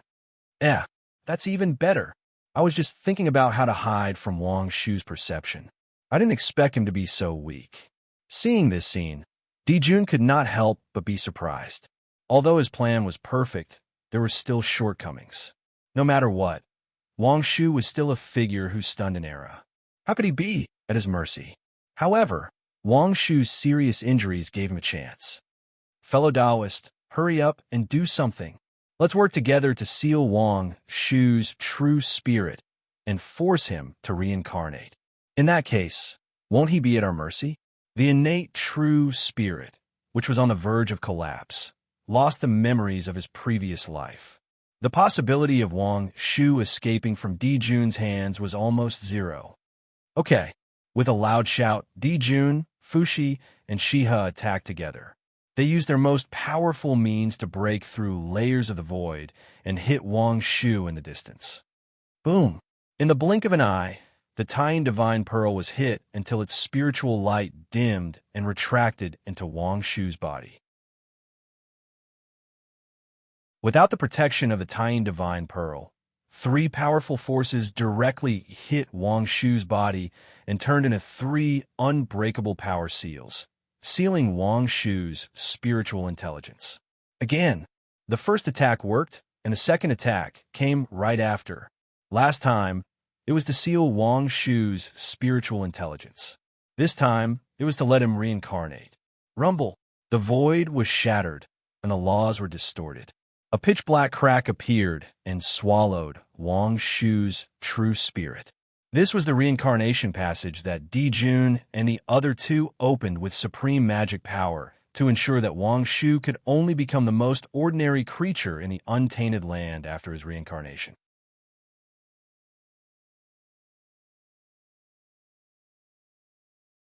Chapter 443. How dare you? Just as Wang Shu fell into the reincarnation passage, the ancient giants living in seclusion in the depths of the untainted land finally realized that something was wrong. They roared and charged toward Di-Jun and the other 2. Rumble! Immediately, the sky was enveloped by all kinds of lights, and it was a vast expanse. The aura of the great path wantonly spread out and pressed toward the 3 people in the Fushi Palace. There was no need for Di-Jun and Shi-He to attack. Fushi snorted coldly and mobilized the original power of heaven. He reached out his hand and wiped out all the attacks. Heaven was one of the 9 heavens and the foundation of Fushi. If he was injured here, it would really become a joke in the untainted land. After the attack failed, the ancient giants did not continue to attack. Instead, they released their divine thoughts to search for traces of Wang Shu in the untainted land. They were in heaven. Unless their true bodies descended, they were no match for Fuxi. However, once their true bodies descended, they would definitely be besieged by the experts of the demon clan. Therefore, they could not do anything to Fuxi. In that case, why waste time fighting with them? It was more important to find Wang Shu's whereabouts first. In the future, Wang Shu would personally settle the karma with Di Jun and the others. Fellow Taoist, sorry to trouble you. Seeing the ancient giants looking for Wang Shu, Di Jun smiled coldly and turned to Fuxi beside him. He wanted Fuxi to hide the secrets of heaven about Wang Shu so that these ancient giants would not be able to find his whereabouts. In this way, they would not interfere with his plan. Okay. Fuxi nodded and formed a Tao seal with his hands. The Khanate 8 trigrams suddenly appeared and merged with the void. It triggered the endless great path and caused the secrets of heaven about Wang Shu to become boundless. With Fuxi's help, unless Tao ancestor Hong Jun helped, even a saint would not be able to calculate Wang Shu's whereabouts. Fuxi was so powerful in the Tao of heaven's secrets. Fellow Taoist, thank you for today's matter. After doing all this, Di Jun thanked Fuxi apologetically. Today, he had caused Fuxi a lot of trouble. Originally, this matter had nothing to do with Fuxi at all. However, because of him, Fuxi was dragged into this matter and formed a huge karma with Wang Shu. If Wang Shu had fallen into oblivion forever, then so be it. However, if Wang Shu returned from his tribulation and improved his cultivation by a few steps, he would definitely settle the score with Fuxi. That would be a huge problem. Forget it. Fellow Taoist, you're doing this for the demon race. However, this sort of thing is truly despicable. Fuxi will not do such a thing again. I won't interfere with what happens next. I hope you won't take offense. At this point, Fuxi could not say much. He could only say that he would not do such a thing again in the future. He also said that he would not interfere in the following matters. I've troubled you enough today, fellow Taoist. I'll do the rest myself. How could I let you do it? After chatting with Fuxi for a while, Di Jun took Shiha and left in a hurry. Wang Shu had been dealt with. All that was left was to plot against Ho, Yi, and make him meet and fall in love with Wang Shu according to Di Jun's plan. Alas, I don't know if this is good or bad. In the hall, not long after Di Jun and Shiha left, Fuxi could not help but sigh. His eyes revealed a hint of confusion. After Wang Shu reincarnated, he could not see the trajectory of Wang Shu's fate. This meant that something had happened, causing the plan to be out of their control. He did not know if this change was good or bad. However, Fuxi knew that he could not tell Di Jun. At this moment, Di Jun was completely immersed in the pleasure of revenge. Even if he said it, Di Jun would not believe him. He would even have a bad impression of him because of this. He would ruin the relationship between the two of them for no reason. The hatred brought about by the pain of losing his son had already blinded Di Jun's eyes, causing him to lose his former great talent and strategy. The 10 golden crows were Di Jun's flaw, the flaw that the heavenly Tao had prepared for him. It was laughable that he did not know it. Back then, Di Jun was so talented and high-spirited. It could be said that he had no flaws at all and could be said to be perfect. The reason why everyone followed him was that they were convinced by his charm. However, ever since the birth of the 10 golden crows, everything had changed. Di Jun's heart had a touch of tenderness, and his heart gradually weakened. He seemed to have become an ordinary father, but he was the heavenly emperor. How could this be? Back then, when the 10 golden crows were born, Fuxi had felt that something was wrong. Di Jun was the heavenly emperor. He was boundless and indestructible. He would definitely rule the primordial world forever. So, how could the crown prince be born? The birth of the 10 golden crows. There must be some kind of scheme. In the past, no matter how Fuxi thought about it, he could not understand the problem of the 10 golden crows. It was not until the 9 golden crows fell that he came to a realization. The appearance of the 10 golden crows was to break Di Jun's invincible Tao heart. With a flaw in his Tao heart, Di Jun would no longer be perfect. As a result, there would be a flaw and the possibility of being schemed against by others. The future of the demon clan is worrying. The more he knew, the more he understood how dark the future of the demon clan was going to be. How terrifying the enemy they had to face was. Even someone as strong as Fushi could not help but feel powerless. The heavenly Tao wanted to destroy the demon clan. What could all living beings do? The fate of the demon clan had been foretold when the 10 golden crows were born. It was just that no one had thought of it. The Crown Prince. The Crown Prince. If Di Jun had always been the heavenly emperor, where would the Crown Prince come from? Wasn't this a sign that Di Jun would not be the heavenly emperor for long?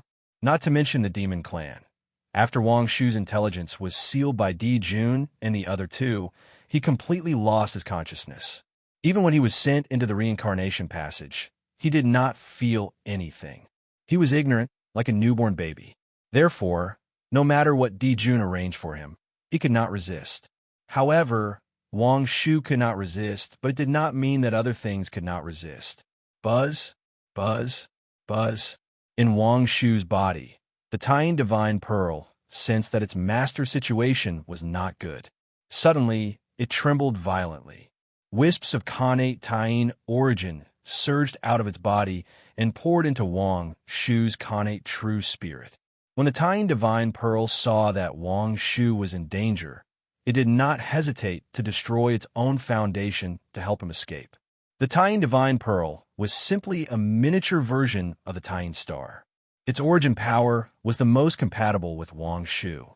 With its efforts at all costs, although it could not break the seal that Di Jun and the other two left in Wang Shu's body, it gradually stabilized his connate true spirit and was no longer so weak. This change was unexpected by Di Jun and the other two. It caused a change in Di Jun's perfect plan. Boom! In the reincarnation passage, the afterlife that Di Jun left behind was activated. Waves of reincarnation power surged out, pulling Wang Shu's connate true spirit and trying to push him into the reincarnation. This was a great technique that Di Jun created after observing Ho Tu's reincarnation. Although it was not as powerful as the 6 paths of reincarnation, it should be more than enough to deal with a severely injured Wang Shu. At least, that was what Di Jun thought. Unfortunately, he did not expect that the Tying divine pearl would be willing to destroy itself for its master, so that Wang Shu could escape. This caused the situation to change. Buzz, perhaps it sensed Wang Shu's danger. The Tying divine pearl trembled even more violently. The connate Tying origin poured out of its body like a vast ocean, protecting Wang Shu's connate true spirit and fighting against the reincarnation power. Crack! As the Tying origin and the reincarnation power were in a stalemate, a crisp cracking sound came from the Tying divine pearl. The Tying divine pearl was already dimmed by Di Jun and the other two. Coupled with the large-scale loss of its connate origin, it finally could not hold on any longer. It fell from the supreme grade connate spiritual treasure level to the superior grade connate spiritual treasure level. Even so, it did not give up. It continued to release the connate Tying origin to protect Wang Shu's connate true spirit, preventing it from being invaded by reincarnation power. However, under the suppression of the reincarnation power, its aura became weaker and weaker. Obviously, it could not hold on for much longer. Fortunately, without the support of Di Jun's Dharma power, the reincarnation power was like a tree without roots. Its power could not be endless. As it fought with the Tying divine pearl, its power was also weakening. Just like this, the two forces were in a stalemate. At the same time, as time passed, the two forces became weaker and weaker. Finally, one day, the Tying divine pearl's level fell to the level of a middle-grade connate spiritual treasure. The two forces reached a subtle balance. Wang Shu's connate true spirit gradually turned into a baby, and its power weakened. However, the power did not dissipate. Instead, it turned into flesh and bones, creating a new Khanate Taoism aptitude for Wang Shu. A Khanate Taoism aptitude in the form of a baby. Obviously, this was the effect of the reincarnation power.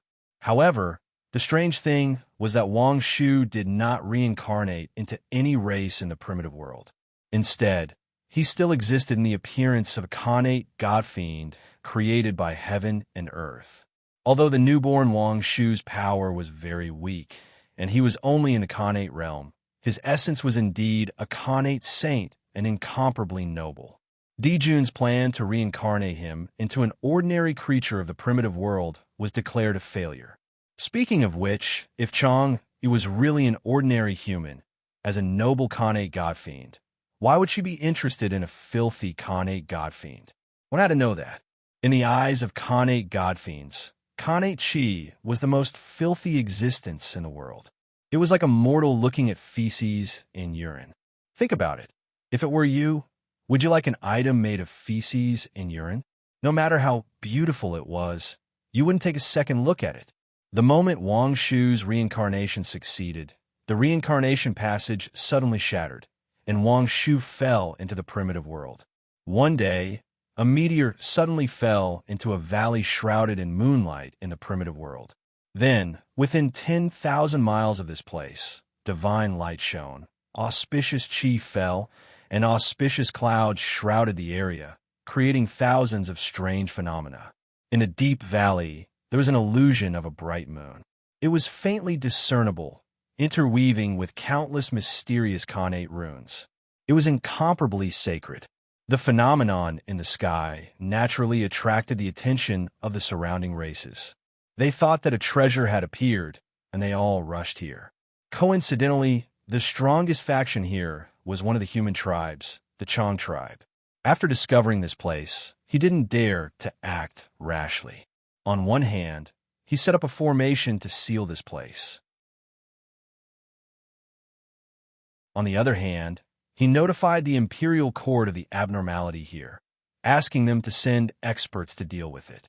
In the imperial court, the human elder Don Yun, who was worrying about the human emperor's marriage, suddenly had a thought when he heard this. He felt that his opportunity had arrived, and he quickly rushed to the Chang tribe.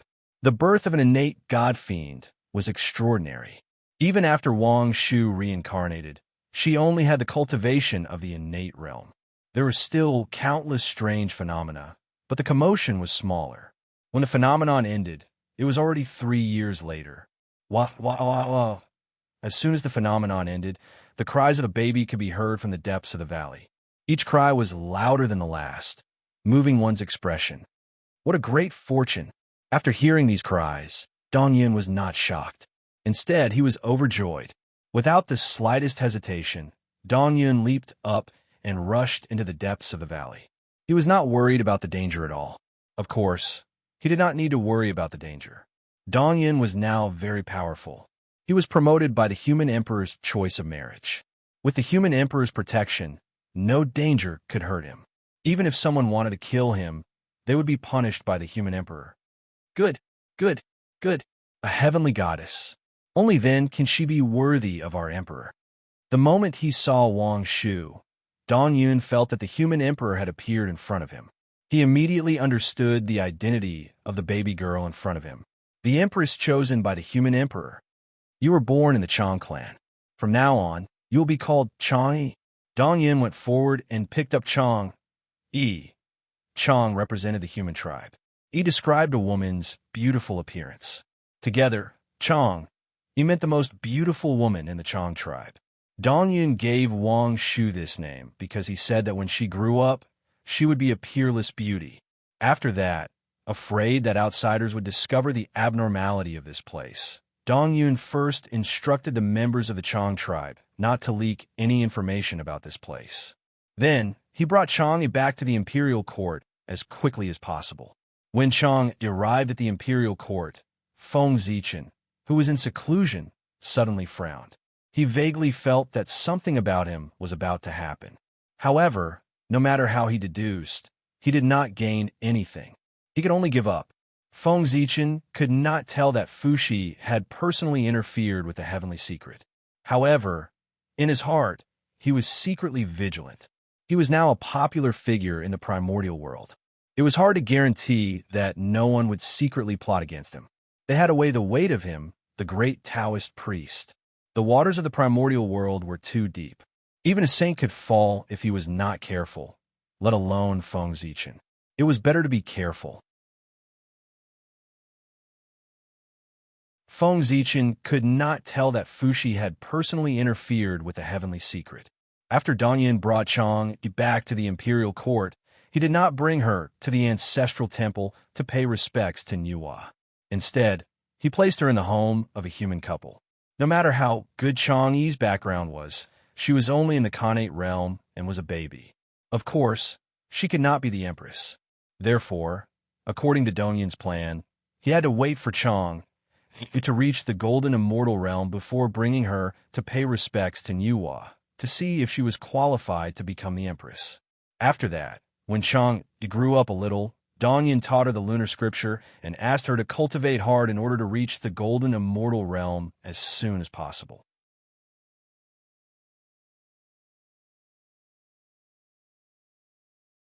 Chapter 444. The Taiyin Scripture was also known as the Taiyin Scripture. It was an extraordinary scripture with a shocking origin. It was not a cultivation technique created after birth, but a scripture born of innate fortune. Feng Zichen's true spirit had been living in the North Star for so many years, and he hadn't been idle. Apart from comprehending the great Tao, he had been observing Zhouxing, hoping to gain some enlightenment. Not to mention, by observing the stars day and night, he had really comprehended 365 innate Taoist scriptures, which corresponded to the number of innate Taoist scriptures, and each of them led directly to the level of a perfected golden immortal. The Taiyin Scripture was one of the Xiantian Tao scriptures born from the Taiyin star. It was also the supreme scripture among the 365 Xiantian Tao scriptures, mainly describing the Tao of Taiyin. However, the Tao scripture was too famous. Feng Zichen was afraid of causing trouble, so when he passed it down to his clansmen, he simplified it and renamed it the Taiyin Scripture. Only when his clansmen reached the golden immortal realm would they pass down the true Xiantian Tao Scripture. This way, it wouldn't attract the attention of outsiders. As an elder of the human race and a half-step Daluo Jingxian, Dongyun naturally cultivated the true Taiyin Scripture. What he passed to Chang, he was naturally not the simplified version cultivated by ordinary clansmen, but the true Taiyin Scripture, the Xiantian Tao Scripture personally passed down by Feng Zichen. Chang Yi's previous life was Wang Shu, the most ancient moon god born from the Taiyin star. She had dabbled in all the Xiantian Tao scriptures born from the Taiyin star and walked her own path. It could be said that she had a deep understanding of them. The Taiyin scripture was naturally among them. As such, Chang Yi displayed astonishing talent as soon as she came into contact with the Sutra of the highest demon. A cold, bright moon rose from behind her, resonating with the supreme star, the lunar star, that resided in the boundless starry sky. Then, under Dongyun's incredulous gaze, strands of innate Taiyin origin drooped down from the Taiyin star and merged into Chang Yi's body along the moon's shadow behind her. How is this possible? Seeing this scene, Dongyun sure seemed to have received a great shock. She repeatedly exclaimed that this was impossible. When an ordinary person first started cultivating the scripture of extreme yin, they would only absorb the moonlight from the lunar star. Only when their cultivation base continued to increase would they be able to draw upon the power of the lunar star from the boundless starry sky. As for someone like Chang Yi, who directly used the innate great yin essence to establish her foundation, this was simply unheard of. Even Feng Zichen could barely draw upon the power of the lunar star when he first cultivated the Lunar Sutra. He was far inferior to Chang. Only a golden immortal of the great all-embracing heaven could summon the innate source of great all-embracing heaven from the great all-embracing heaven star. Moreover, it was a golden immortal of the great all-embracing heaven who had attained the Tao of great all-embracing heaven. Otherwise, an ordinary golden immortal of the great all-embracing heaven would not be able to do it. Although Wang Shu had reincarnated into Chang Yi, her essence remained the same. She was still an innate saint nurtured by the lunar star. As the top innate god in the prehistoric era, she was naturally protected by the lunar star. Drawing upon the innate Tyene source might be impossible for others, but to her, it was as simple as eating and drinking. It was an instinct that had been carved into her body. Although Dong Yunshi was a human elder, his knowledge was limited. He could not see through the intricacies of this, which was why he was so shocked by Chang Yi's abnormality. If it were a Tai Jinxian from the monster race, shaman race, or dragon race, they would be able to deduce Chang Yi's origin upon seeing this scene. This was the difference in foundation. It was not something that could be made up overnight. It required time to settle down. The human race still had a long way to go before they could become the main characters of the world. But what an ordinary Duo Jinxian could not do, Chang easily did. Didn't this mean that Chang Yi's origin was far greater than Duo Jinxian's? At this thought, Dong Yunshi couldn't help but suck in a cold breath. He knew that Chang Yi's origin was not simple. This could be seen from the phenomenon that came with her birth. But Chang Yi's origin was so great that he had not expected it. Would it be a blessing or a curse for him to bring such a person back to the human race? At this time, Dong Yunshi began to feel fear. Was it really appropriate to bring Chang Yi back to the human race so rashly? Would her identity bring great trouble to the human race? The worry in his heart made Dong Yunshi worry about the future of the human race. But soon, all the worry in his heart was replaced by ecstasy. Only such a woman was worthy of the human emperor and could become the empress of a human race. As for trouble, the human race was born from Yua's good fortune. It was her opportunity to attain the Tao. Who would dare risk offending a saint to exterminate the human race? Dong Yunshi and most of the human race had limited knowledge after all. They did not know the depth of the primordial world. They thought that with the saint's protection, the human race could sit back and relax. But they did not know that the truly important figures were not necessarily afraid of saints. They even dared to scheme against saints, let alone the human race. Chang Yi's talent was heaven-defying. In less than 10,000 years, she had cultivated to become a golden immortal. Dong Yunshi was worried that she did not know the evil of the human heart and that the world was difficult. It would be difficult for her to help Feng Zichen rule the human race, so he sent her out to gain experience and broaden her knowledge. He did not ask her to travel the entire primordial world. It would be enough if she could see the entire human territory. When Chang Yi returned from her experience, it would be time for her to pay a visit to Nuwa. At that time, as long as she obtained the Nuwa's consent, Chang Yi would be the empress of the human race. As for Feng Zichen's opinion, since the Holy Mother had agreed, Feng Zichen's opinion was not so important. Chang Yi spent more than 3,000 years touring the human forces in the primordial world. Then she set off for the EC to take a look at the 7 planets prefecture. Just as Chang Yi was rushing to the East Sea, Ho Yi, who had been recuperating for more than 10,000 years, walked out of the Panga Hall with a pale face and rushed to the East Sea. In the past 10,000 years, the ancestral magi had used all their means, but they could only suppress Ho Yi's injuries and could not completely heal him. The Khanate Supreme, in origin, was too difficult to deal with. Everyone was helpless and could only let Ho Yi go to the East Sea to try his luck. Dong Wang Kung. The East Sea had Dong Wang Kung. He was incarnate saint born from the Khanate Supreme Yang origin. His achievements in the Tao of Yang were not inferior to Tai, Yi, and Dijun. He could definitely remove the Khanate Supreme in origin in Ho Yi's body. Although he had long died, his Tao field was still in the East Sea. It was hard to guarantee that there would not be any treasures left in it that could help Ho Yi. Besides, even if it failed, Ho Yi would not lose anything. Anyway, he had to give it a try. If he did not try, how would he know if it would succeed? If the East Sea could not do it, the ancestral magi decided to go to West Kunlun and beg the Queen Mother of the West. This Khanate goddess born from the Khanate Supreme in origin also had the ability to heal Ho Yi. However, The relationship between the Magi and the many mighty figures of the primordial world was not very good. In fact, it was very bad. In the early years, the Magi were too arrogant. They had always considered themselves the masters of the primordial world and had offended almost all the mighty figures of the primordial world. Now that they had a favor to ask of others, the ancestral Magi were not confident about the chances of success. Otherwise, they would not have used this method as their last resort. 1,000 years later, Chang'e returned from the East Sea. Dongyun immediately gathered all the elders of the human clan who were still alive. Under their witness, he brought Chang'e into the human clan's ancestral temple to pay respects to Goddess Nuwa.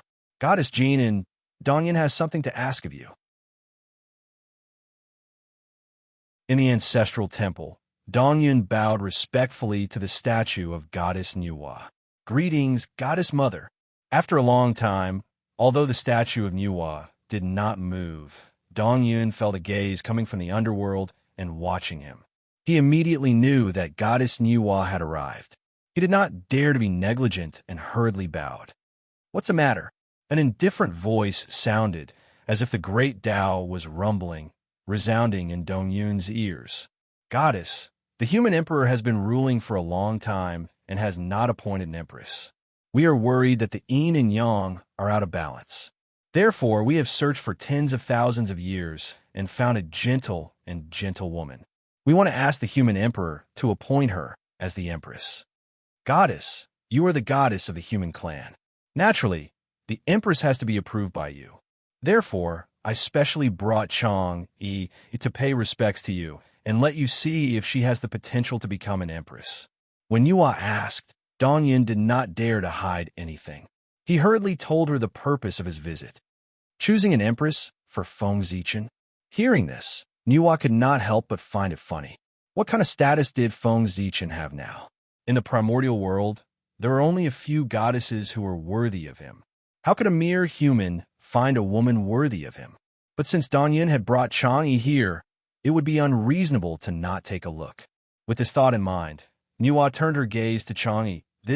With this look, Nuwa was shocked.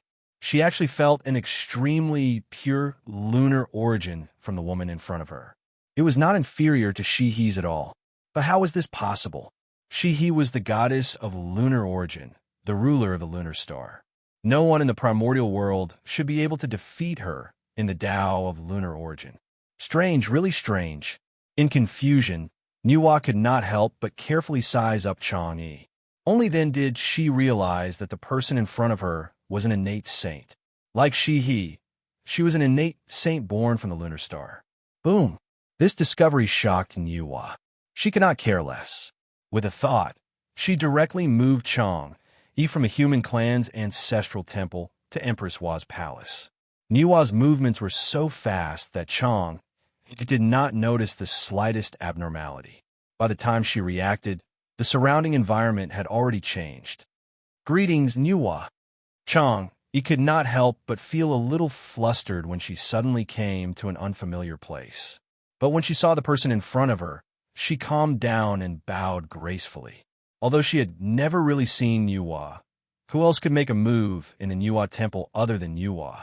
Moreover, the appearance of the person in front of her was exactly the same as the statue of Nuwa in the ancestral temple. As long as she was not stupid, she could guess the identity of this person. Chang'e, good name.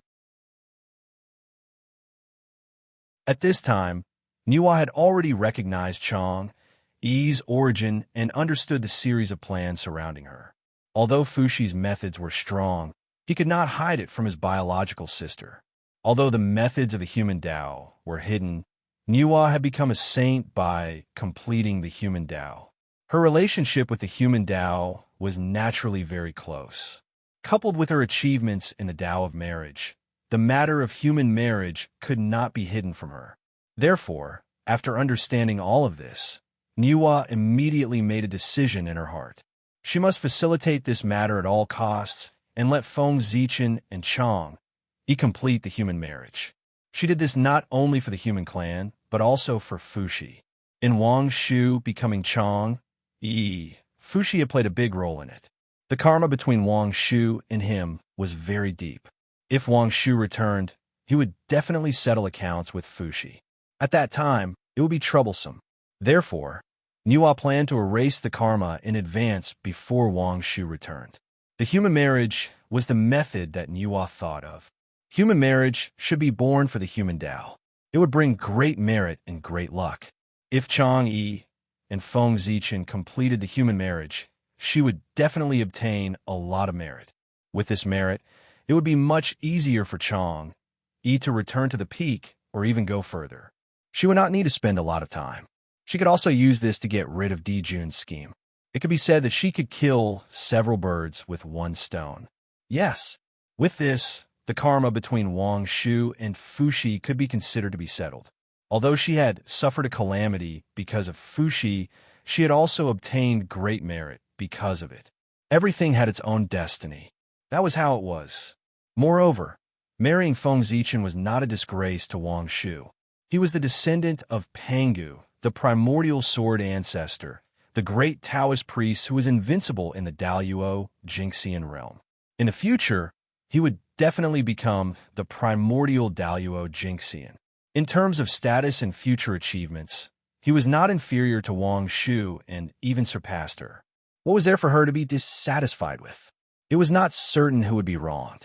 As for whether Feng Zichen was willing to marry Wang Shu, this was not in Yua's consideration. This was the lunar goddess, the most ancient lunar goddess.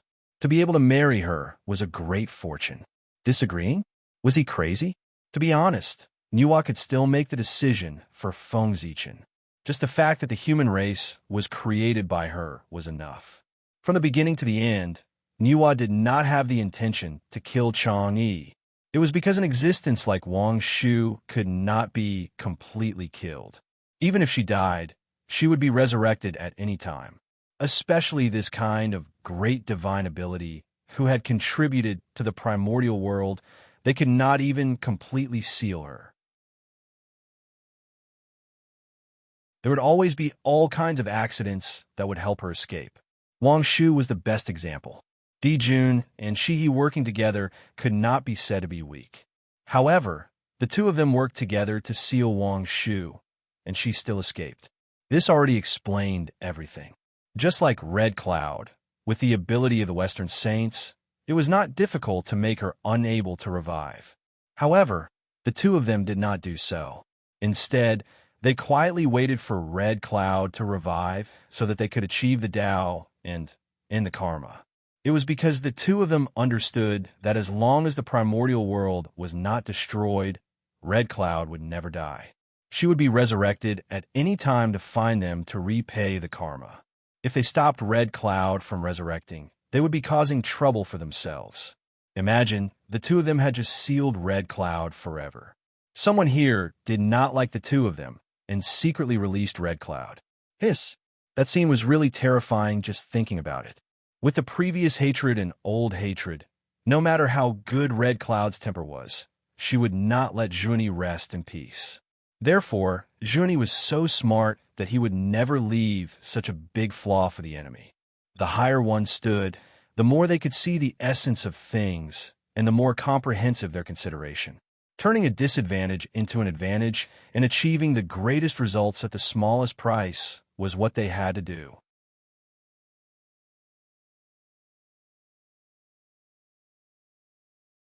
Chapter 445. Killing had always been a last resort, not the best way. Saints disdained to do it. What a good child. Get up quickly, let me take a good look. With a plan in mind, Niwa walked to Chang Yi's side and gently helped her up with a smile. After that, Niwa carefully sized up Chang Yi's face for a while and couldn't help but praise. What a beautiful girl. The beauty of the moon goddess was naturally the best in the primordial world. Moreover, Wang Shu had gone through a lot. Although she was colder than Shihi, she had a more pitiful temperament. Her beauty seemed to be even more outstanding. Even Niwa felt pity when she saw her. Of course, this didn't mean that Niwa and other goddesses couldn't compare to Wang Shu in terms of beauty. It was just that their temperaments were different in the eyes of different people. Khanate god fiends were the most perfect creatures in the primordial world. They were born with the will of heaven and earth. They were the appearance of Tao, the manifestation of Tao in the human world. On the outside, they were naturally handsome men and beautiful women. However, each Tao had its own attributes, causing their personalities and temperaments to be different. Beauty and ugliness were born because of this. After all, in the case of having the same appearance, temperament became the only plus point. "Goddess, you flatter me." "Chang," he replied with some fear. Being treated so kindly by Nuwa, she couldn't help but feel a little nervous. It was because the current her was not the ancient moon goddess Wang Shu, but the human girl Chang Yi, facing the creator of the human race, the supreme saint of the primordial world. It would be strange if she wasn't nervous. "All right, don't be nervous. Do you think I'll eat you?" Seeing the existence of the primordial world acting so cautiously in front of her, Nuwa found it amusing and couldn't help but make a joke. "Goddess." Nuwa's behavior made Chang even more nervous. She called out in a low voice and couldn't say anything. Nuwa chuckled twice. She also knew the principle of stopping before going too far. Otherwise, when Wang Shu returned and remembered that she had teased her, it would be inevitable that there would be another karma. Thinking up to this point, Nuwa adjusted her expression and returned to her previous serious appearance. Then, she began to talk to Chang about serious matters. "The human race wants to make you empress and marry Feng Zichen. That's why I brought you here to ask for my opinion. As for you, I am extremely satisfied. Therefore, I will not object to this matter. Now it's up to you. If you agree, I will order the human race to prepare for your marriage. If you don't agree, I will take you as my disciple. From then on, you will reside in Empress Wa's palace and sever your ties with the mortal world." Nuwa's idea was very good. If this marriage didn't work out, she would take Chang Yi as her disciple. She could also end the karma for Fushi. However, in this way, it would be hard to avoid a direct confrontation with Dijun, which would also be a big problem. In any case, it would not be as good as getting married. The protection of the human race was not just for show. If Wang Shu became the protagonist of the human marriage, Dijun would have to consider carefully if the demon race could withstand the backlash of the human race. However, although Nuwa's heart was more focused on the human marriage, she would not force Chang Yi. Instead, she would let her make her own choice. As a saint, she still had this little bit of breadth of mind. "Yes, Chang Yi is willing to marry your majesty." Nuwa's straightforward question made Chang Yi's face turn red with embarrassment. However, she still gently nodded her head and replied, as if she was mumbling. As a woman, it was already a great courage for Chang Yi to say such shameful words. To ask her to say it out loud was a little difficult. However, although the voice was soft, it was enough to express Chang Yi's intentions. This made Nuwa heave a sigh of relief. She also did not want to fall out with Jun directly. However, Nuwa did not know that ever since Dongyun picked up Chang Yi, she had made up her mind to cultivate her to be the empress of the human race. Therefore, in order to prevent any unforeseen events from happening, Dongyun had been instilling in Chang Yi the concept that she was Feng Zichen's future wife in addition to teaching her etiquette when she was young. Over time, her heart was naturally tied to Feng Zichen. Therefore, in the face of Nuwa's inquiry, how could Chang Yi not agree? Good. Zichen must have accumulated a lot of good fortune to be able to receive your assistance. Feeling happy, Nuwa took off a hairpin from her head and personally put on Chang Yi's head. This hairpin was pure gold in color. It was shaped like a phoenix spreading its wings and about to fly. Therefore, it was named the Pure Gold Phoenix Hairpin. It was a superior grade, innate spirit treasure and was extremely extraordinary. Once activated, it could transform into a pure gold phoenix to fight against enemies. It could spit out nirvana heavenly flames and had the ability to destroy all things. A treasure bestowed by a saint was naturally no small matter. As soon as Chang Yi's spiritual sense came into contact with the pure gold phoenix hairpin, her true spirit imprint was automatically imprinted on it, and she had preliminary control of this treasure. If she refined it for another 100 years, she would be able to completely control this treasure. It was just like a lifelong spirit treasure. As Chang'e refined the pure gold phoenix hairpin, the origin and use of it spontaneously appeared in her mind. "Thank you, Empress." Knowing the preciousness of this treasure, Chang hurriedly thanked her. "You're welcome. You're about to become the Empress of the human race." If you don't have a treasure with you, won't you be looked down upon by outsiders? Niwa gave Chang'e a treasure, and it was her personal treasure. Of course, her intention was not simple. Firstly, it was to express her love for her. Secondly, it was to tell others that Chang'e was not someone without a background. There was a saint standing behind her. Thirdly, it was to hide Chang'e's true identity. If the marriage was successful, it would definitely shock the entire primordial world. It was unknown how many people would be attracted. In this way, it would be difficult to hide Chang'e's identity. Therefore, Niwa added insurance for her in advance. The pure gold phoenix hairpin hid a strand of her spiritual sense. If someone deduced Chang'e's origin, that strand of spiritual sense would erupt and deduce the endless power of creation, weaving a new identity for Chang'e, an innate god-fiend born from Niwa's blood essence. This way, no one would pursue Chang'e's identity to avoid offending Niwa. "You can go back. After you and Zichen are married, you can come here with him to visit me." With that, Niwa waved her hand and sent Chang'e back to the human ancestral temple. Along with her was a decree, a rainbow-colored crown, and a rainbow-colored feather robe. The decree was Niwa's decree to confer Chang'e the title of Empress of the human race. The 7-colored crown and 7-colored feather robe were the wedding clothes that Niwa had prepared for Chang'e. They were both middle-grade, connate numinous treasures that could block Daluo Jinxian's attack. It had to be said that Niwa had considered everything very thoroughly. She knew that with the foundation of the human race, it would be difficult to prepare a suitable wedding dress for Chang'e. She might as well prepare it all at once and save the human race the trouble. After all, 3 connate numinous treasures were nothing to her. Niwa might not have the most connate numinous treasures in the primordial world, but she definitely did not lack connate numinous treasures. Because she had the cauldron of heaven and earth, she could directly refine any connate numinous treasure she needed. It was very convenient.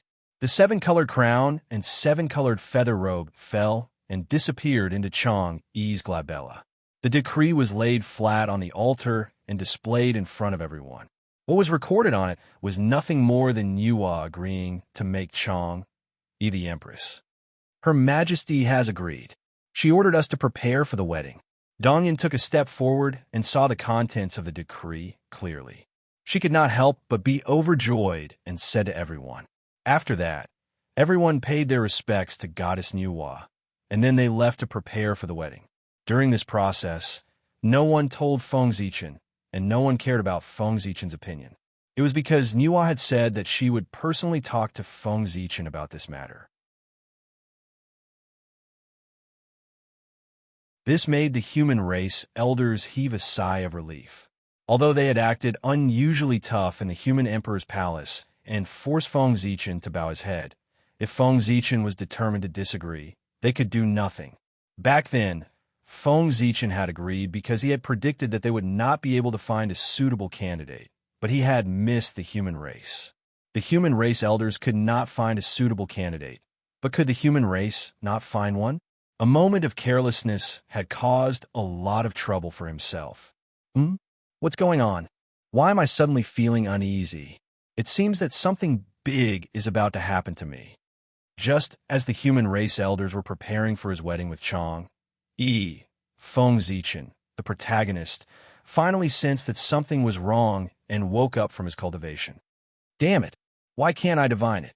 Realizing that something was wrong, Feng Zichen naturally used the deduction technique to search for the source of the matter. However, whether it was the connate 8 trigrams passed down by Fuxi, the Tao deduction technique passed down by the Grand Pure One, or the heavenly cycle dipper that he had comprehended from Zhoxing, he did not find any clues. This is the work of a powerful being, concealing the mysteries of heaven. After thinking for a while, Feng Zichen figured out the reason. The deduction techniques that he had learned were all top-notch in the primordial world. In theory, he could calculate everything in the primordial world. However, that was in the hands of the Creator, not him. Although these 3 techniques were good, they were ultimately someone else's and not his. He could not use them smoothly. Ordinary things could be deduced, but once he encountered someone with similar strength or a grandmaster of divination, the deduction method would not be very effective. The deduction method. I have to deduce a deduction method that belongs to me. Otherwise, I will inevitably fall into the trap of others without knowing. As his thoughts raced, Feng Zichen set a goal for himself. He would use the deduction method that he knew as the foundation and supplement his own foundation to create a deduction method that belonged to him.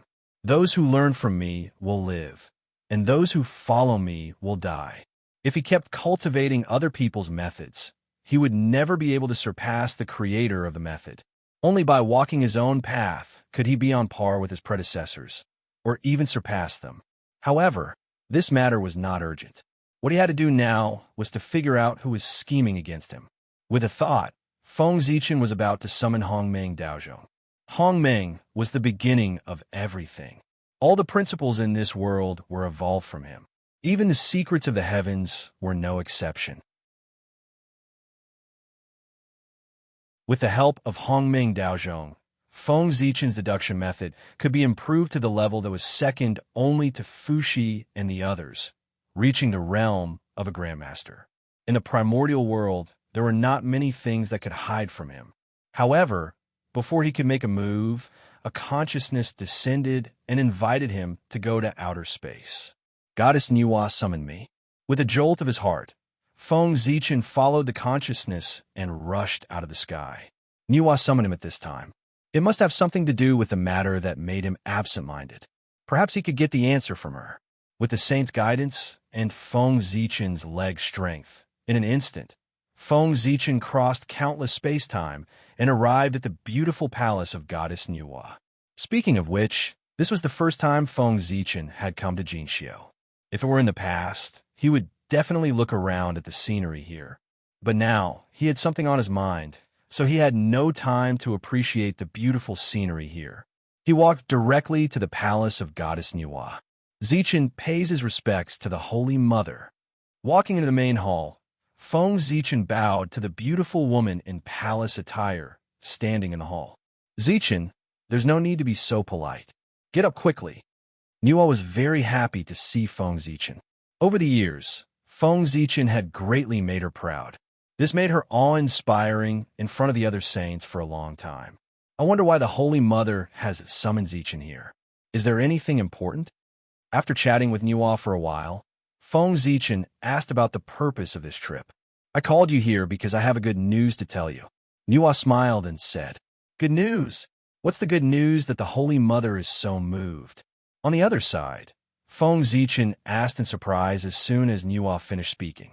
If even Niwa said it was a good news, it must be a great thing. It's a marriage I've arranged for you. Seeing Feng Zichen's curiosity, Niwa was very satisfied. She didn't keep him in suspense and said directly, What? Marriage? At this moment, Feng Zichen's expression was very interesting. He thought of many possibilities, but he didn't expect that Niwa had called him to the palace of Goddess Niwa for her marriage. Were forced marriages so powerful now? Couldn't he escape to the untainted land? Don't underestimate this marriage. This marriage should be born for humanity. It's not a trivial matter. It's a human marriage among the 3 marriages of heaven, earth, and man. If you succeed, you can get great merits and be protected by humanity. Seeing Feng Zichen's expression, Niwa thought that he didn't know the pros and cons of it, so she explained to him. But when Feng Zichen heard the word human marriage, his expression became even more bitter. He had been hiding for so long, but in the end he couldn't hide. He had underestimated the elder of the human clan. He had really found a candidate and obtained the approval of Niwa. Otherwise, Niwa would have called him over. That's strange. In the untainted land, there are only a few goddesses who had the same status as him. and they would not give themselves to him. Where did the elder of the human clan find her? She wasn't a cabbage on the roadside that could be found easily. Could it be that he had missed something? However, Feng Zichen's doubts didn't last long. When Nuo saw his expression, she knew what he was thinking. She didn't hide anything and directly told him about Chang Yi's origin. That woman's name is Chang. She is the reincarnation of the ancient moon god Wang Shu. Because she had a feud with Di Jun, she was plotted against and fell into the mortal world. This matter couldn't be hidden. She had to explain it to Feng Zichen clearly. Otherwise, it would be a ticking time bomb that could explode at any time. Hearing this, the corner of Feng Zichen's mouth couldn't help but twitch. He didn't know what expression to make. Everything was clear. Why did he feel uneasy? So this was the root of it. Why couldn't he calculate it? It involved a saint, a celestial emperor, and several top-notch great divine abilities. If he could calculate it, that would be a miracle. However, he had really forgotten about Chang Yi flying to the moon. He had been too busy recently, so much so that he had forgotten such a big matter. He really shouldn't have. With Wang Shu's identity, she was more than enough to be his match. However, if you remember correctly, Chang Yi's destined person should be Ho Yi. How did it have anything to do with him? Moreover, the matter of Chang Yi flying to the moon was not simple. If Ho Yi shooting down the sun was the fuse of the great Magi Demon War, then Chang Yi flying to the moon was another cause of the great Magi Demon War. It was after this matter that the 11 ancestral wizards made up their minds to create the 13th ancestral wizard. The demon race also discovered the abnormality of the human race because of this matter. They didn't hesitate to offend Nuo and slaughter the human race to forge the witch-killing sword. After Chang Yi flying to the moon, the great calamity of the human race was really not far away. What a headache! At this time, even Feng Zichen couldn't help but have a headache. The matter of human marriage was already troublesome enough for him. With the addition of Wang Shu, it was simply such a person. Empress, can I refuse? After a long silence, Feng Zichen asked tentatively, "What do you think?" Nuo replied with a faint smile. Seeing this, Feng Zichen understood that Nuo would most likely not agree to his refusal. However, he couldn't agree just like that. After all, he still had to try. Empress, the matter of human marriage is too big. It involves the position of the human emperor. If I complete the human marriage, it's hard to guarantee that I won't be suspected by Di Jun and cause a great disaster for the human race. Seeing that his objection was useless, Feng Zichen had to state the pros and cons of it, hoping to make Nuo have scruples and change her previous decision. Unexpectedly, after hearing Feng Zichen's words, Nuo shook her head disdainfully and said, "Scruples about you? That's because you overestimate the human race. Now the demon race and the Wu tribe are like fire and water. They have reached a situation where they will fight to the death at any time. Di Jun's attention is all on how to deal with the Wu tribe. Even if he sees you get married, he has no time to care about you. When he defeats the Wu tribe, he will be the real celestial emperor in the untainted land. Even sages like us will have to respect him. At that time, even if you really become the human emperor, you will have to submit to him. How will he scruples about you? If he is defeated by the Wu tribe, I'm afraid that he can't even protect himself. Then it doesn't matter whether he scruples about you or not. In this case, what are you afraid of?" Nuo's words were reasonable and made Feng Zichen speechless. However, Feng Zichen was not a person who would give up easily. He continued to talk about Wang Shu's identity. Wang Shu and Di Jun have a great feud. If I marry her, won't I offend Di Jun? Compared to the sages, Di Jun and Di Jiang were the people who should not be provoked in the untainted land. It was reasonable that Feng Zichen was so worried.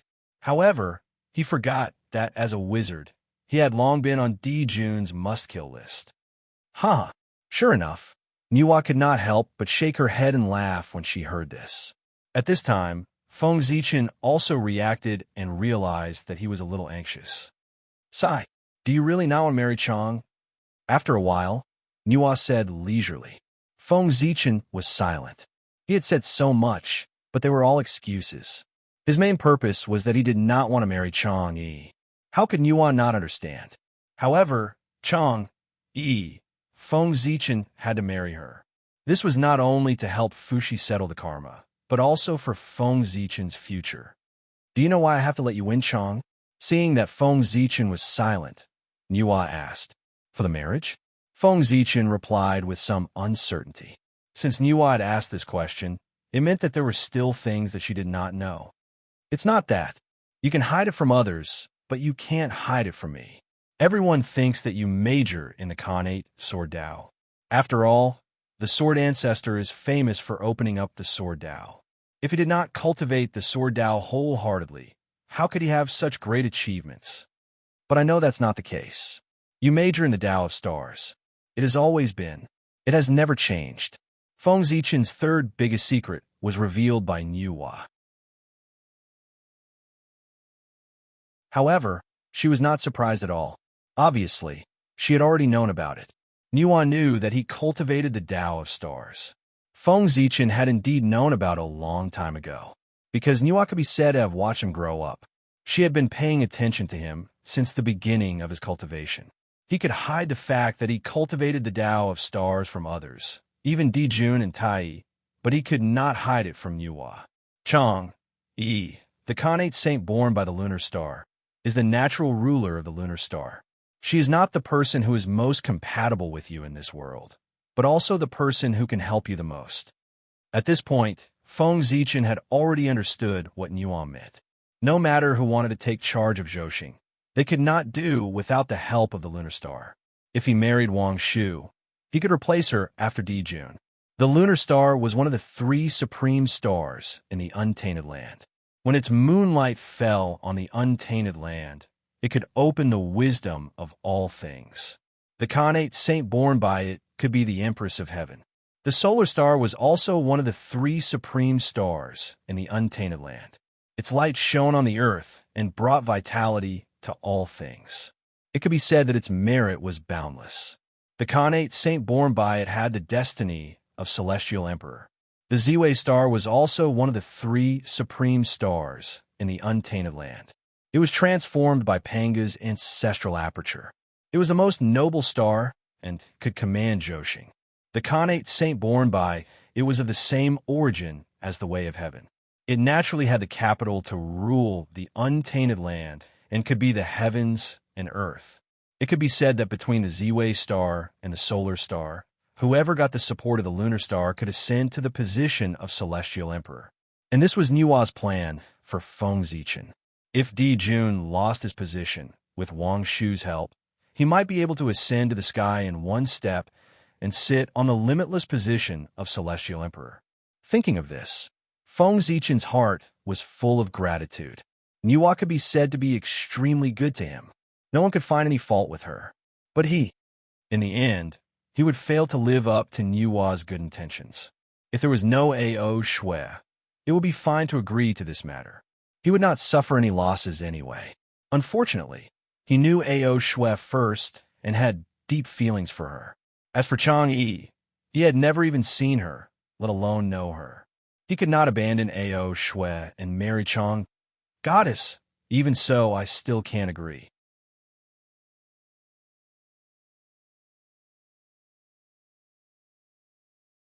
Chapter 446. Why? Niwa was not angry. Instead, she asked in a low voice. For Feng Zichen, the benefits of this matter outweighed the disadvantages. It could be said that if he married Chang-yi, it would be equivalent to him fighting for countless years less. This was a benefit that countless gods and demons of the primordial world could not get. Niwa really could not think of a reason for Feng Zichen to refuse. I have a very good relationship with the ancestral dragon's granddaughter, Ao Shui. After thinking for a while, Feng Zichen said truthfully. He was someone who could not stay idle. How could he stay obediently in the human race for tens of thousands of years? During this period, he often appeared in the East Sea. A small amount of time, he asked the ancestral dragon for guidance on cultivation. Most of the time, he accompanied Ao Shui to tour the mountains and rivers. Cultivation also required a combination of work and rest. During this period of time, the relationship between the two of them, who were already in love with each other, could be said to have rapidly warmed up. If Feng Zichen was not worried about the tribulation of slaughtering people, he would have already proposed marriage to the ancestral dragon. However, even so, Feng Zichen had made up his mind.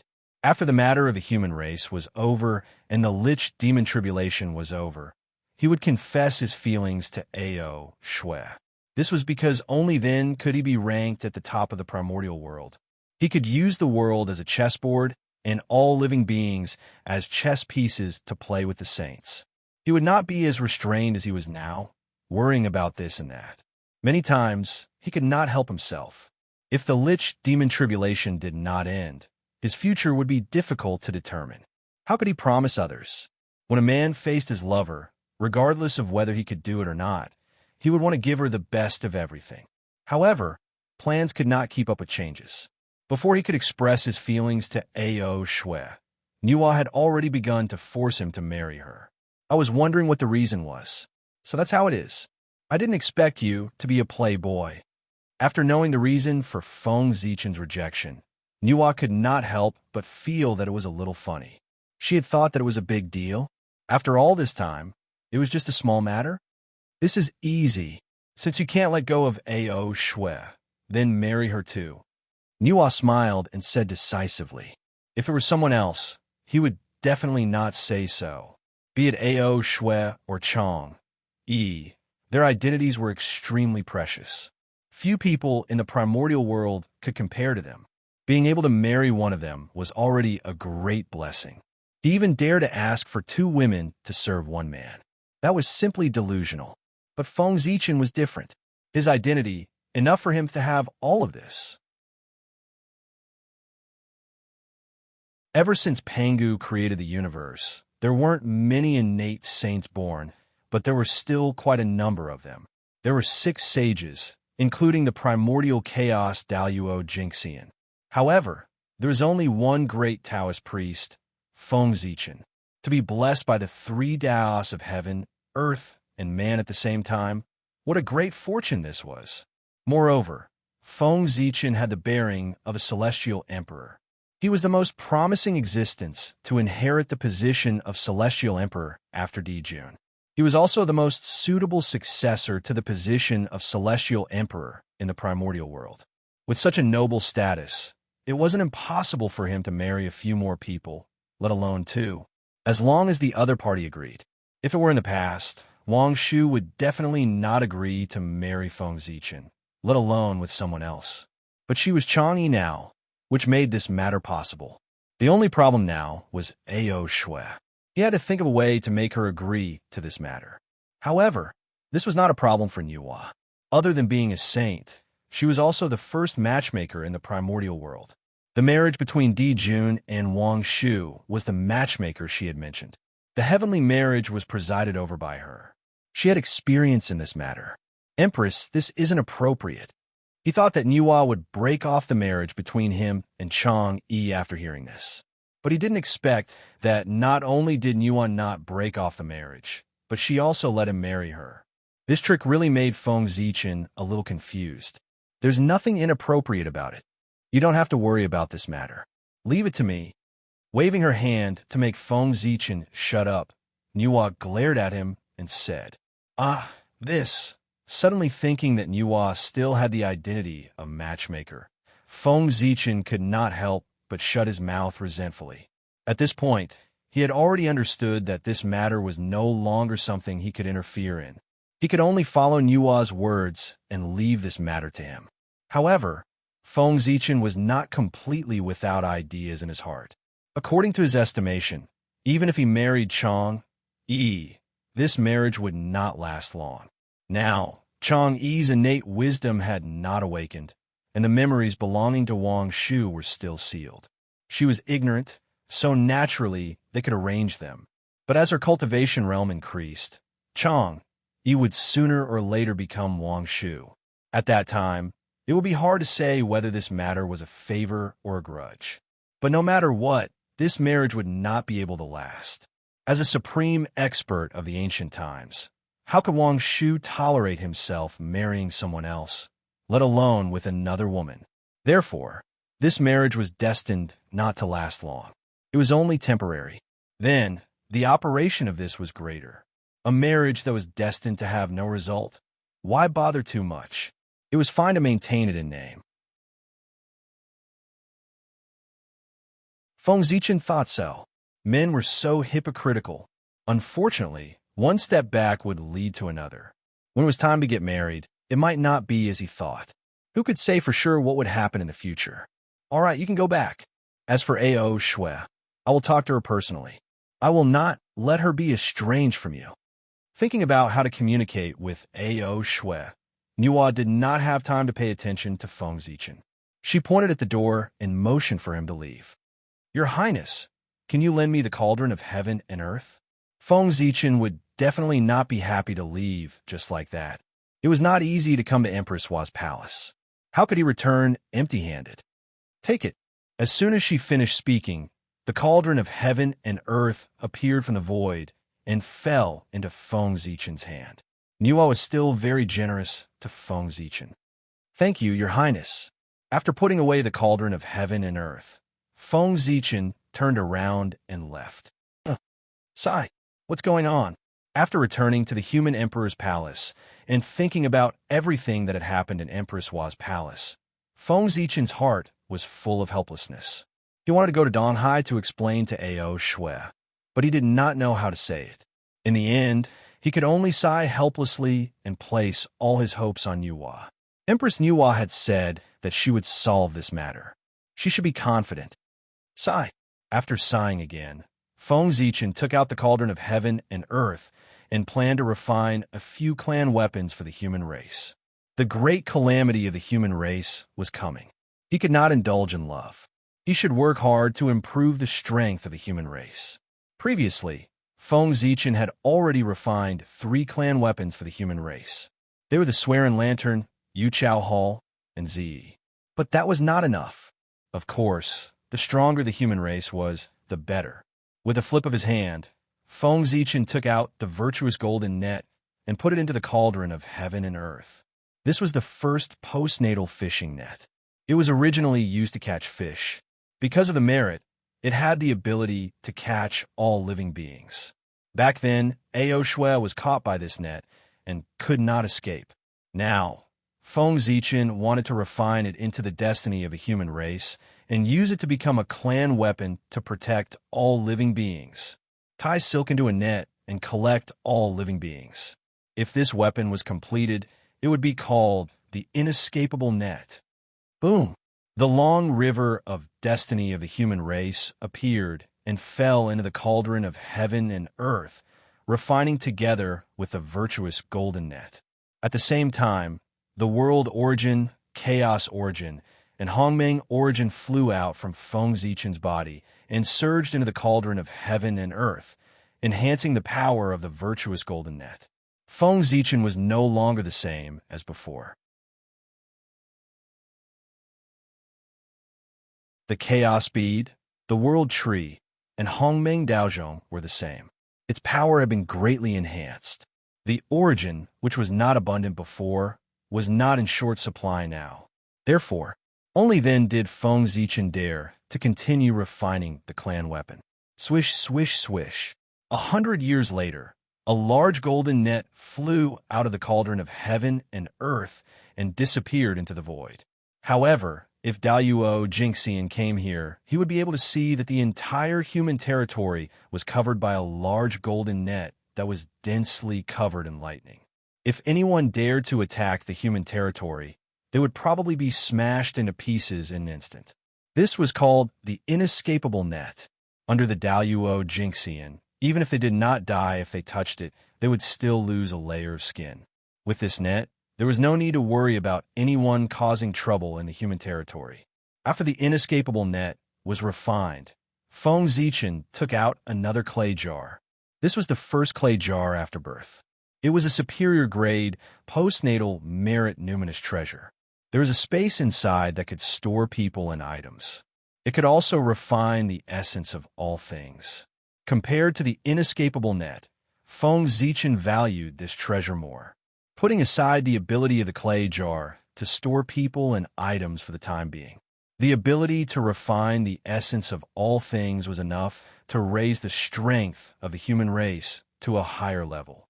The human race was born weak. If they wanted to be strong, they had to work hard to cultivate. At this time, the role of the clay jar was displayed.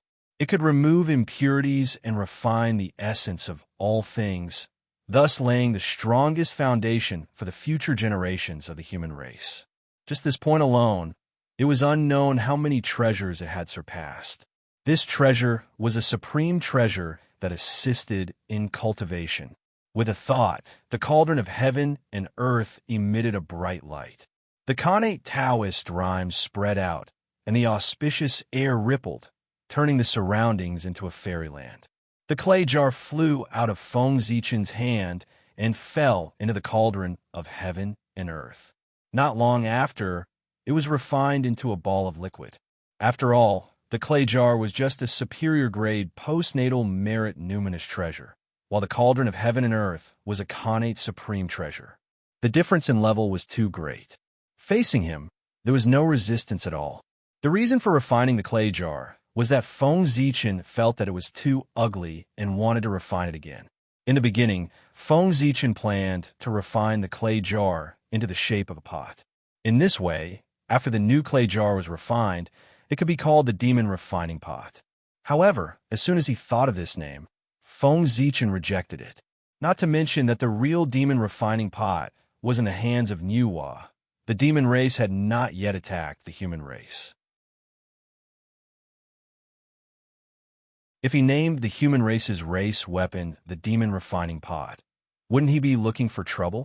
Therefore, Feng Zichen gave it another name, the God Refining Pot. However, every time he thought of this name, he felt a chill run down his spine. Therefore, he suddenly realized something and gave up on this name.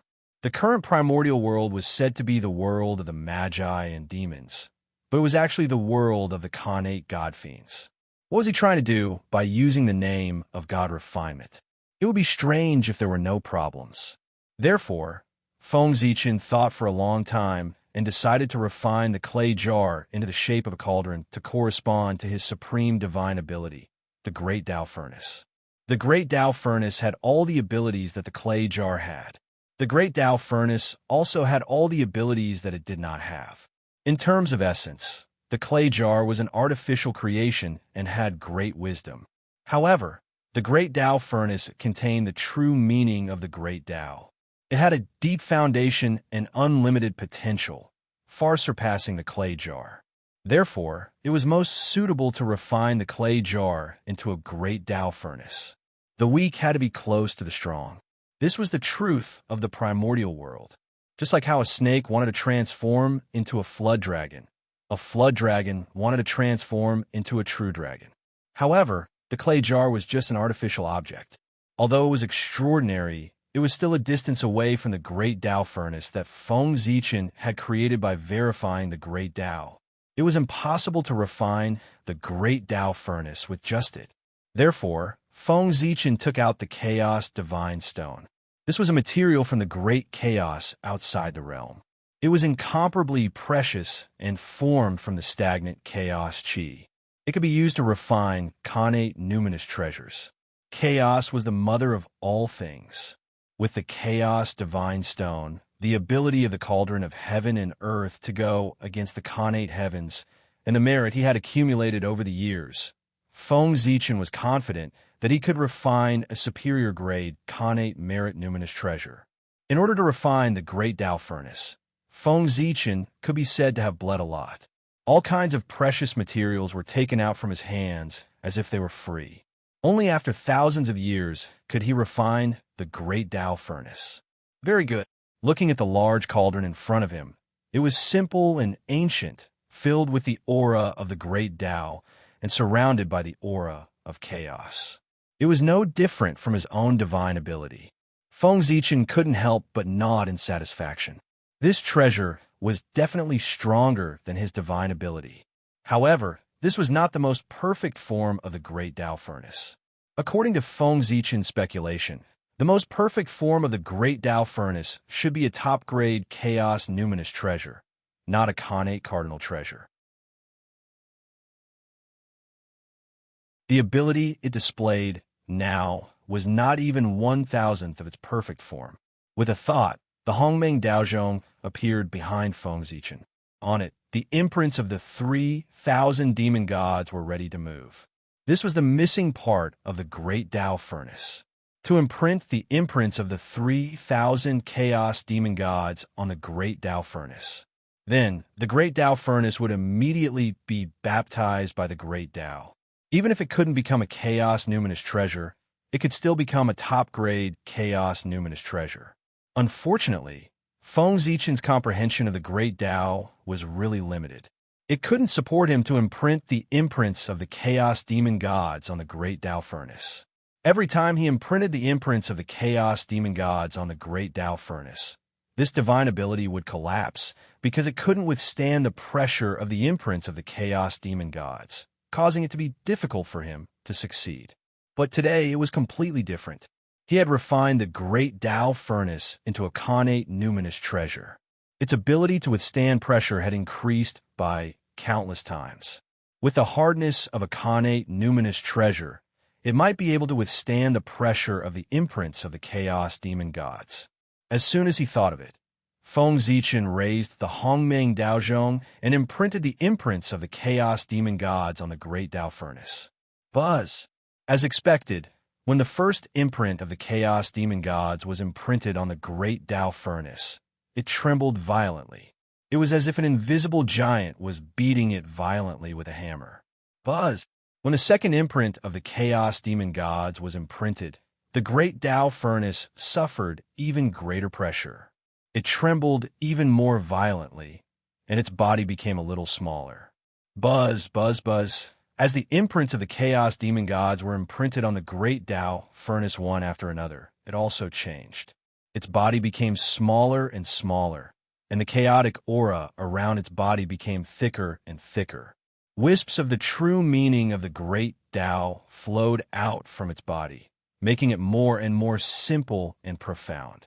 Finally, when the Great Tao Furnace turned from 10 feet to 1 foot in size, Feng Zichen stopped and no longer imprinted the imprints of the Chaos Demon Gods.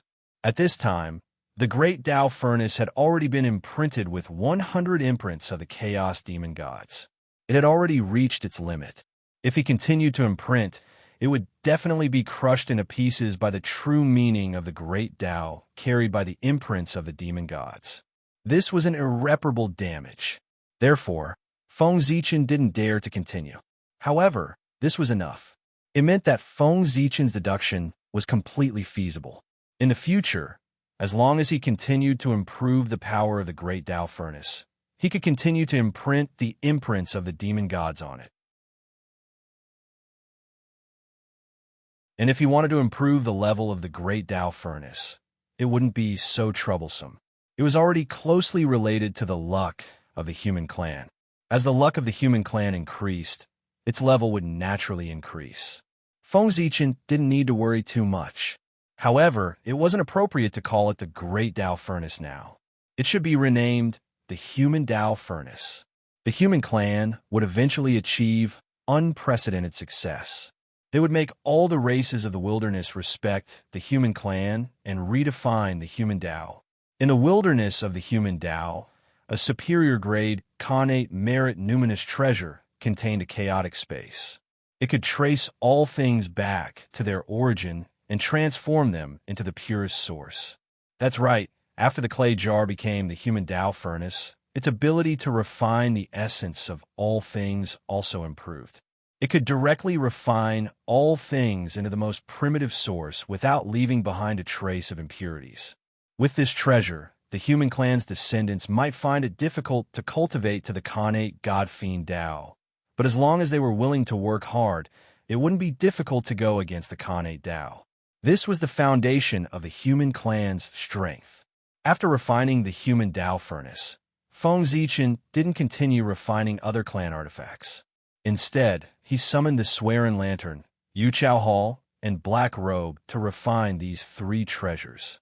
The human clan's providence was limited. It couldn't support too many clan artifacts. 5 was the limit of the human clan's providence.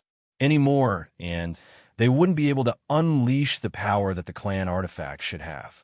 9 was the limit. According to Feng Zichen's calculations, even if the human clan's providence was at its peak, it could only refine 9 treasures of providence at most. This was the limit of heaven and earth. It couldn't be reversed by humans. The 3 treasures of his swear and lantern were treasures that Feng Zichen had refined in his early years. At that time, his cultivation was far less powerful than it was now. He also didn't have a connate cardinal treasure like the cauldron of heaven and earth. The treasures he refined naturally couldn't fully unleash their potential. Therefore, Feng Zichen refined these 3 treasures again to increase their power so that they could better deal with the future calamity. Just as Feng Zichen was refining in seclusion, Niuhua, who hadn't appeared for many years, moved today. She walked out of the beautiful Niuhua Palace and rushed to the East Sea. Obviously, this was for the matter between Feng Zichen and Ao Shui. Of course, the first person Niuhua wanted to see was not Ao Shui, but the ancestral Greygon. Ao Shui was the ancestral Greygon's granddaughter. If he wanted to marry her, he had to get the ancestral Greygon's consent. Otherwise, even if Ao Shui agreed, this matter didn't count. Only by dealing with the ancestral Greygon could he go find Ao Shui. It's Hui? What is he doing here?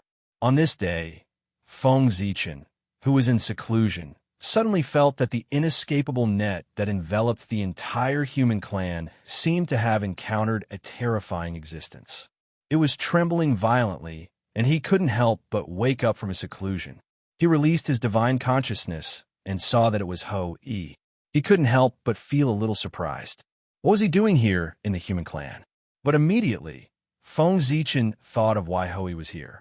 Wasn't it for Chang? Other than Chang, what else in the human clan was worth him coming here personally? However, there was one thing that Feng Zichen was puzzled about. How did Hui and Chang know each other? Ever since he came to the primordial world, many things had changed. Not to mention anything else. Just Chang's fate had changed a long time ago. She wasn't just an ordinary human cultivator like the legend said. Instead, she was the queen of a human race who was nurtured by the elders of the human race. She grew up in the imperial court. Then, the question came, how did the 2 of them know each other? Curious, Feng Zichen secretly used the connate 8 trigrams and began to calculate silently. It wasn't difficult to deduce this matter. Soon, Feng Zichen learned the cause and effect, and his gaze became strange. It turned out that when Chang went to the East Sea, she happened to meet Hui, who had come to the East Sea to look for the ZG state. Perhaps it was because he sensed the power of the same attribute. When Hui touched Chang, the source of the moon in his body suddenly acted up and broke through the seals set by the ancestral Magus, freezing Hui on the spot. When the kind-hearted Chang saw this scene, she immediately wanted to help. Of course, although Chang was kind, she wasn't stupid. She didn't directly help Hui remove the ice seal. Instead, she suppressed the power of the source of the moon and didn't let it continue to cause damage to Hui. At the same time, she also secretly contacted the human King Yu clan, who was overseeing the 7 planets continent, and asked him to come and help.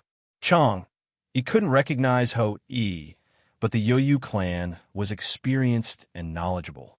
How could they not recognize the top Grand Magus of the Magus race? Knowing the relationship between the human emperor and the Magus race, he let Chang do her best to save Hui. With Chang's current strength, of course, she couldn't get rid of the source of the moon in Hui's body.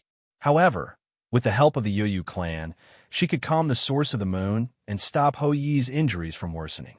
Not long after, with the help of the 2 of them, Hui suppressed the source of the moon again. It was also because of this that Hui saw the possibility of recovering from his injuries. Since Chang could calm the source of the moon, it shouldn't be difficult for her to get rid of the source of the moon. Therefore, Hui asked Chang to lend him a hand. Unfortunately, he was mercilessly rejected by Chang'e. She was the future empress of the human race. How could she be involved with a man from another race? In order to avoid suspicion, she couldn't agree. You're tuning into the Warrior Lore YouTube channel. Don't forget to subscribe and join us on this journey to catch the most captivating stories.